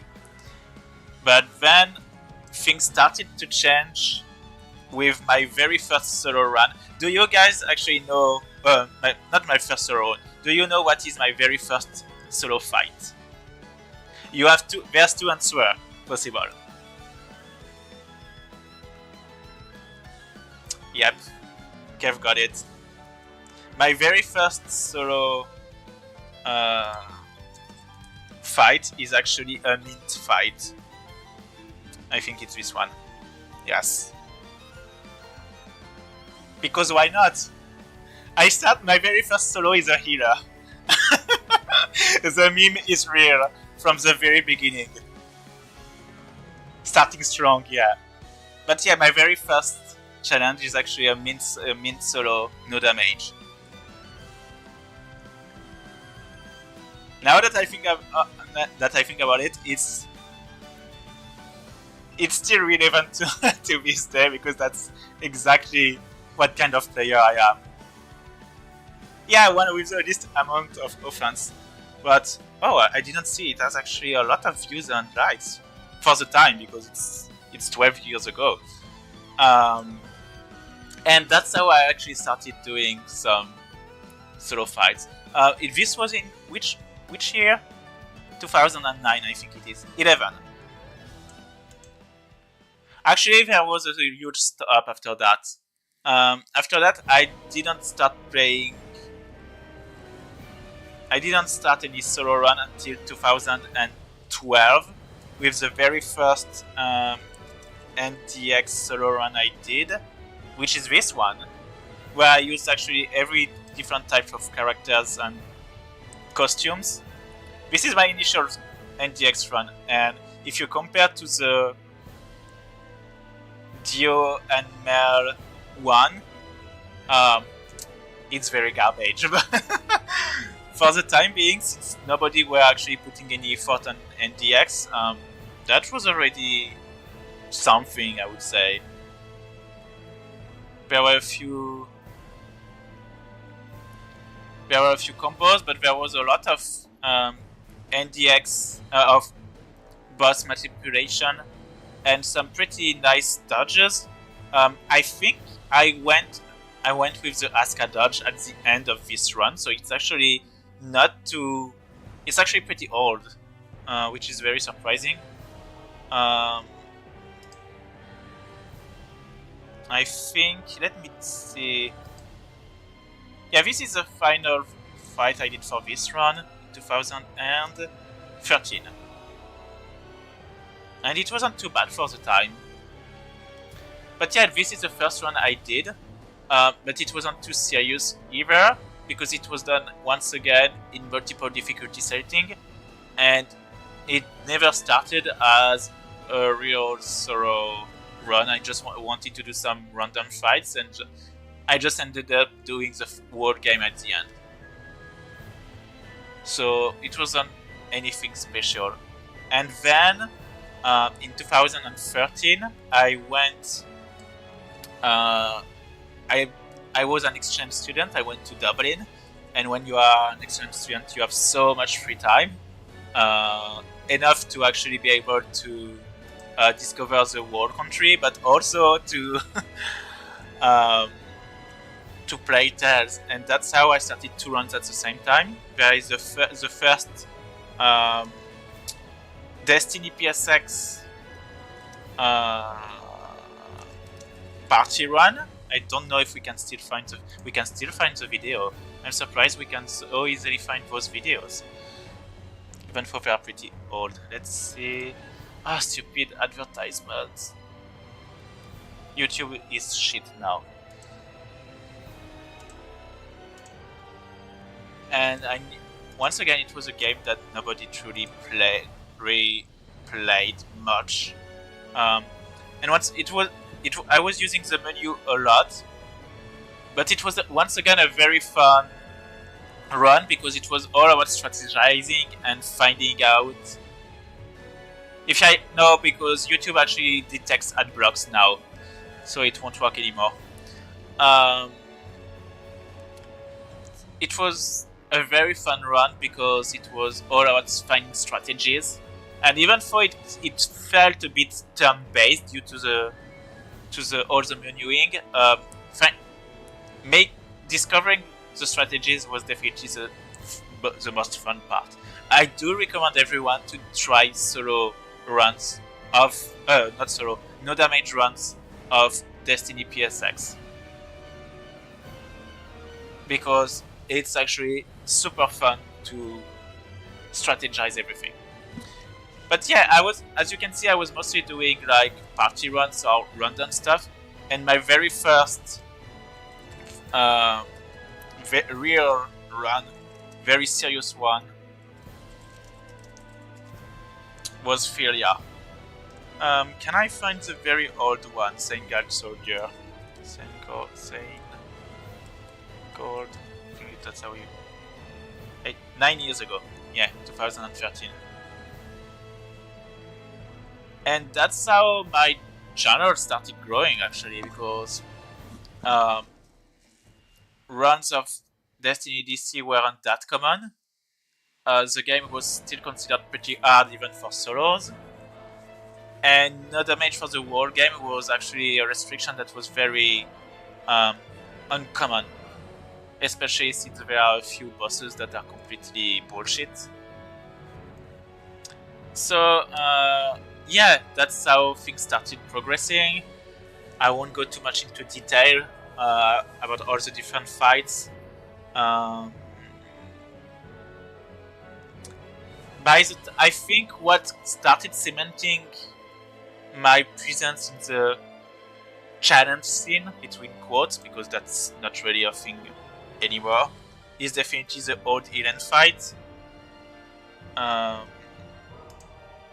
Because that was 6 minutes of struggling and crazy survival at the time, and that was something that was definitely not a thing back then. So I know that it made a huge difference and that people started actually getting curious about the channel. I also got a lot of visibility thanks to other runners, like Clip and Kev actually started notify people of my channel and putting it, not advertising it, but actually talking about it, and it definitely helped a lot for the channel to grow. And while I was still a small channel at the time, I was getting a bit more acknowledgement, I would say, back then. I was still running NDX at the same time. There were 2 runs that were working at the same time.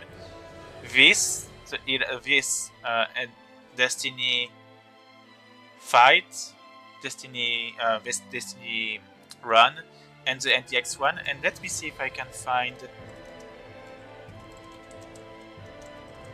The last video I did in 2013 was the Couleur fight, the optional X boss, which is something that I don't think anyone did at the time. 12 minutes, that was super long, because I didn't grind anything at the time, so it took forever. And I know that that was actually a very important fight too, because people start actually caring a bit about NDX. But what really cemented, what really changed everything is the video I released. When did I did that? I think it was on 30 of December. So it's actually the video that I released 2 days ago that actually changed everything. I don't think I really need to mention that one so much more. I think it's pretty obvious. With something that I did back then, and even now I'm like, god damn it, that was so much suffering. Arena rank 6, something that with no damage on the highest difficulty setting, and it was something that that was so uncommon that I know a lot of runners started actually have some new respect for my channel. That's how Kev, who actually discovered me a bit earlier, actually decided to start talking to me more privately, and I think that's how we started being friends, starting really talking. So I guess this video is also very important just for that. But yeah, that video changed absolutely everything, and with all the hype it created, which I was not expecting, I decided that I thought you were cheating up until this one. Why? This one is the one that changed it? Why? You didn't think that I was cheating this one too? I think you thought that I was cheating for even longer. Right? Because I think I remember you thinking with that even for... Oh, it's juggly, you're right. Even for Graces, but we can go back to that later. Oh, because of the descriptions. It's true that my English was even worse back then. This is something I never mentioned. My English was so much worse back then that I never actually put a real description for any of the video I did. Or they were pretty bad and very simple. This is the very first video where you can actually see a real description of all the waves and how I prepared everything, and it continues. And even for today's standards, this is still a small description for me. I mean, you've seen way longer descriptions than that, but at the time it was actually a lot. And this is, I think, Korea's girlfriend. Yeah, I went wild with the description. This video actually changed a lot of things. So as I said, so with the new hype, I was like, okay, I think now I'm actually a challenge runner, and this is why made me decide to continue playing Tales games and doing real solo runs, and mostly not no damage, because this is actually what do you mean by now? What did I say? This is actually a restriction that I really liked at the time. The standards for this man? I think I missed something, sorry. I don't remember what I just said. Now I'm actually good? Let's do more crazy shit? Like now I'm a challenge runner. Well, yeah, at the time that's how I felt. I was doing the Philia run because I wanted, but I was not actually going to go for more than that.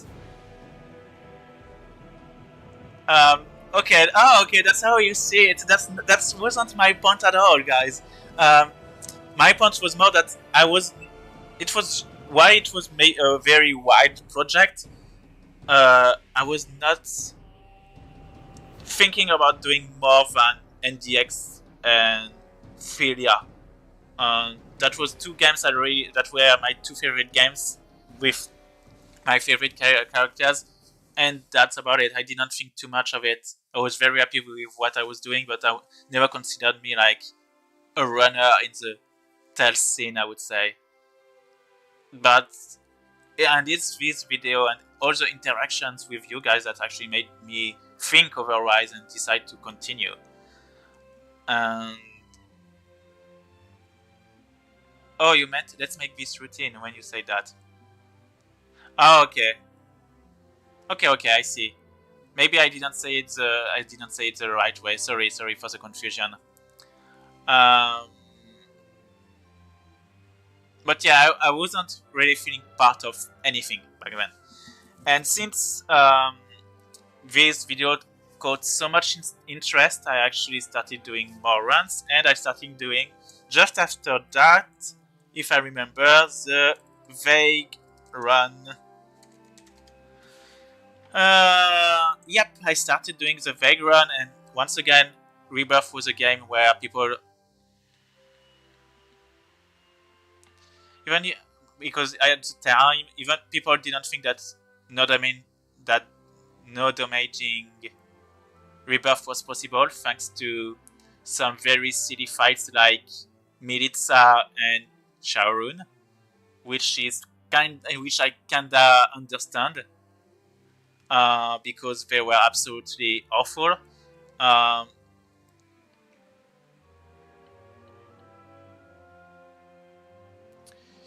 Yeah, the problem with it. Okay, let me actually answer to everything here. Even if you end the channel, don't delete the comment. If you mean people's comments, I don't think I'm going to remove them. If you think about description, I don't think I will remove them either. But this is actually something that I had in mind, to be entirely honest. So I will think about it. But I don't see really. You leave too much information in this section. I do leave all the information in the description, in the comment section, but the thing is that people actually didn't read them. But I won't go too far into details with that, because I know that there are actually a lot of people who do read them, and I really appreciate that, because it's a lot of additional effort for me, because I hate writing in English, and that was a lot of suffering just to do that. So, but anyway, yeah. So I don't know. The videos won't leave. The comments shouldn't leave either. The description either. Everything should stay there. The Vagrant started in 2014, I think. 2013. Oh no, I started that just before the final video, the final Filia video. But technically the run became a true run in 2014, I would say. It was a very painful run, a very painful year, because there were a lot of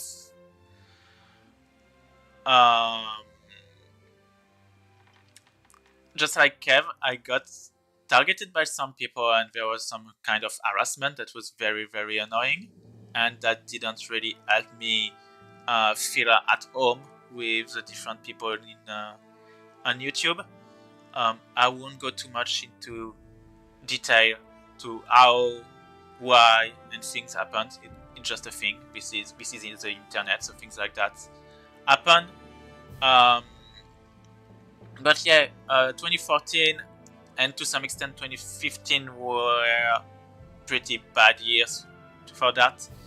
But just if we go back to the Vague Run, the Vague Run is the run that I was finally able to not damage entirely. That was a lot of suffering, but I was not satisfied with it at all. Mostly because I was using the same good arts over and over to be able to do it, and also since I didn't know how to manage the group encounters properly, I used the target system a lot to be able to do I still have the videos? I think I don't have the videos anymore, unfortunately. I did use the target system a lot to freeze and stop the game in order to think of my next actions.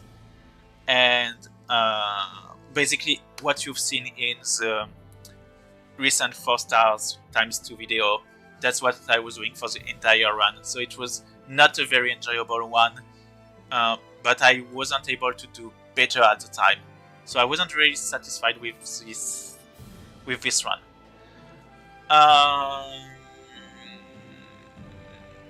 So yeah, I think the wall runs ended up 1 year later.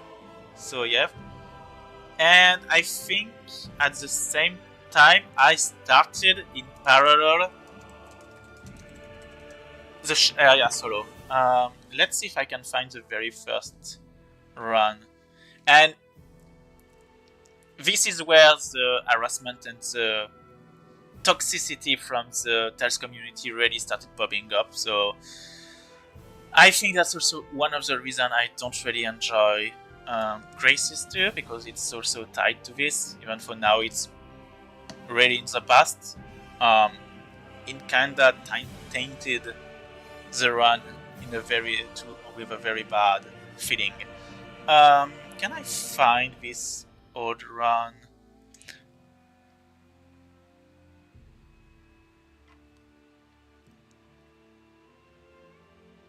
Where it sucked. Yeah, everyone was angry at Graces for different reasons. Let me see. I think this is the old one with the poop quality recording at the time. Graces was a very frustrating run because Sheria just can't combo overall, so it was absolutely annoying to do.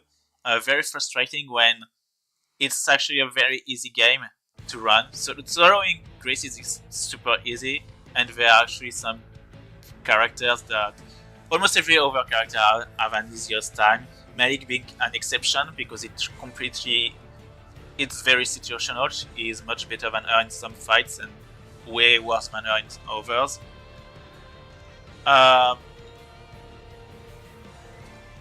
There were different things. I will be entirely honest, I think there is a bit of jealousy because I was still climbing with no damage and still working on this, when this was something that people didn't do at the time at all. And there was another thing with Graces, was that I was actually able to do things that weren't able to do. And people hated, as you said, Orangi, people hated Graces so much for solo runs that they just went out of their way to say that any Graces run were bad, not interesting, and all the same, basically. The thing is, I started actually doing other things that completely changed the Graces meta, and I think meta, pitching quotes, that's just easier to actually explain what I want to say, but yeah, just meta doesn't exist. Things started to I really started to get mad at people when I started recording Zone Cage. Can I actually find the very first Frederick fight? Because the very first Frederick fight was a big deal. This is when I started recording Zone Cage. I discovered that pretty much everything that I knew about Graces and everything that I was told were wrong. Everything about stagger, everything about casting, everything about accuracy, pretty much everything was wrong. And because I was actually following what people said, I discovered that most of my run was based on terrible mechanics. And when I released Frederick, I decided to actually showcase what you can do with what I learned by myself. And what I did is basically something that people never saw, casting indignation within 1 second, and showing that you can actually cast spells in this game without using. In other fights, you can see that I can cast spells without using arts. It was a very, very bad year, I would say. But anyway, this is Zone Cage is probably the moment I decided learning game on myself and not actually taking anyone's work as a base. Because the truth is, there are actually a lot of misinformation that is spread. And I will be honest, and I know that this will sound extremely arrogant, but I am not afraid to say it to this day. I learn things much faster doing things on myself than checking guides, watching people's videos, or anything. I'm sorry, but just playing by myself is actually the best way to learn the game and discover things. And this is how I discovered that many things, simply because I was just doing my own thing, instead of trying to copy someone else like a lot of people try to do. But yeah, after that, I just didn't try to take into account much things that were said by people, even things that were documented. I would actually triple check everything, because even what the game tells you can be a lie, and Graces is a prime example of that. It's lying about casting time, it's lying about the freezing effect. So yeah, I started doing everything by myself. In 2014, I also started another run.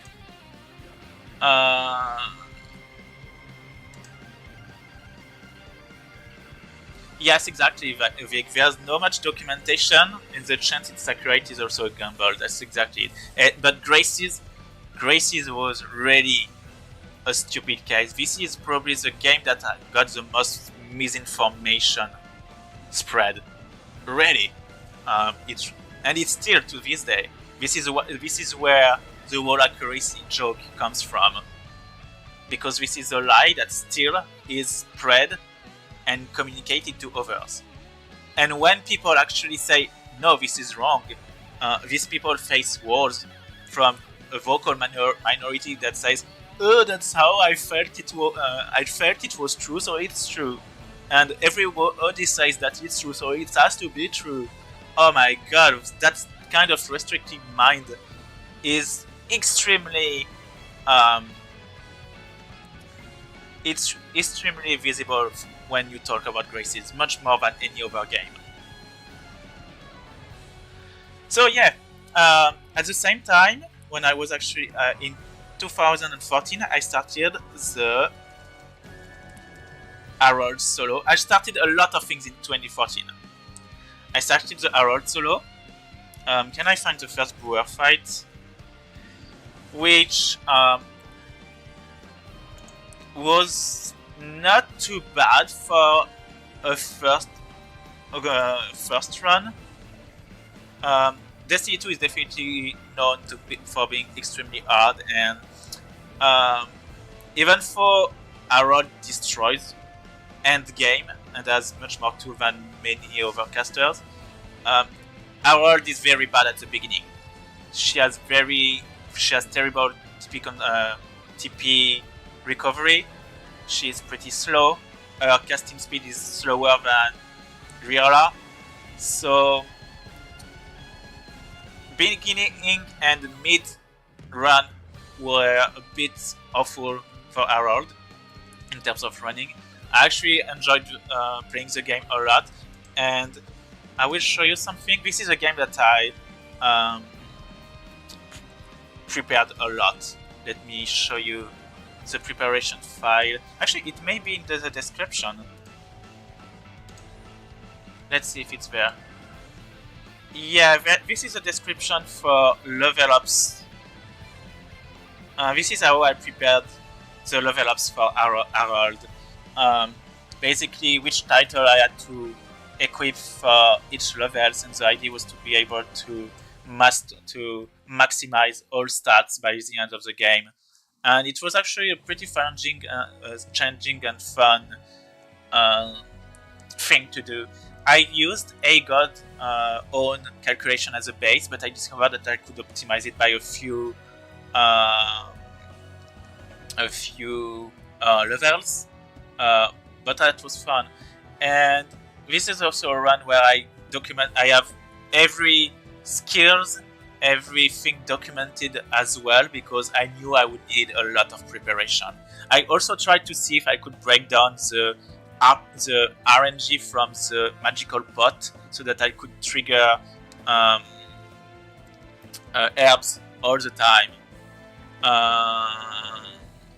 And it was a lot of fun preparing, but the grinding was awful. I did the grinding legit, and I had to let my computer run for thousands of hours, pressing automatically the cross button in order to open the magical pot to get herbs. So yeah, not a very fun run to grind, but a very fun one to learn. Learning the boss patterns and finding strategies against them were definitely something I really enjoyed. But as I said, mid-game became very hard for Harold, especially since I had very bad TP consumption, and it was actually easier with Riala. For those who don't remember, I was actually running Riala at the same time. It was a hidden run because I didn't know if I would be able to do it. But then I reached Elrain 1. Elrain 1 is terrible for casters. And it just completely killed my motivation. So I stopped Harold for, I think, 1 year and a half. A huge gap where I never went back to it. And was kinda grinding in the back. But I didn't want to grind excessively. I just wanted the fights to still be fair. And I continued working on other runs. I think 2014 is also the moment I start doing the remakes of the Narikiri of the NDX run.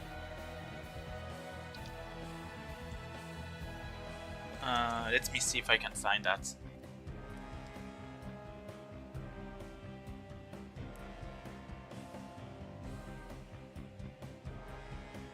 This is not this one. This one. And even back then, at the time, you could already see the huge improvement in terms of gameplay compared to the original run. And this is where people really started to get a bit of interest in NDX and respecting the game even more, because I was showing that despite all the misinformation about the game, about how it's impossible to combo, how enemies have infinite Tyrant stance, things like that, you could do actually a lot of crazy stuff and fun combos. I think the Norn one is actually the one that started impressing people a lot. Now it's pretty bad for my standards, but at the time it was actually a huge thing. So yeah, I was doing that on the side. So I had 3 runs in 2014. Vague, Harold, Sheria, and NDX. Sorry, I had 4 of them. I started 4 runs at the same time. And since I had so many things to learn and so many videos to record, it was just too much. I was spreading so much. It was all over the place. It was very hard to focus on something. How to burn out yourself, exactly, Vic. But it didn't burn out. I didn't burn out because I was doing those 4 runs. I would say, since I had 4 runs at the same time, I had a lot of variety, a lot of diversity, so I wouldn't feel like it was annoying to continue working on runs, because I could jump from from one run to another. But the thing is that because of that, all these runs took forever to complete. Most of them took like 1 to 2 years to finish. So it was pretty crazy. It really took forever. I think I also made a full. When does the full mint solo run started? Let's see if it is the old one. In 2014. Oops, I had 5 runs at the same time. Yeah, that was maybe a bit too much. But the thing is, as you probably understood, this is something that happened after the Ireland rank 5, and since the channel started to grow, I feel I kinda wanted to grow too quickly as well, and try to do a lot of different runs. This was kind of a standard at the time, doing many runs, and it was a very bad idea because I didn't want to sacrifice quality, but that's what I did in the end, and that's why so many of those runs ended up being remade, because my standards were still pretty low for the time being. And by the end in 2014, let me think if there is anything else I had. Let me check my playlist if I didn't miss anything.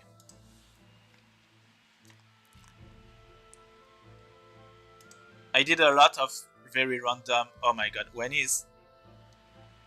are the class runs? Don't tell me it was. It's 15, thank god. The Phantasia runs were in 2015. Okay, so in 2014, yeah, I actually did also a lot of random fights. I was starting to theorizing a lot of other tales. I actually did one Phantasia fight at the time, but I didn't want to announce anything. But people actually believed that I was starting a Phantasia run for some reason, even though it was just a random one fight. Mint isn't even in the official main run because it's made with different difficulty settings. And Mint is one of the runs I wanted to upgrade this year, but I didn't get enough time, so unfortunately it never made it to official main run.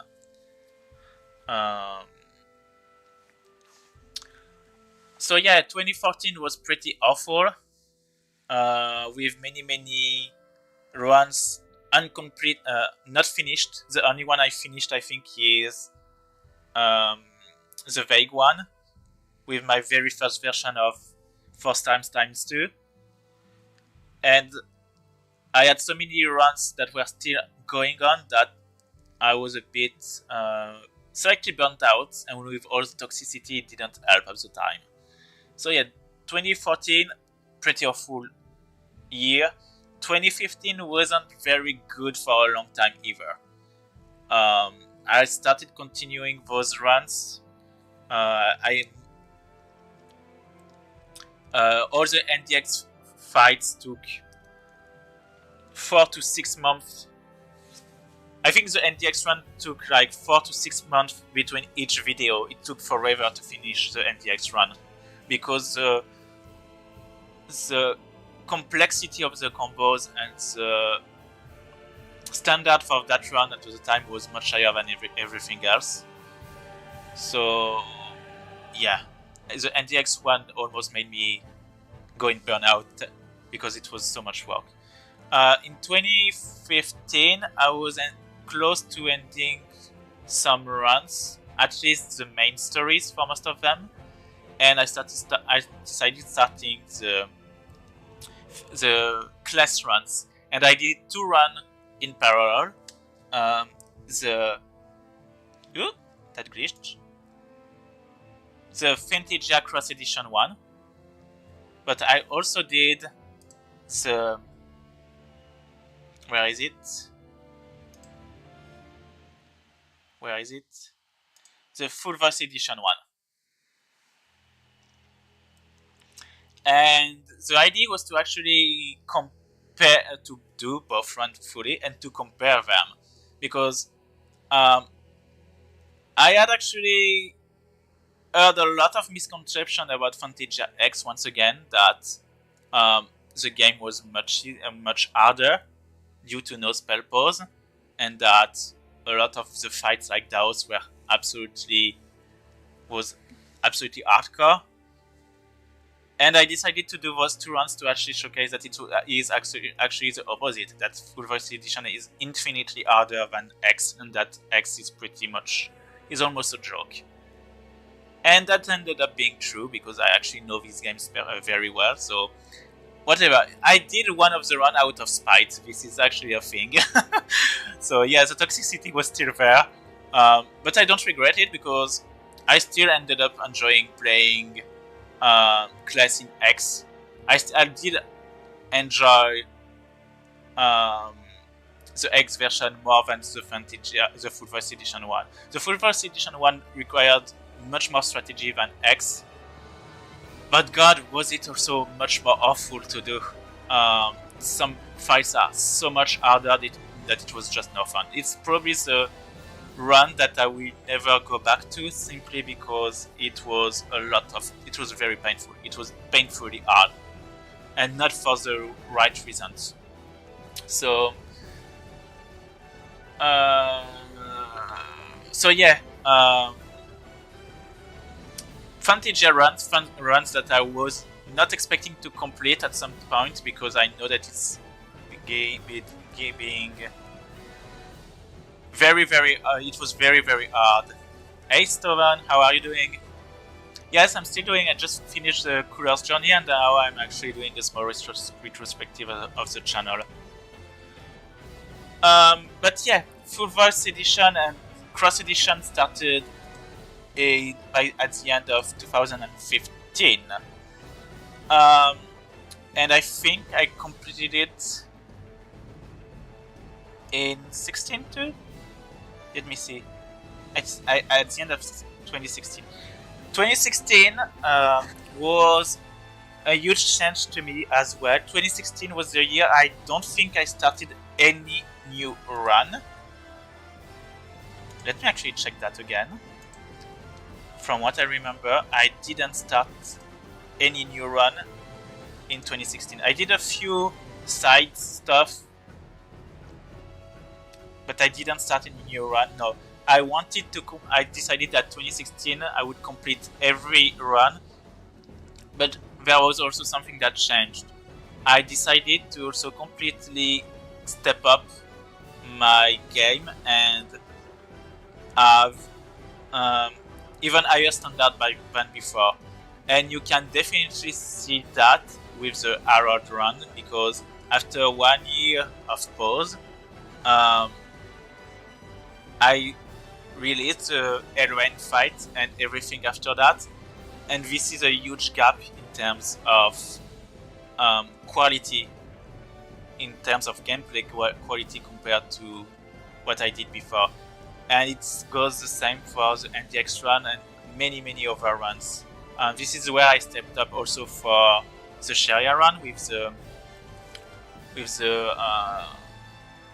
X dungeon. So 2016 ended up being the year where everything improved in terms of quality. And this is where I also did some of the most crazy fights, like the Harrod versus Glacial Abolas. This is where I also did the Annie solo versus Yuris. This is where I started, the mini Zone Cage run. Let me see if I can find it. Let me see, I have so many playlists.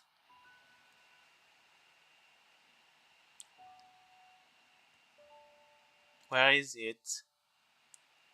Enter the Zone Cage. Oh yeah, infiltrating Zone Cage. For Zone Cage, This is probably one of the first time I did a story kind of run where between every single fight, there was actually a story of Sheria going through Zone Cage, as if it was based on Kirby Superstar, where with a Return of Meta Knight, where Kirby is actually infiltrating the Albert and trying and destroying everything. And the idea was to actually do exactly the same thing with every basically level on Cage being a sector that Sheria would destroy and kill someone until she reaches Solomus, and where in the Solomus fight actually has the ending, the conclusion of why she was destroying everything. This was a very silly run. A very silly story as well, but whatever. I really enjoyed doing this at the time. It's a bit hard to go back to because some jokes are a bit cringy now, but a lot of fun. This is where I also started doing a lot of editing, like the iconic Fourier edition editing, where this is basically a Pokemon intro.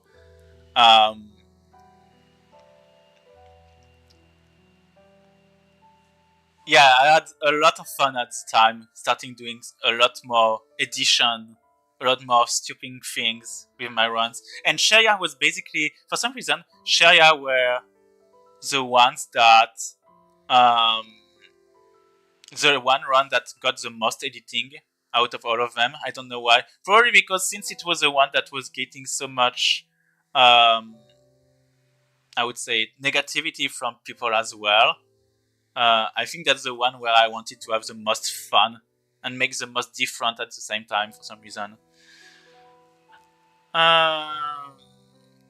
Were you editing them by coding the text box in the XNA engine? Yes, I was doing that too at the same time, exactly. You know a ton of Sheria fans. Yeah, but there were way more Grace's haters than Sheria fans at the time. In any case, so yeah, 2016, huge deal with Gracia Labola solo. With some very nice, one of the biggest discovery for Destiny 2, which is a universal dodge for Snipe Roar, which is a move that everyone thought impossible to dodge at the time, because it's almost instant. And what I did discover, let's talk a little bit about this fight.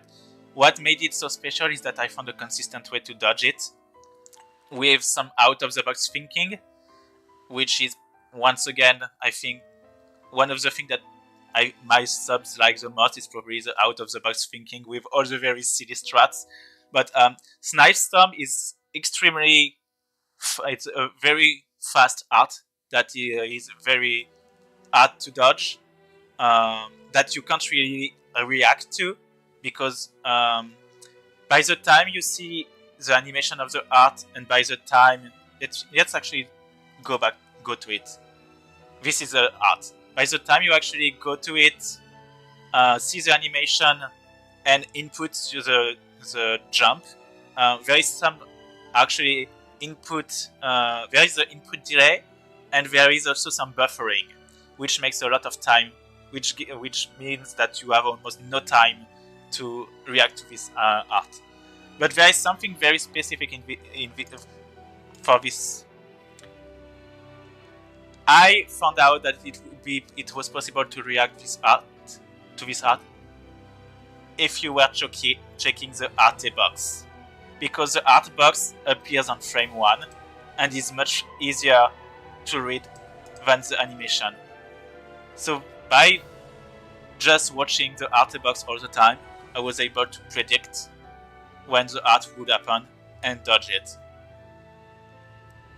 So yeah, very very fun stuff. The Annie solo too. Annie solo, like let's actually do the final boss with um, the hero, I would say, of the game, the one that the character that has almost no single way to damage in this game, and it was showcasing some of the most stupid mystic art dodges I've ever made. Like, it's very, very specific um, invulnerability frames abuser, and this is the fight that I took. It took me around 2 years to actually be able to do, because I was initially I wanted to do either a Mao or an Annie solo and not a vague one for this run, for this game, and unfortunately I was never able to find out how to dodge some specific attacks. And I actually practiced this fight so much that I was able to find something for Annie against Yuris. And yeah, this was the result of a lot of practicing something that a fight that is really, really difficult, stupid, and with some of the most, so what I consider maybe some of my most impressive dodges in this series, because it's very specific and it was pretty cool too. And end of 2016 was also the end of the Sharia run with the Solomos fight, which is probably the after the Arena rank 6. It's probably the only fight that got that much hype already. Let's go directly. There were two things about this video. The first one was that, three things actually. There were only two people who actually were able to fight to solo Solomos at the time, so that was actually a feat by itself. This is the first time that Solomos got not damaged without LF burst.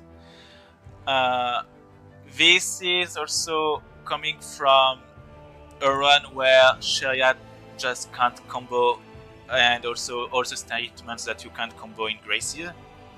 So there was a lot of things going on for that video. And the other one was that I know that at the same time Kev was actually very impressed by someone else's attempt at Solomos, and I must admit I was a bit jealous of the reaction at the time, because it felt a bit overreacted, and I wanted to just do something even more crazy, to show him that I can do that too. Yeah, ego was strong at the time. Ego was very strong. Kev, you made me do some stupid shit just for you.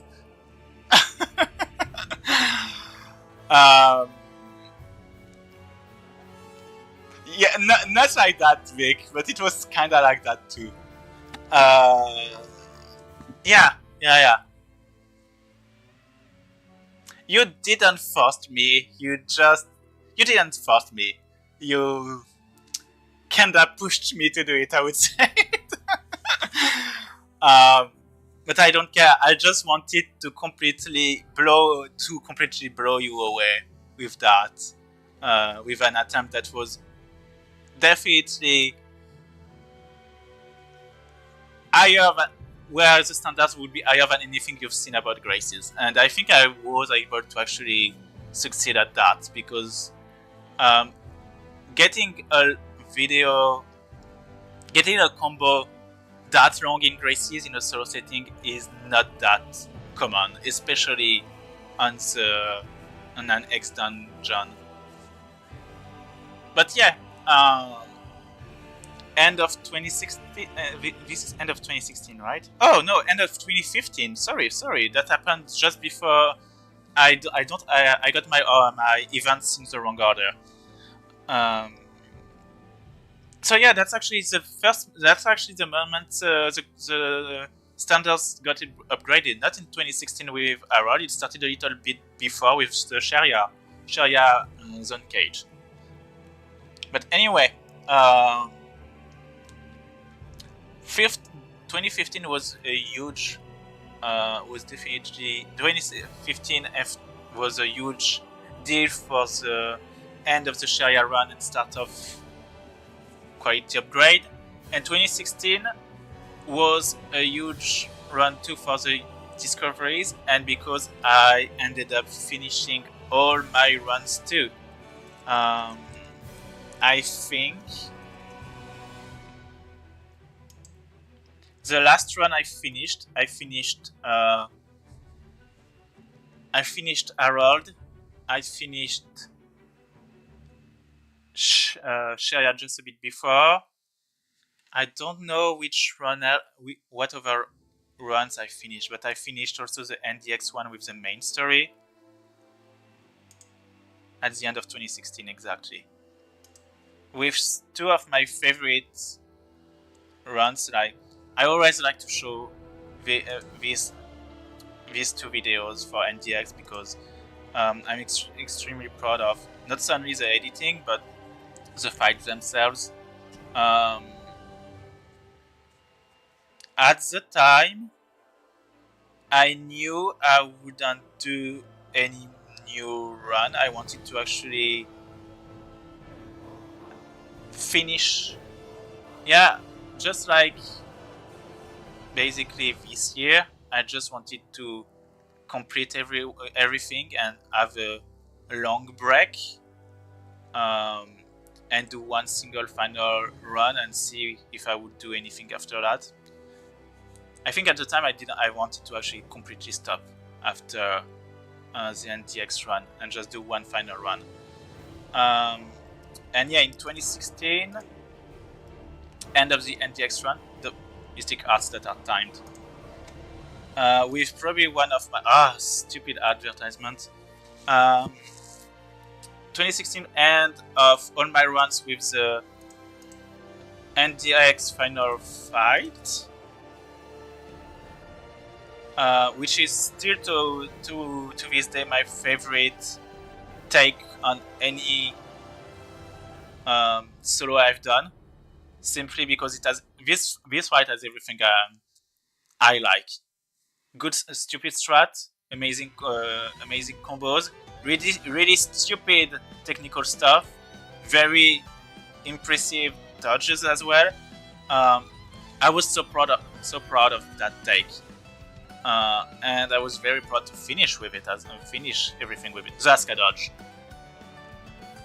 God, I still love it.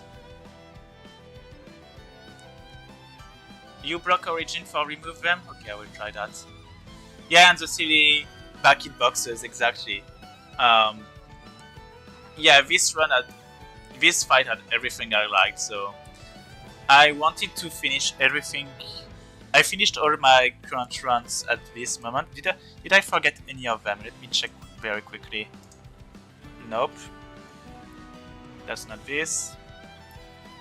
Do I have the...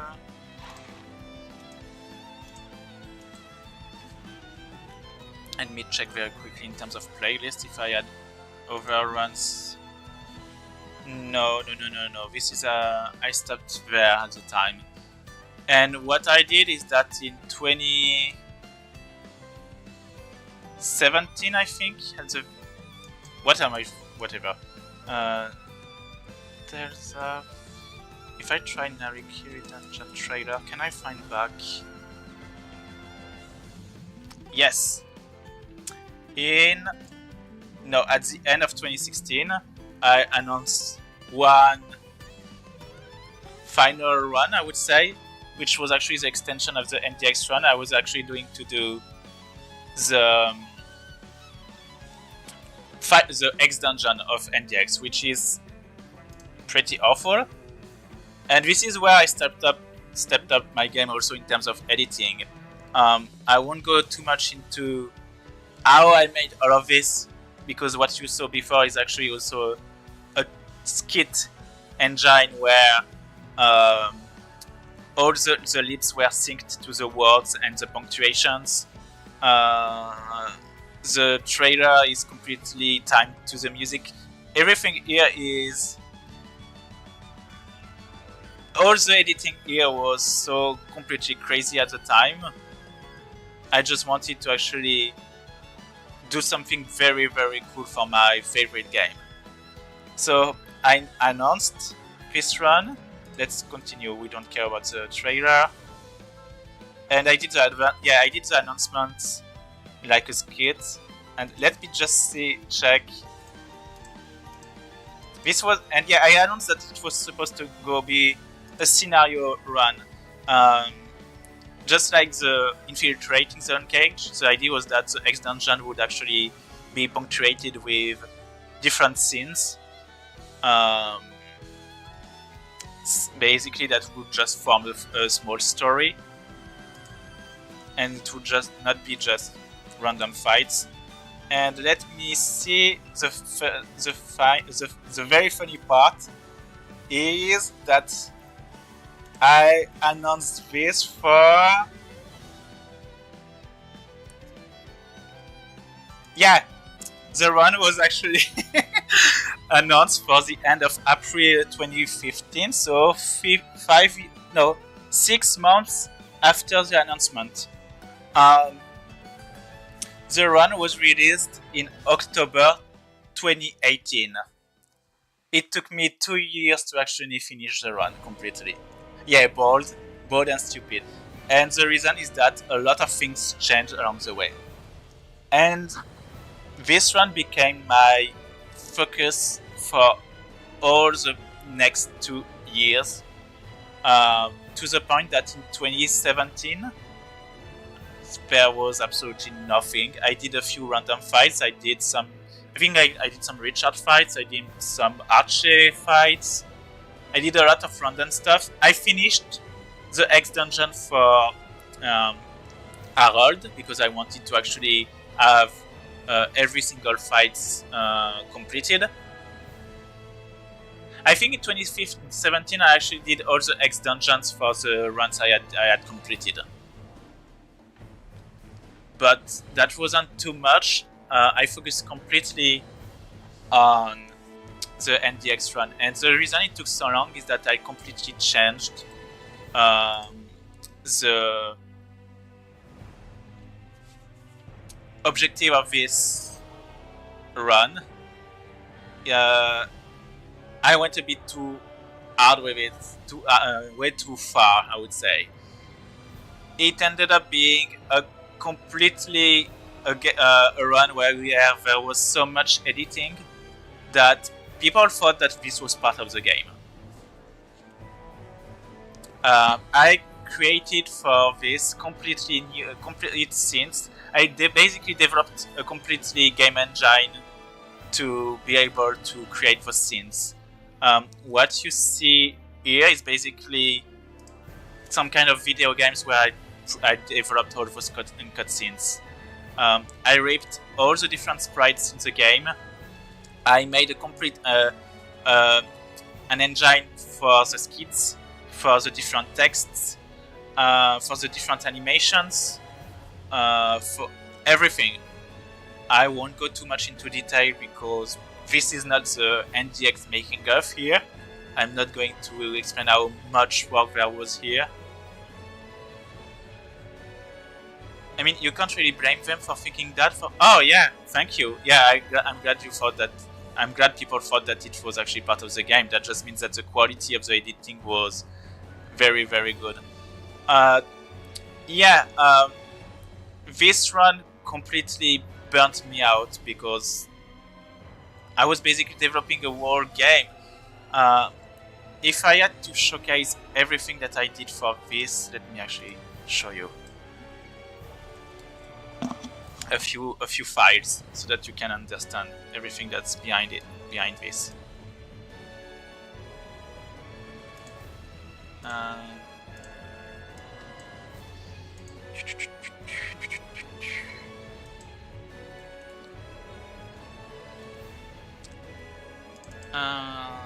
My drive, Phantasia. NDX. One preparation.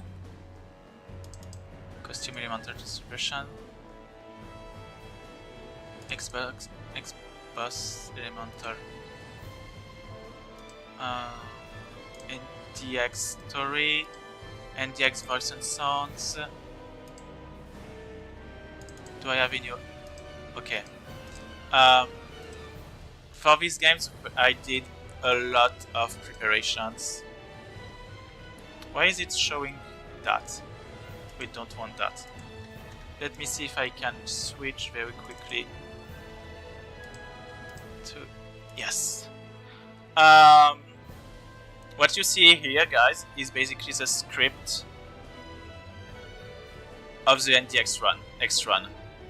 I wrote how many pages? 37 pages of story for this final run.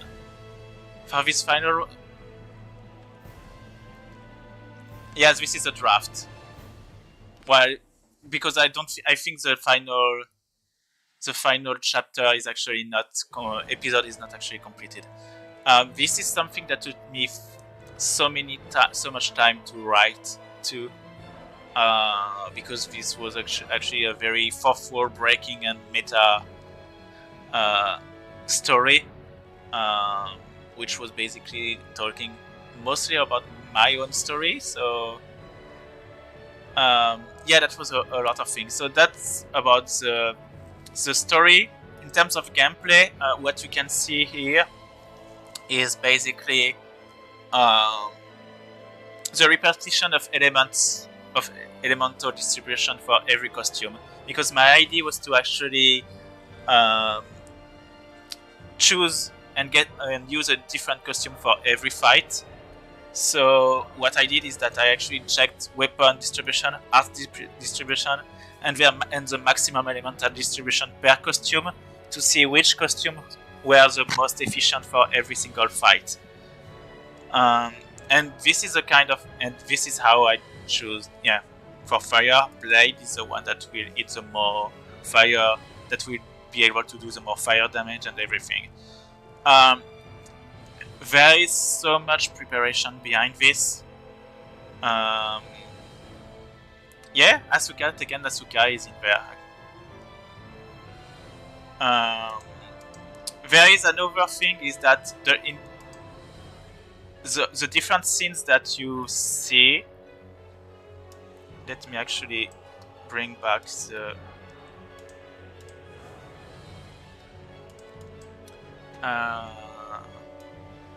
let me actually show you YouTube again. Narikiri Dungeon Cross.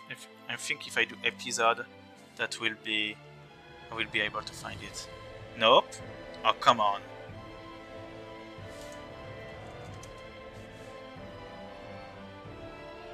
Well, I'm going to go with the playlist.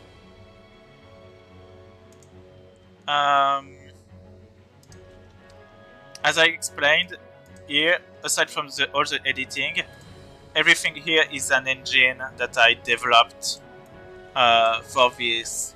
I ripped all the different sprites from the game to recreate all those animations. And by sprites, I mean different parts, like Dio is made of 4 parts. So each frame of animation is 4 parts that I had to actually remade, like it's a puzzle, to actually get the full sprite properly. And this is only 1 frame, so you have to do that for every single frame of animation. So, and I think I extracted more than 250 sprites, which makes for more than 2,000 pieces of sprites that I had to assemble to be able to get all those different animation, and yeah, to get all those different animations. And I did the same thing for all the emotes as well, and things like that. For the skit engine, I already talked about it. It's synced to the lip. But yeah, all of these are things that I actually developed and programmed like a video game, so that I could reuse the engine one day if I was actually continuing working on Phantasia 2.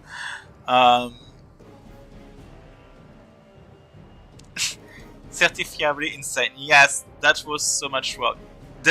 Programming, story script, sprite assembling, editing. I did everything all by myself, and that was 2 years of work almost every day. I also made my own sprites. Like, I always like showing the creepy main animation from the final episode. This is actually a sprite that I made myself. But yeah, a lot of work to the point actually, let me see if I can get I would like to show you, because there's something that I can't show you right now.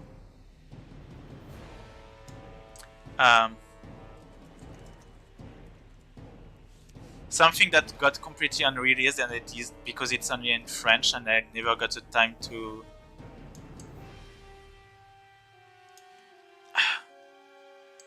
This is a draft of the NDX making of in French, because I presented that to some people, and it was explaining basically everything that went behind the scene to create all of this.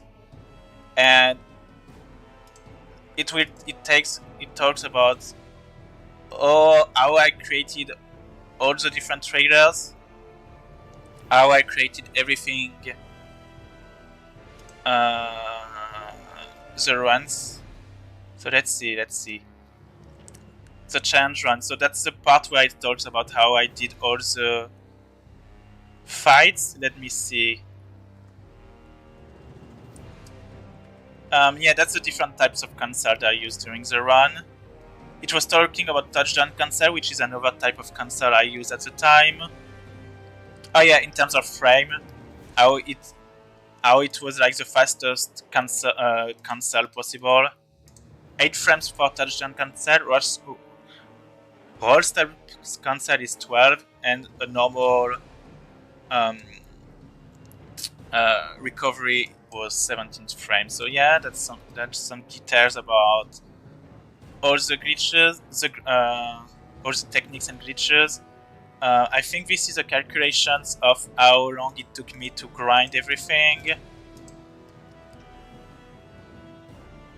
And yeah, let's go with now the different documents, because to do all of this, I actually made a lot of documentation on paper. Like, this is the chatbot conception, so basically the skit. This is basically the algorithm used to display the text in the chat box that you see in the different scenes. How the text automatically goes back to another line without breaking out of the box. How to easily highlight some words with a color. So a lot of documents like that use algorithm. This is pure algorithm. Yeah, this is actually programming right now, right, that you see on paper, and this like also conceptions, how I created the different scenes. You will see a lot of different things. This is the programming behind all the scenes behind. So yeah, C#. This is all the sprites shit I ripped. And I think there is an example of how terrible it is to assemble the sprites. This is DAOs. It only requires two pieces to assemble. And this is Norn. You have to assemble that for Norn, for each frame of animation.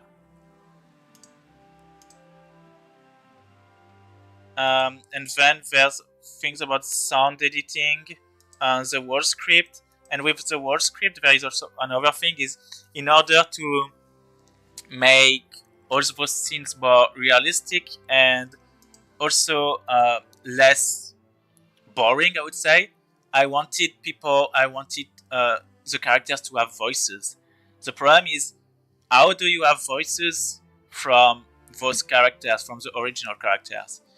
What I did is that I checked all the original NDX script, and for every single line, I actually made some kind of connection between what they said in the original script and if it would work in my run. A bit like what Fire Emblem does, like the one on 3DS, where they have some random generic lines or specific ones to actually make the different talks a bit more interesting.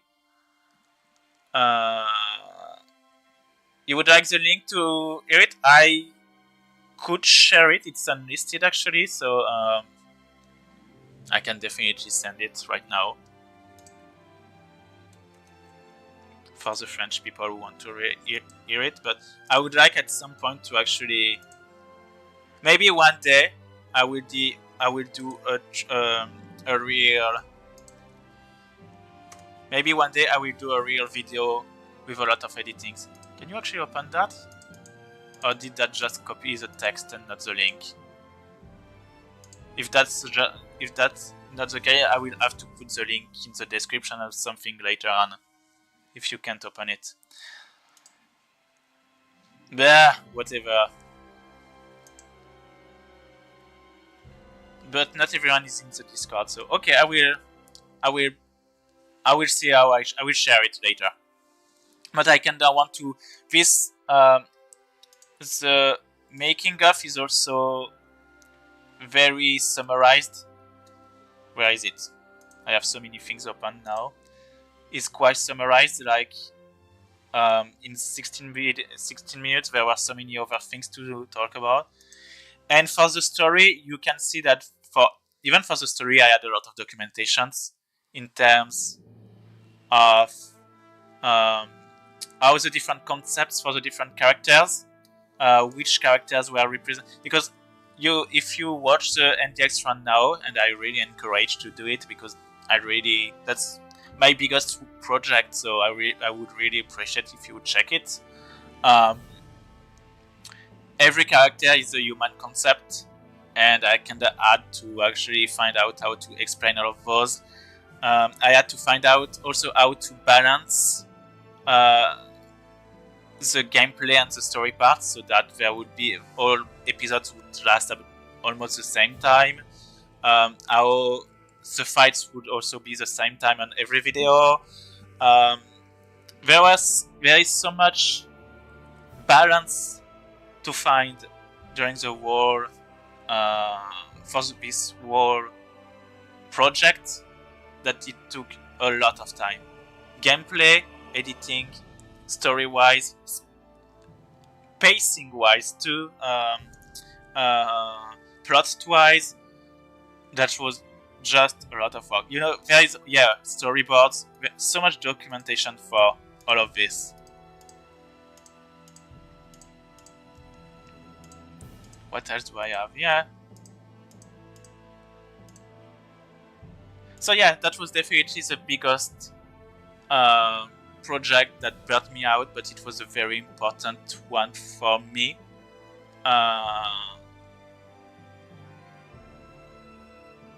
Thanks, Vic. I will consider it once I feel like I want to go back to this, because this will take a lot of editing, but I appreciate the proposal. Yeah, I would definitely recommend people to watch this run in particular, because gameplay-wise, I think it's still one of my most impressive run. Story-wise, it's something that's extremely personal, so in case you actually want to know a bit of my past, you could be interested to see what's behind it. And yeah, there's some kind of message at the end, so hopefully this is a positive message that will give you the motivation to go on. At least that's how I found it, and I want to, since now that I have the occasion to do it, I would like to once again, thanks a lot all my friends that supported me back then, helped me to make this project happen and helped me go through very difficult times. So yeah, very important. The message is that doing a sick combo will solve all your problems. If only that was just that, just. you know that the message is a little bit more important than that. Yeah, if you ever suffer from despair, go check it out. Really. He first says we bully him to make vids, then he says he thanks us. This is so true. No, you didn't bully me. That was on my own choice because I'm stupid. That's all. Stockholm syndrome. That's exactly. I mean, it's just like the Norn 1 phase. You didn't force me to do it without Couleur, and I still did it. That run will always be special for me because it's when we became friends. Oh, that's so nice, James, and I really appreciate. That means that this run is even more meaningful to me as well. Then he bullies himself to do it, pretty much exactly. But yeah, giant project which I am extremely proud of, and I kinda wished it could have more. It would have more visibility, because I think it's one that is. I hope that it is one that could motivate a lot of people and help a lot of people that needs help. In any case, I would say just cancel for your health. I can understand that. I was sacrificing so much of my time to finish this thing that it was, yeah, a bit hard. But yeah, this project was so big that I completely. The quality result was amazing. Get out of this rock, thanks. Yeah, I think once again we talked about it, but the people thinking that it was actually part of the main game was definitely the biggest, was the most satisfying part, because it totally proved that the quality was outstanding. People already thought that it was part of the game and not something that a fan made, so that was great. Yeah,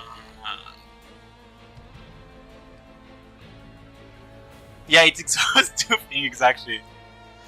Thanks, Orangi. Yeah, the X dungeon may be the X part may be a bit long to watch. It's well, you can watch this within 1 hour. I think the X dungeon part, which is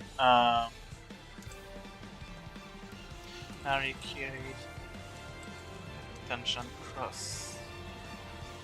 Nah.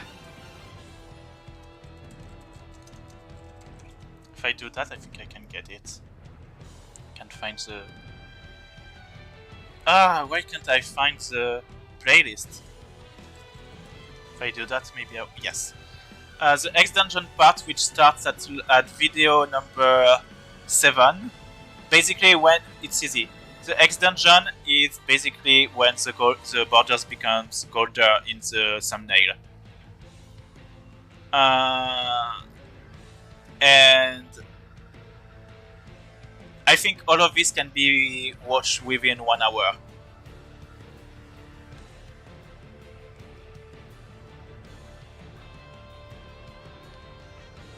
By the way, didn't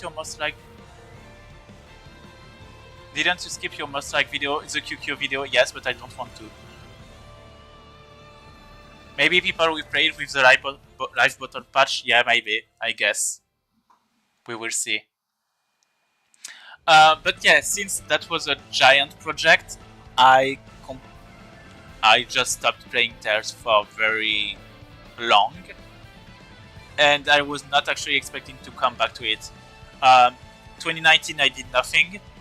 2020 I came back to the channel, but I didn't actually play Tales. there was still no Tails. I have too many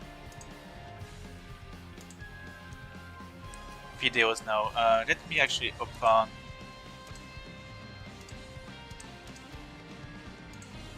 Let me change. This is, yes, this one. I did another.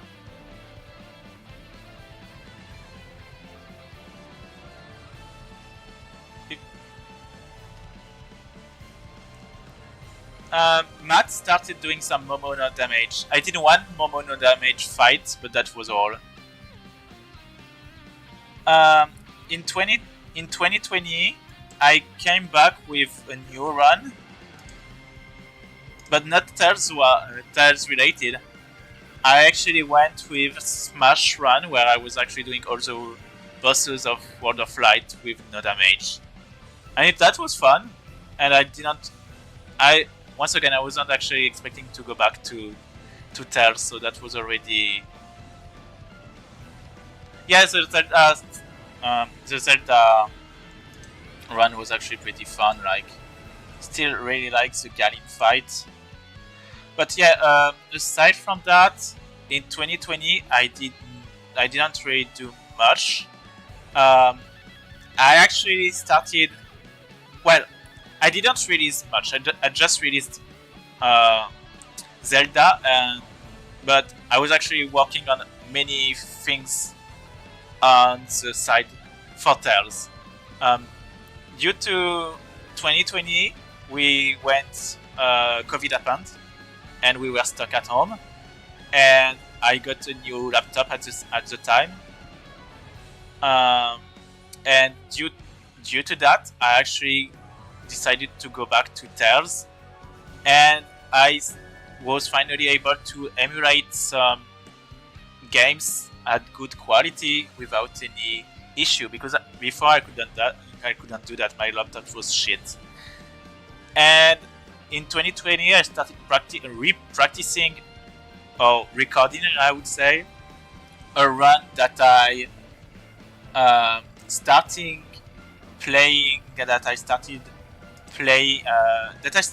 practicing a lot in 2016, but was never able to actually do. It's it's a obvious tier run. The tier 1 where I knew that I would be able to showcase new things, because most of the discoveries that you see in this run, I actually had them in. I actually knew about them in 2016. But yeah, that's how I found free run spell cancel, guardian cancel, and all of these really stupid stuff. And finally, after so many years of practicing and not being able to record the tier run, well, I finally was able to do it. So yeah, 2020 I focused on tier, and why it took a bit of time to get clean takes. Recording the whole run went relatively fast, simply because I had a lot of practice. This is probably the only run that I practiced so much before being able to record. So yeah, lot of things, and this one, yeah, the optimization of the tier 1 is one run that I optimized a lot, simply because I wanted to, and I actually, since I had all the bases, all the strats done and everything, all I had left, between quotes, all I had left was to get a very clean take. So that went pretty fast, thankfully. And Abyss not being too much of a hard game also kinda helps. The only thing is, when I started recording this run, the Nebili fight were not breakdown completely. I was not able. I made him to a breakdown of Nebilim on stream a couple days ago. Oh yeah, you're right. I did a breakdown of the Nebilim fight again. You're right. the Nebulum fight is actually something that I discovered only a few more. The Indignation Dodge is something that I discovered only a few weeks before the release, from what I remember. No, sorry, a few months, because I kept the video for New Year and I usually do that. Yeah, but we don't care about these details. What was I saying? Yeah, so I spent 2020 a lot of parsec sessions with friends, but in the background I was actually replaying Tales and doing a lot of runs. And when I announced the tier run, let me see. I announced a lot of other runs as well. Guys, I think how many did I announce? I think I announced 4 runs at once, right? I think it was 3 or 4. Because in 2020, when I announced the Sharia run, I remember I was actually working on 3 other runs. One of them was the cancelled Chalcedony project, and the 2 other ones were the joke run, well, the meme runs, because they are not jokes, but the meme runs that were Phantasia GBA and Destiny PSX. I don't remember which one I started first, but I know that the Philia PSX is actually one that I had in mind for a long time. Let me see, can I find it?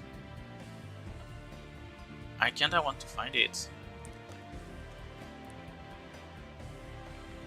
This is a Phantasia 1 announcement. I think that's the announcement video. Yep, exactly. Found it back. Yeah, 4 runs at the same time.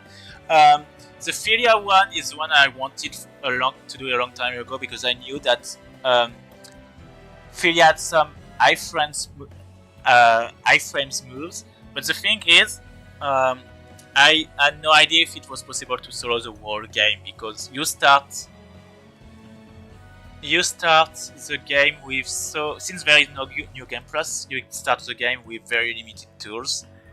But I had 2 things in mind that most people don't know: iframes on multiple moves, plus the pushing effect that is very well done in this game. I also coded. Yeah, I coded everything. Everything is programmed. I didn't have Premiere yet at the time. I don't know when we actually started doing Premiere stuff. When I started doing Premiere stuff, when you actually showed me how to use it, it was much later. And thanks again for showing me, because that helped me a lot. Yes, I'm a crazy man. Sorry, but I'm a programmer. Initially, I'm a programmer, so I just develop things.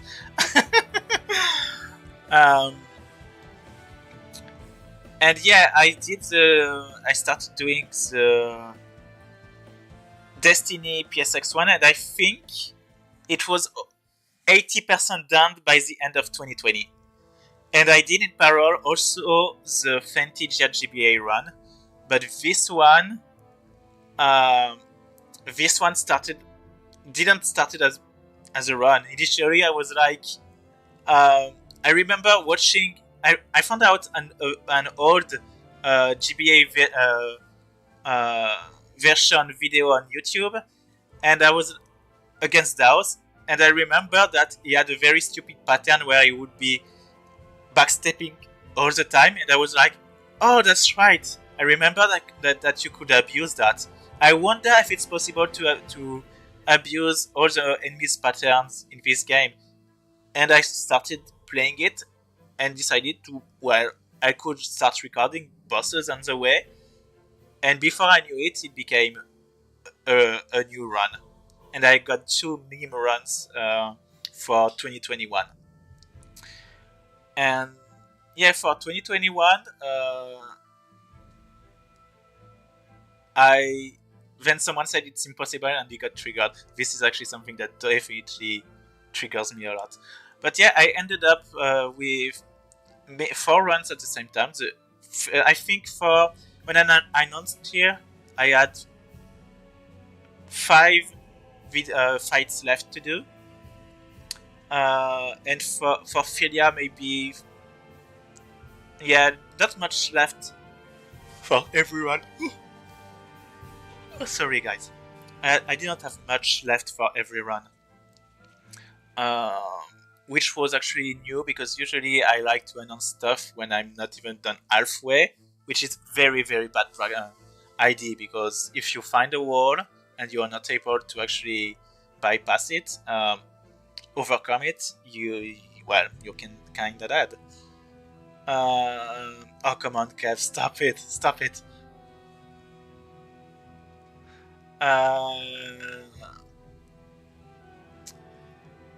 And yeah, so for everything in 2021, everything was almost already recorded, so that went pretty well.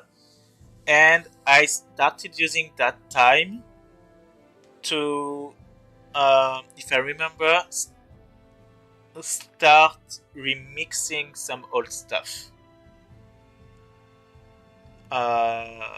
I started remixing Sheria and Harold first. Harold because I was close to get every fight close to the standard I have today.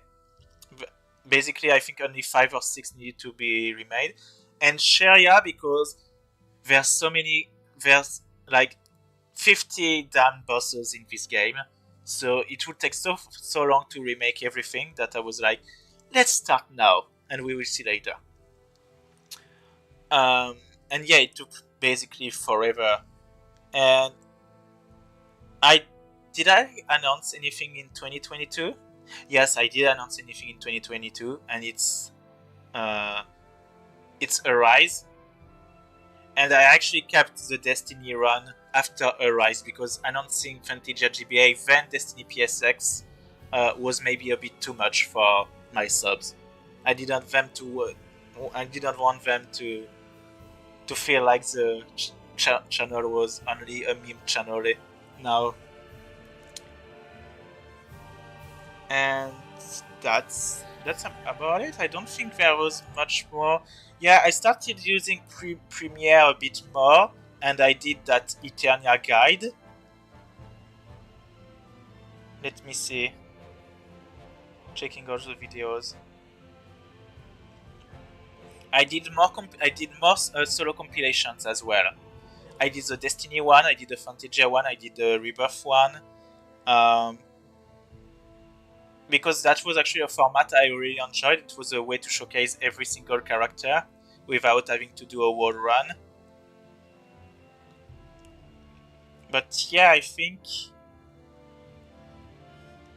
2021 was mostly remakes, Tier, and Phantasia GBA. And the big, very, very, very big Eternia guide. And 2022 was the announcement of the Xi'an solo that replaced the cancelled Chalcedony run. The release of the Destiny PSX run as well. And I was continuing remaking everything.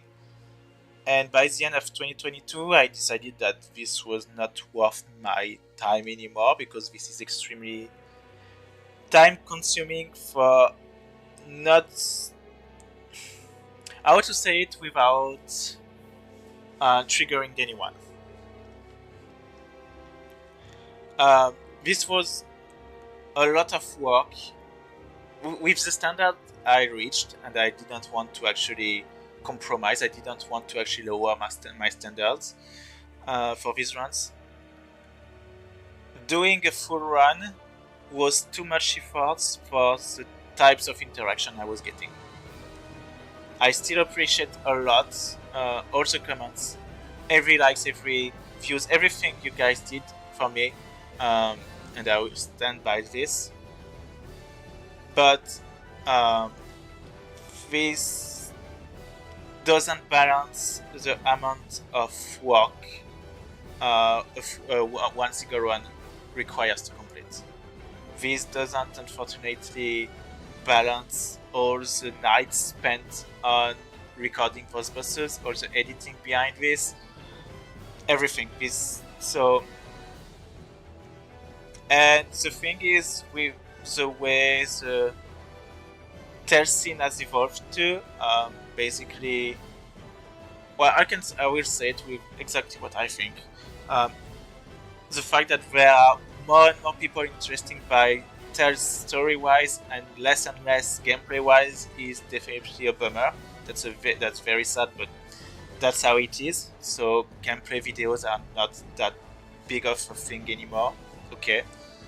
And I didn't like the switch to how Tales runs were going. Basically, we went from challenge runs to just gameplay runs, I would say.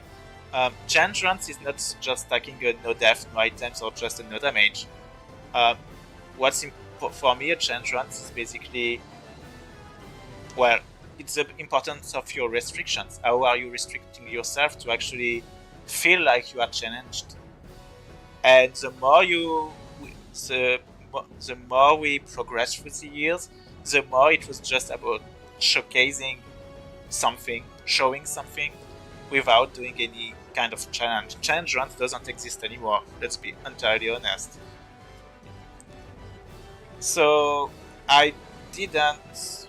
Well, this is a switch, and what I was doing wasn't a thing anymore, so I was like, well, I don't think it's really necessary to continue that if it's not the kind of video people really enjoy watching either. There is also a huge switch to how people consume YouTube videos as well. It has to be immediate. They don't really need to think. This is very different from early YouTube. So, well, a lot of small facts that add kinda added to each other to the point that basically the format of my videos are just not worth anymore my time, and I think even anyone's time. So, and it was too time consuming for when I could have basically used all this time to focus on more meaningful things for me in real life, basically. So I just wanted to change that, and that's why I went with such a drastic choice as well, because knowing myself, I would actually keep how I could. I know that knowing myself that I would keep actually trying to play games. I still have this idea sometimes. I do have stupid ideas for runs. Like when we talk, you can see, guys, that I actually have the stupid ideas for random runs and or restrictions are still there, but I didn't. I don't want to actually fall in that trap and go back to committing to challenge runs anymore, because I'm not taking this time. Um, I'm not taking this time to actually focus on real life and fix other issues I have that I definitely need to.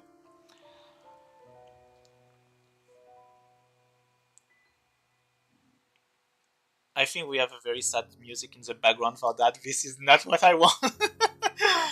What's what is the playlist right now? I can't hear. Whatever. Um, but yeah, no. Let's switch to something more interesting. Yeah, the Rise music, perfect.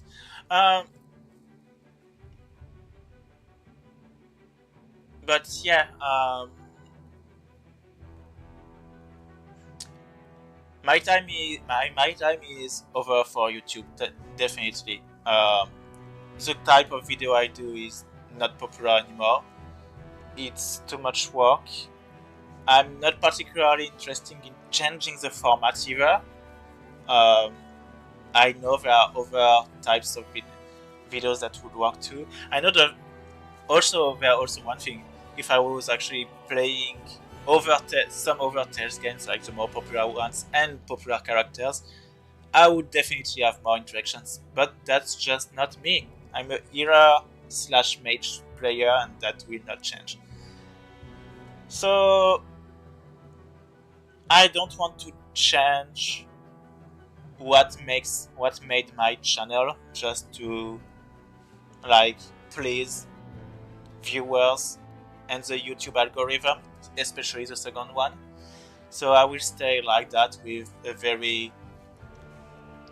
being a very small unknown channel, and I'm totally fine with that. Um, does that mean that the channel will completely stop? I will that answer completely open, because considering what happened due to the pandemic, that will be extremely, I would say it, arrogant to say that I would never go back to Tales and do any single video. Knowing me, I know that I will do some stuff from times to times. That the NDX making of maybe one day. If I can get it that this year, that would be perfect, so that I don't even have to think about it. But I think I'm going to switch to something different too. But yeah, I don't think it will be. I don't think I will go back to challenge runs, because too time consuming for little return on over investment. Maybe one thing maybe the few things I will do is either sometimes random fights when I feel like it, and the solo compilations ones, because this is actually a good way to not do a complete run and showcase all the different characters.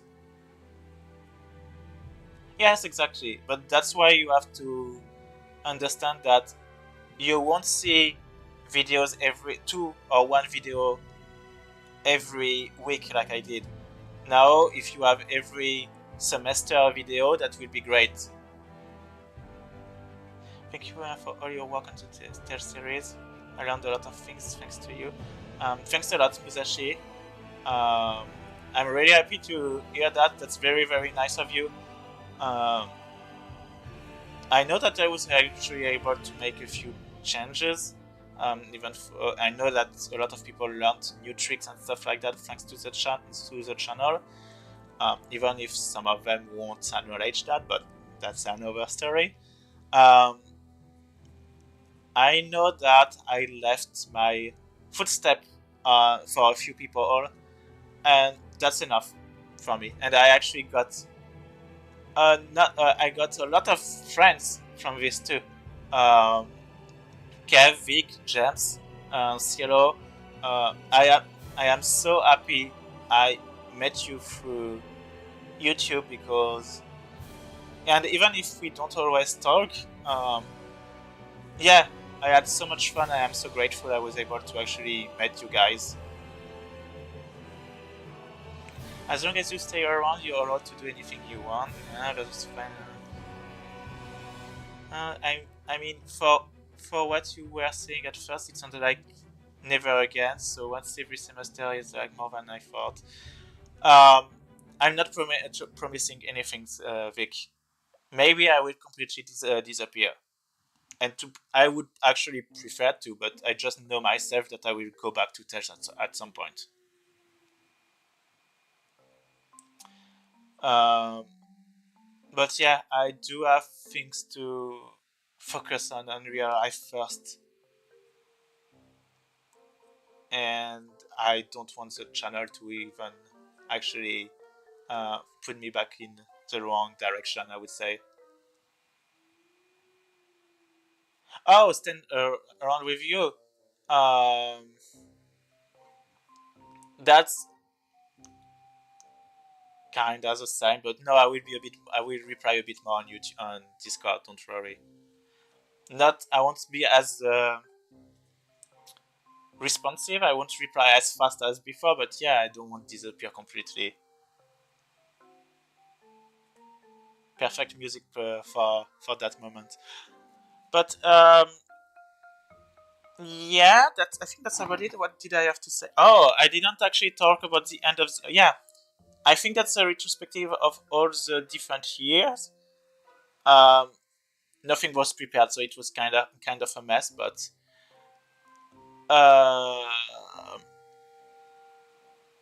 in terms of content, thank you guys. I really appreciate a lot your support and your kind words. That's very important to me. Every support, every comment, every single comment I got in my videos were definitely the most important thing to me, more than the likes and the views and the YouTube algorithm. Because any comment meant that there was someone that was actually, that took the time to watch the video, took the time to hit the comment button and post something. That's more efforts that I wanted, and yeah, all those comments were very important to me. So thanks everyone for all your supports during these years. I think you're way more talented than you think. Thanks, Kev. You said something even stronger than that last time that truly resonated to me, and also helped me thinking that I had to leave YouTube for this same reason. If you pass by my city or buy me a drink, thanks, Vic. Thanks, Vic.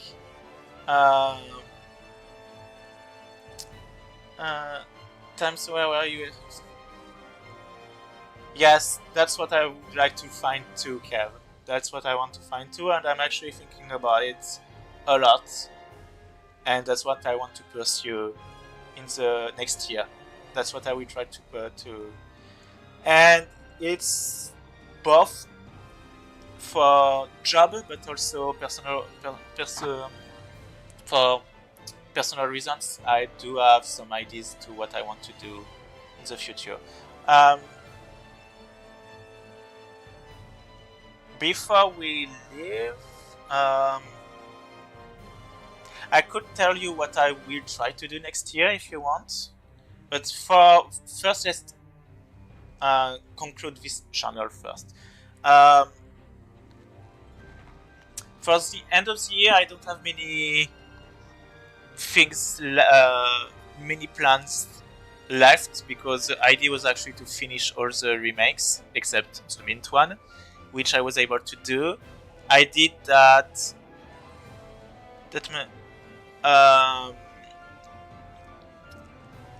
I wanted to do that anniversary week.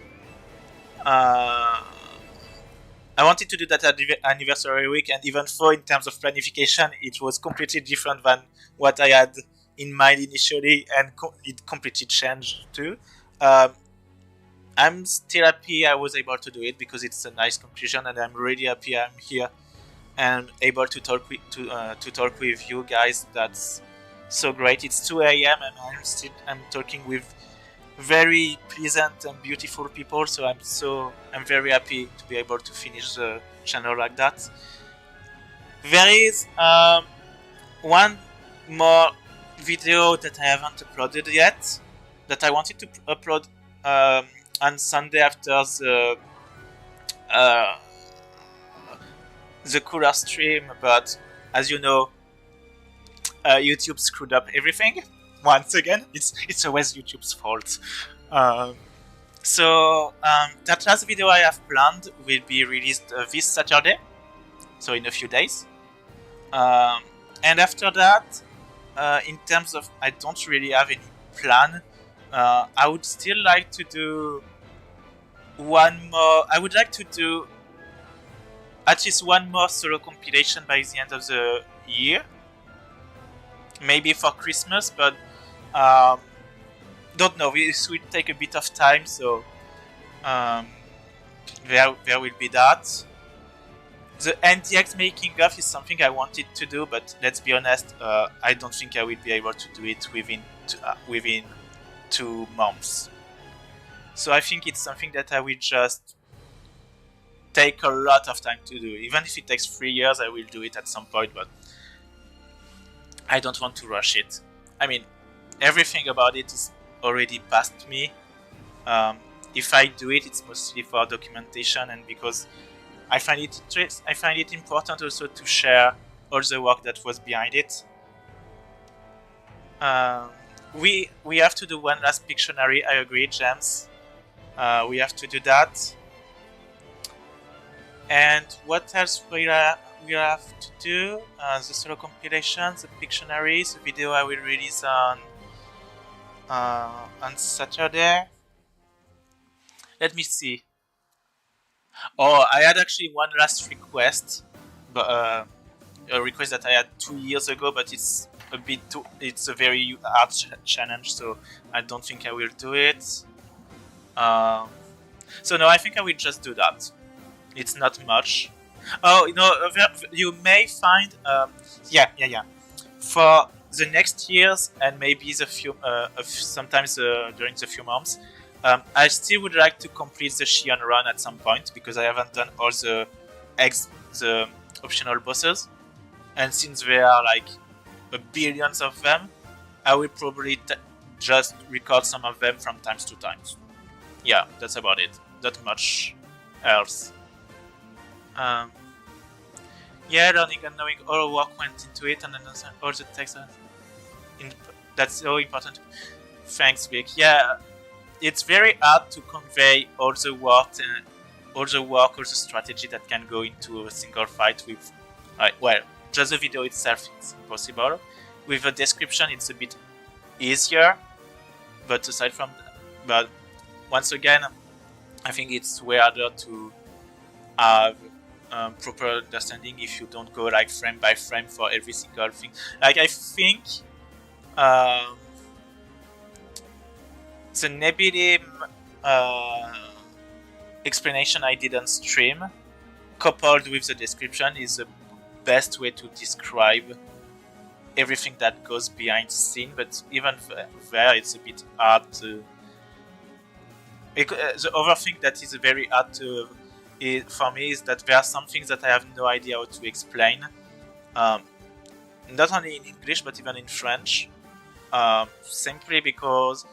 I'm more of a visual person and not a very talkative one to begin with, so there are a lot of things that are visually clear and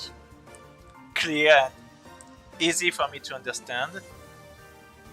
Yeah, don't explain, don't think, feel. That's how I can tell it. So yeah.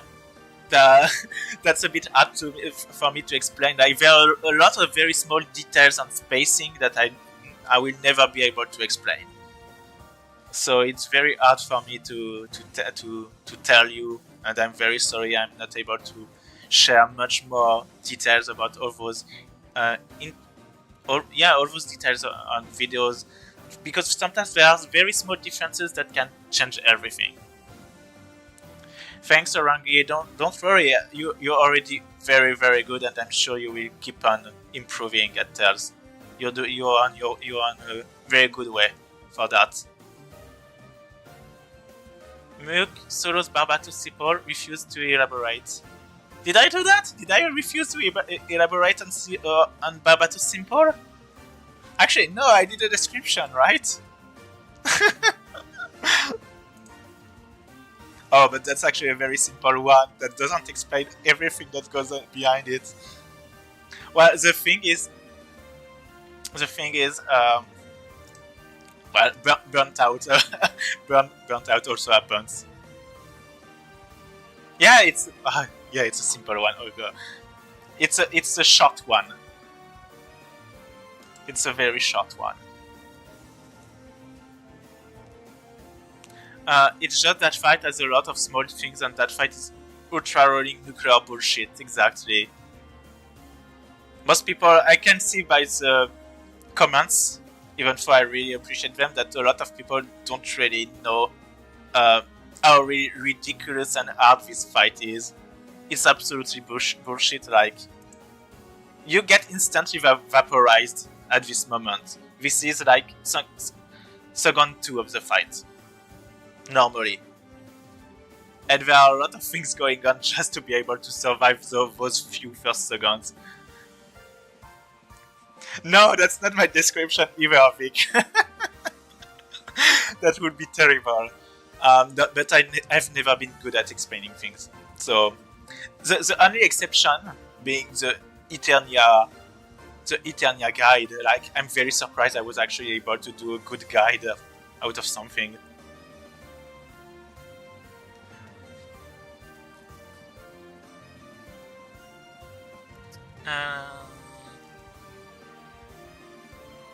All my Symphonia fights have like 1-sentence memes as a description.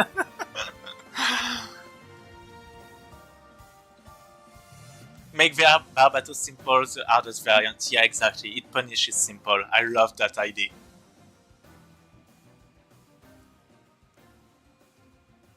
You would have loved it. That was the description of the fight.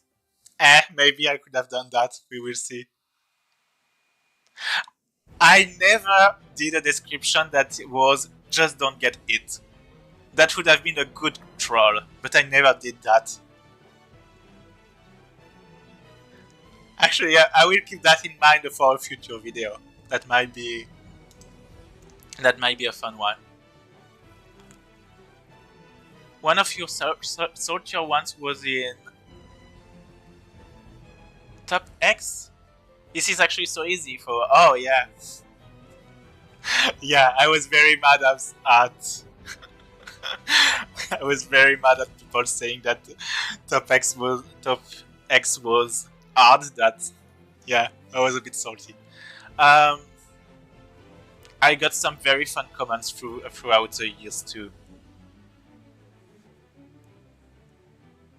and some very hype ones too. So thanks again, everyone, for all your support during those years, and even for the new ones. If it's only a few weeks, a few months, that means a lot to me. So thanks a lot.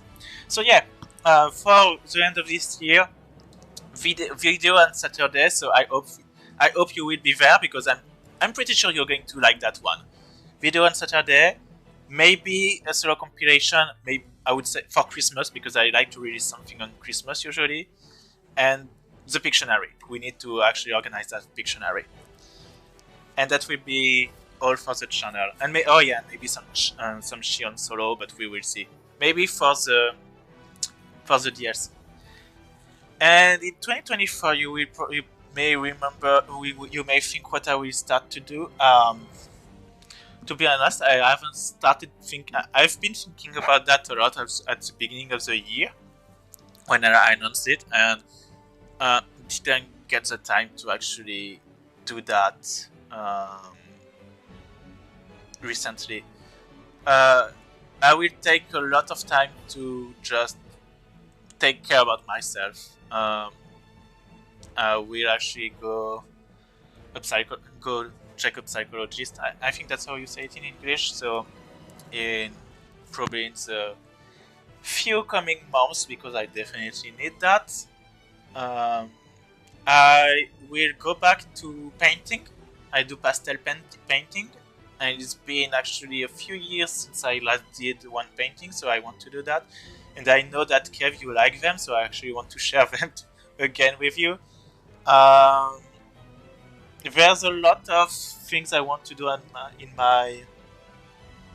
home as well, in terms of decorations, things like that. Some very, very simple stuff, but just taking care of very small things like that is a very soothing, I would say. Where will you share them? I don't know. It's always a good idea to take care to my man paints. Yeah, I do paint. Let me check if I... do I have any picture of them? I wonder. Let me see.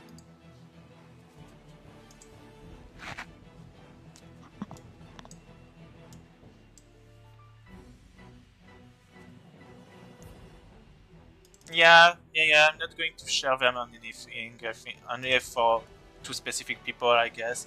Do I have some of my art?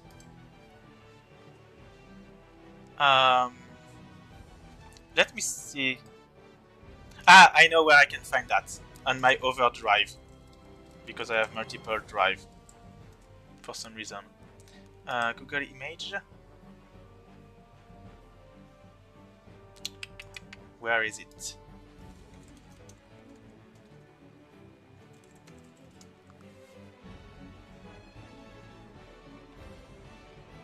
Kev's super long, heart-pouring video is a... Yes, exactly. It was a painting from me. I know he requested if he could use it, and yes, of course. So, where are my pictures? I need to change account. Oh no.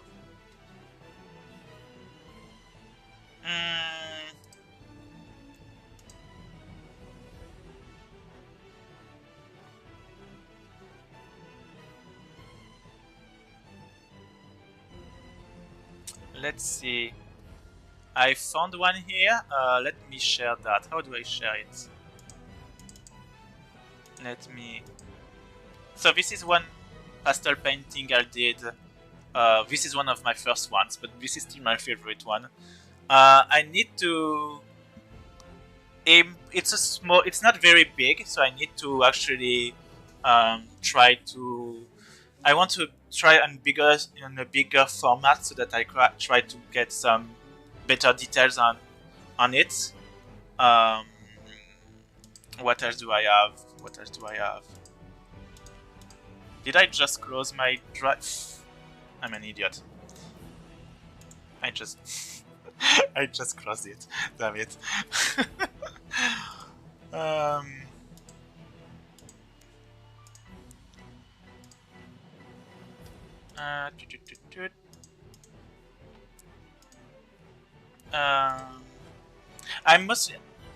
I'm mostly good at copying things, unfortunately, not particularly making stuff on my own. So, for instance, this is Evangelion. This is made with pencil, but I use the model, so it's definitely much easier than if I was doing it just by,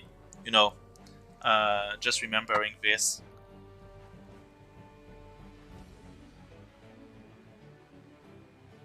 What else do I have?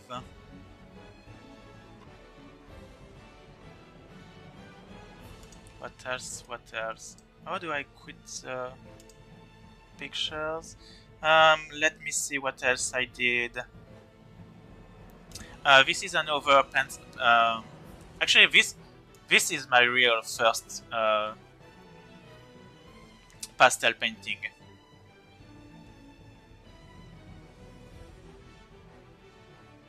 I used a different type of paper, so it was a bit hard to work with, but I do enjoy the result.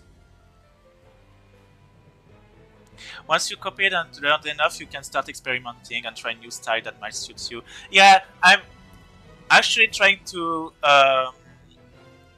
remind me of this ship used on a Canadian dim. Oh, time. Okay. Okay. I will have to check that out. Yes, definitely experimenting is something that I try to do first. Because first you need to learn the art medium, like the pastel itself. Then you have the different types of paper, then the different techniques, and then you have the drawing itself. So there's a lot of different variables that you have to learn.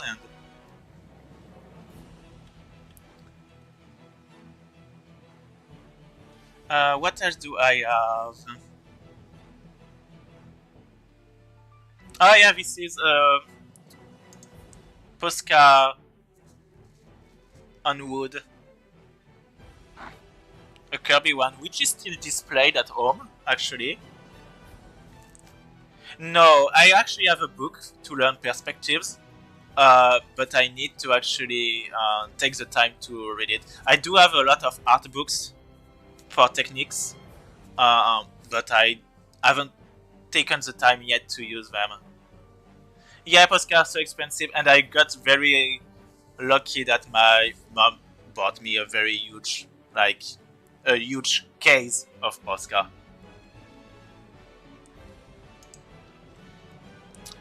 What else do I have?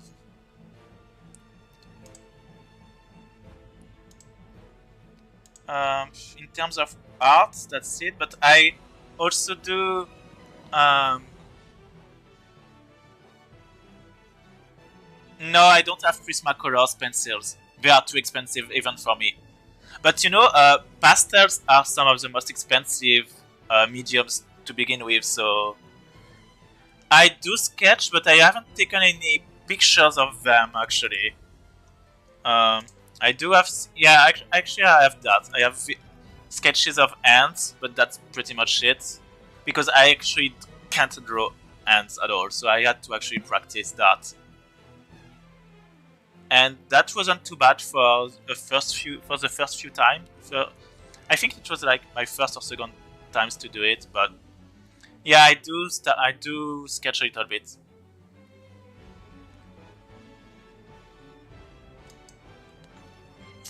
And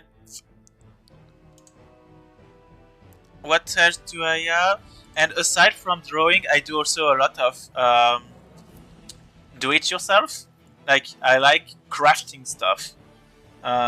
Do I have any picture of that for? Where can I find that?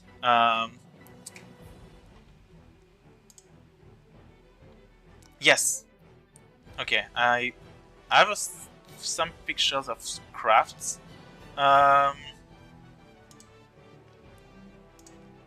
This is a lamp. I did a lamp. I made this out of an old wine bottle and recycled paper cups. I made a flower bottle. Yeah, because I like to try different stuff.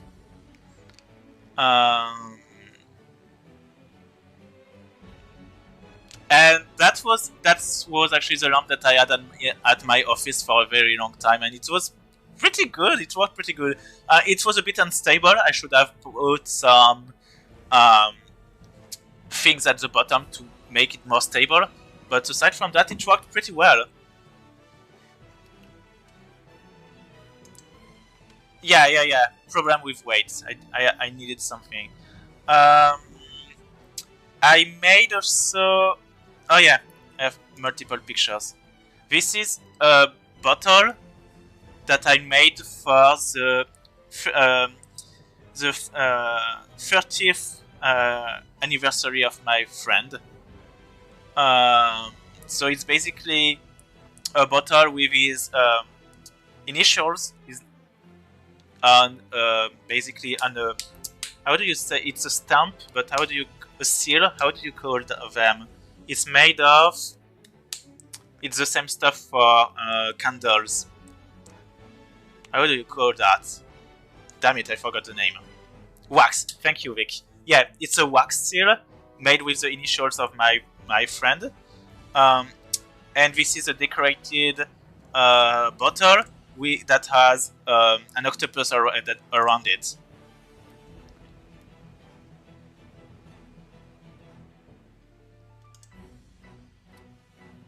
So yeah, multiple pictures of the octopus. And I'm pretty happy because that was pretty much the first time I did some sculpting, modeling. So I think I shared this one on the Discord, yeah. I think. And I was pretty happy with the result because that was, I'm not very, yeah, that was kind of the first time that I tried something.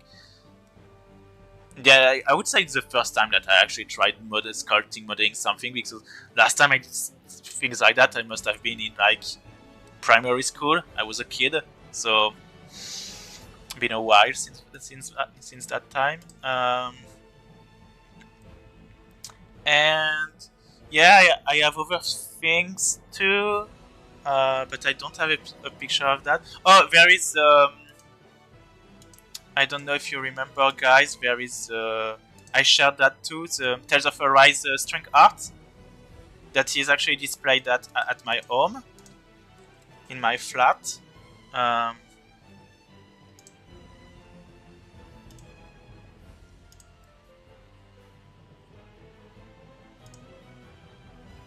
cares about that?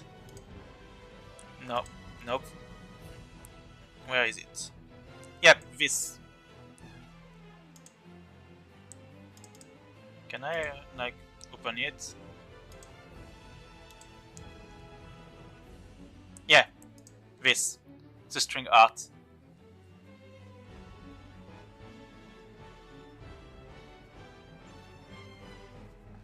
Which took me, I think, 1 year to do because I was too lazy to actually finish. And this was actually pretty long for many reasons because usually for string art you have a wood surface and you just have nails that you just put on them. But the problem with nails is that the top of the nail is pretty large. So the problem is that you will see the top of the nails a bit too much. And here I wanted to do some kind of shape that is very detailed, so the sovereign crest. So in order to actually be able to have something that is that is nice looking without seeing too much of the nail, I needed some kind of stick that is very small, so that you wouldn't be able to see that. And basically, what I did is that those sticks are basically toothpicks that I cut in half, and I painted all of them in white, and then I planted them by hand on cardboard surface.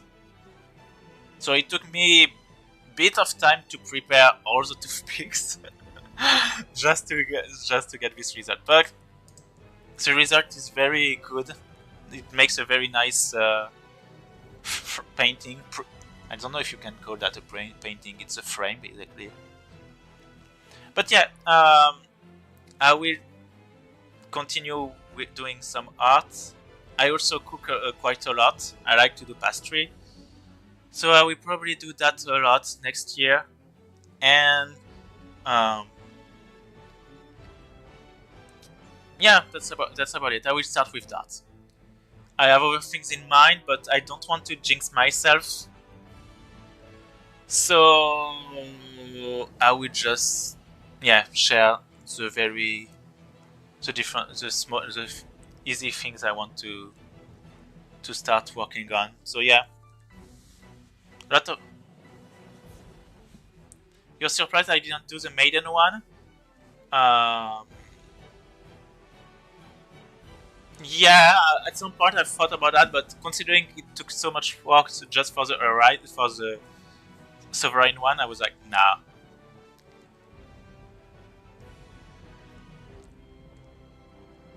But Kev is opposed to anything that is not junk food. I'm sorry, but isn't that completely true?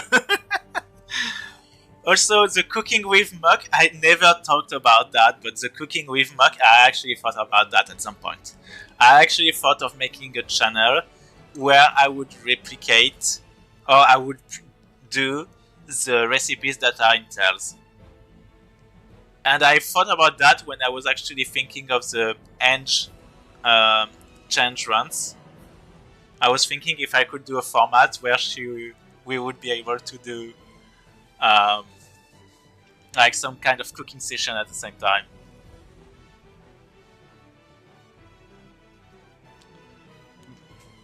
The best husband, oh my god. Zucchini cupcakes are amazing. You just don't like it, that's all. You don't like anything when it comes to cooking. But yeah.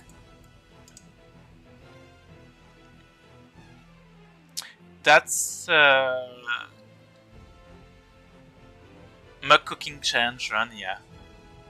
There is also one huge joke video that I wanted to do, but I will keep that in mind. I won't jinx it, I won't spoil it, because maybe one day I will do it. I still have so many ideas for this series that it kinda hurts to not be able to do all of them, but I don't have the time for that, so Anyway, I think that's about it. I chatted already a lot about this. That should be the last stream I do. Wait, until the Pictionary, of course. But yeah. Sorry, I'm a bit. I don't really know how to conclude all of this. Yes, there is one more video. To recap, one more video on Saturday. The Pictionary, maybe a video of a solo compilation for Christmas, and that will be it. Thanks again, everyone, for your support. Do you have any, before we end, do you have any question you want to ask me?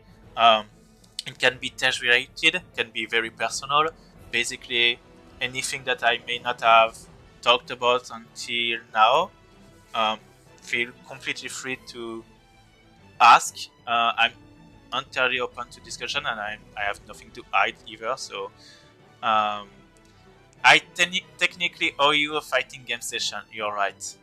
Yeah, I owe you a fighting game session where you're going to destroy me. That's true. That's true.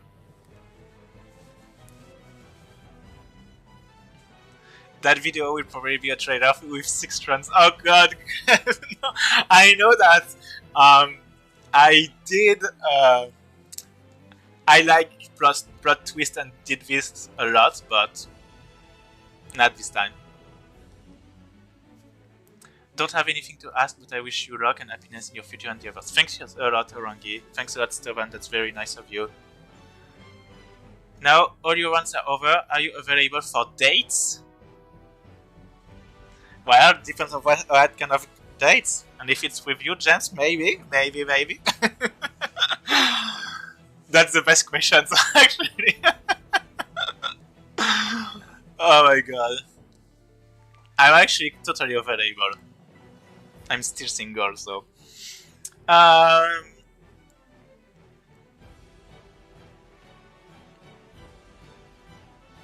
yeah. Time to book the Euro tunnel. Oh yeah, you're not very far. But yeah, if you guys don't have any other questions, then I think we are going to stop here. Once again, thank you so much for coming for Couleur's journey, for the run. Thank you so much for staying for the channel retrospective. Thanks so much for your support for all these years. Like 10 years of challenge runs, that's a lot. So thanks a lot. Really, I wish you all the best.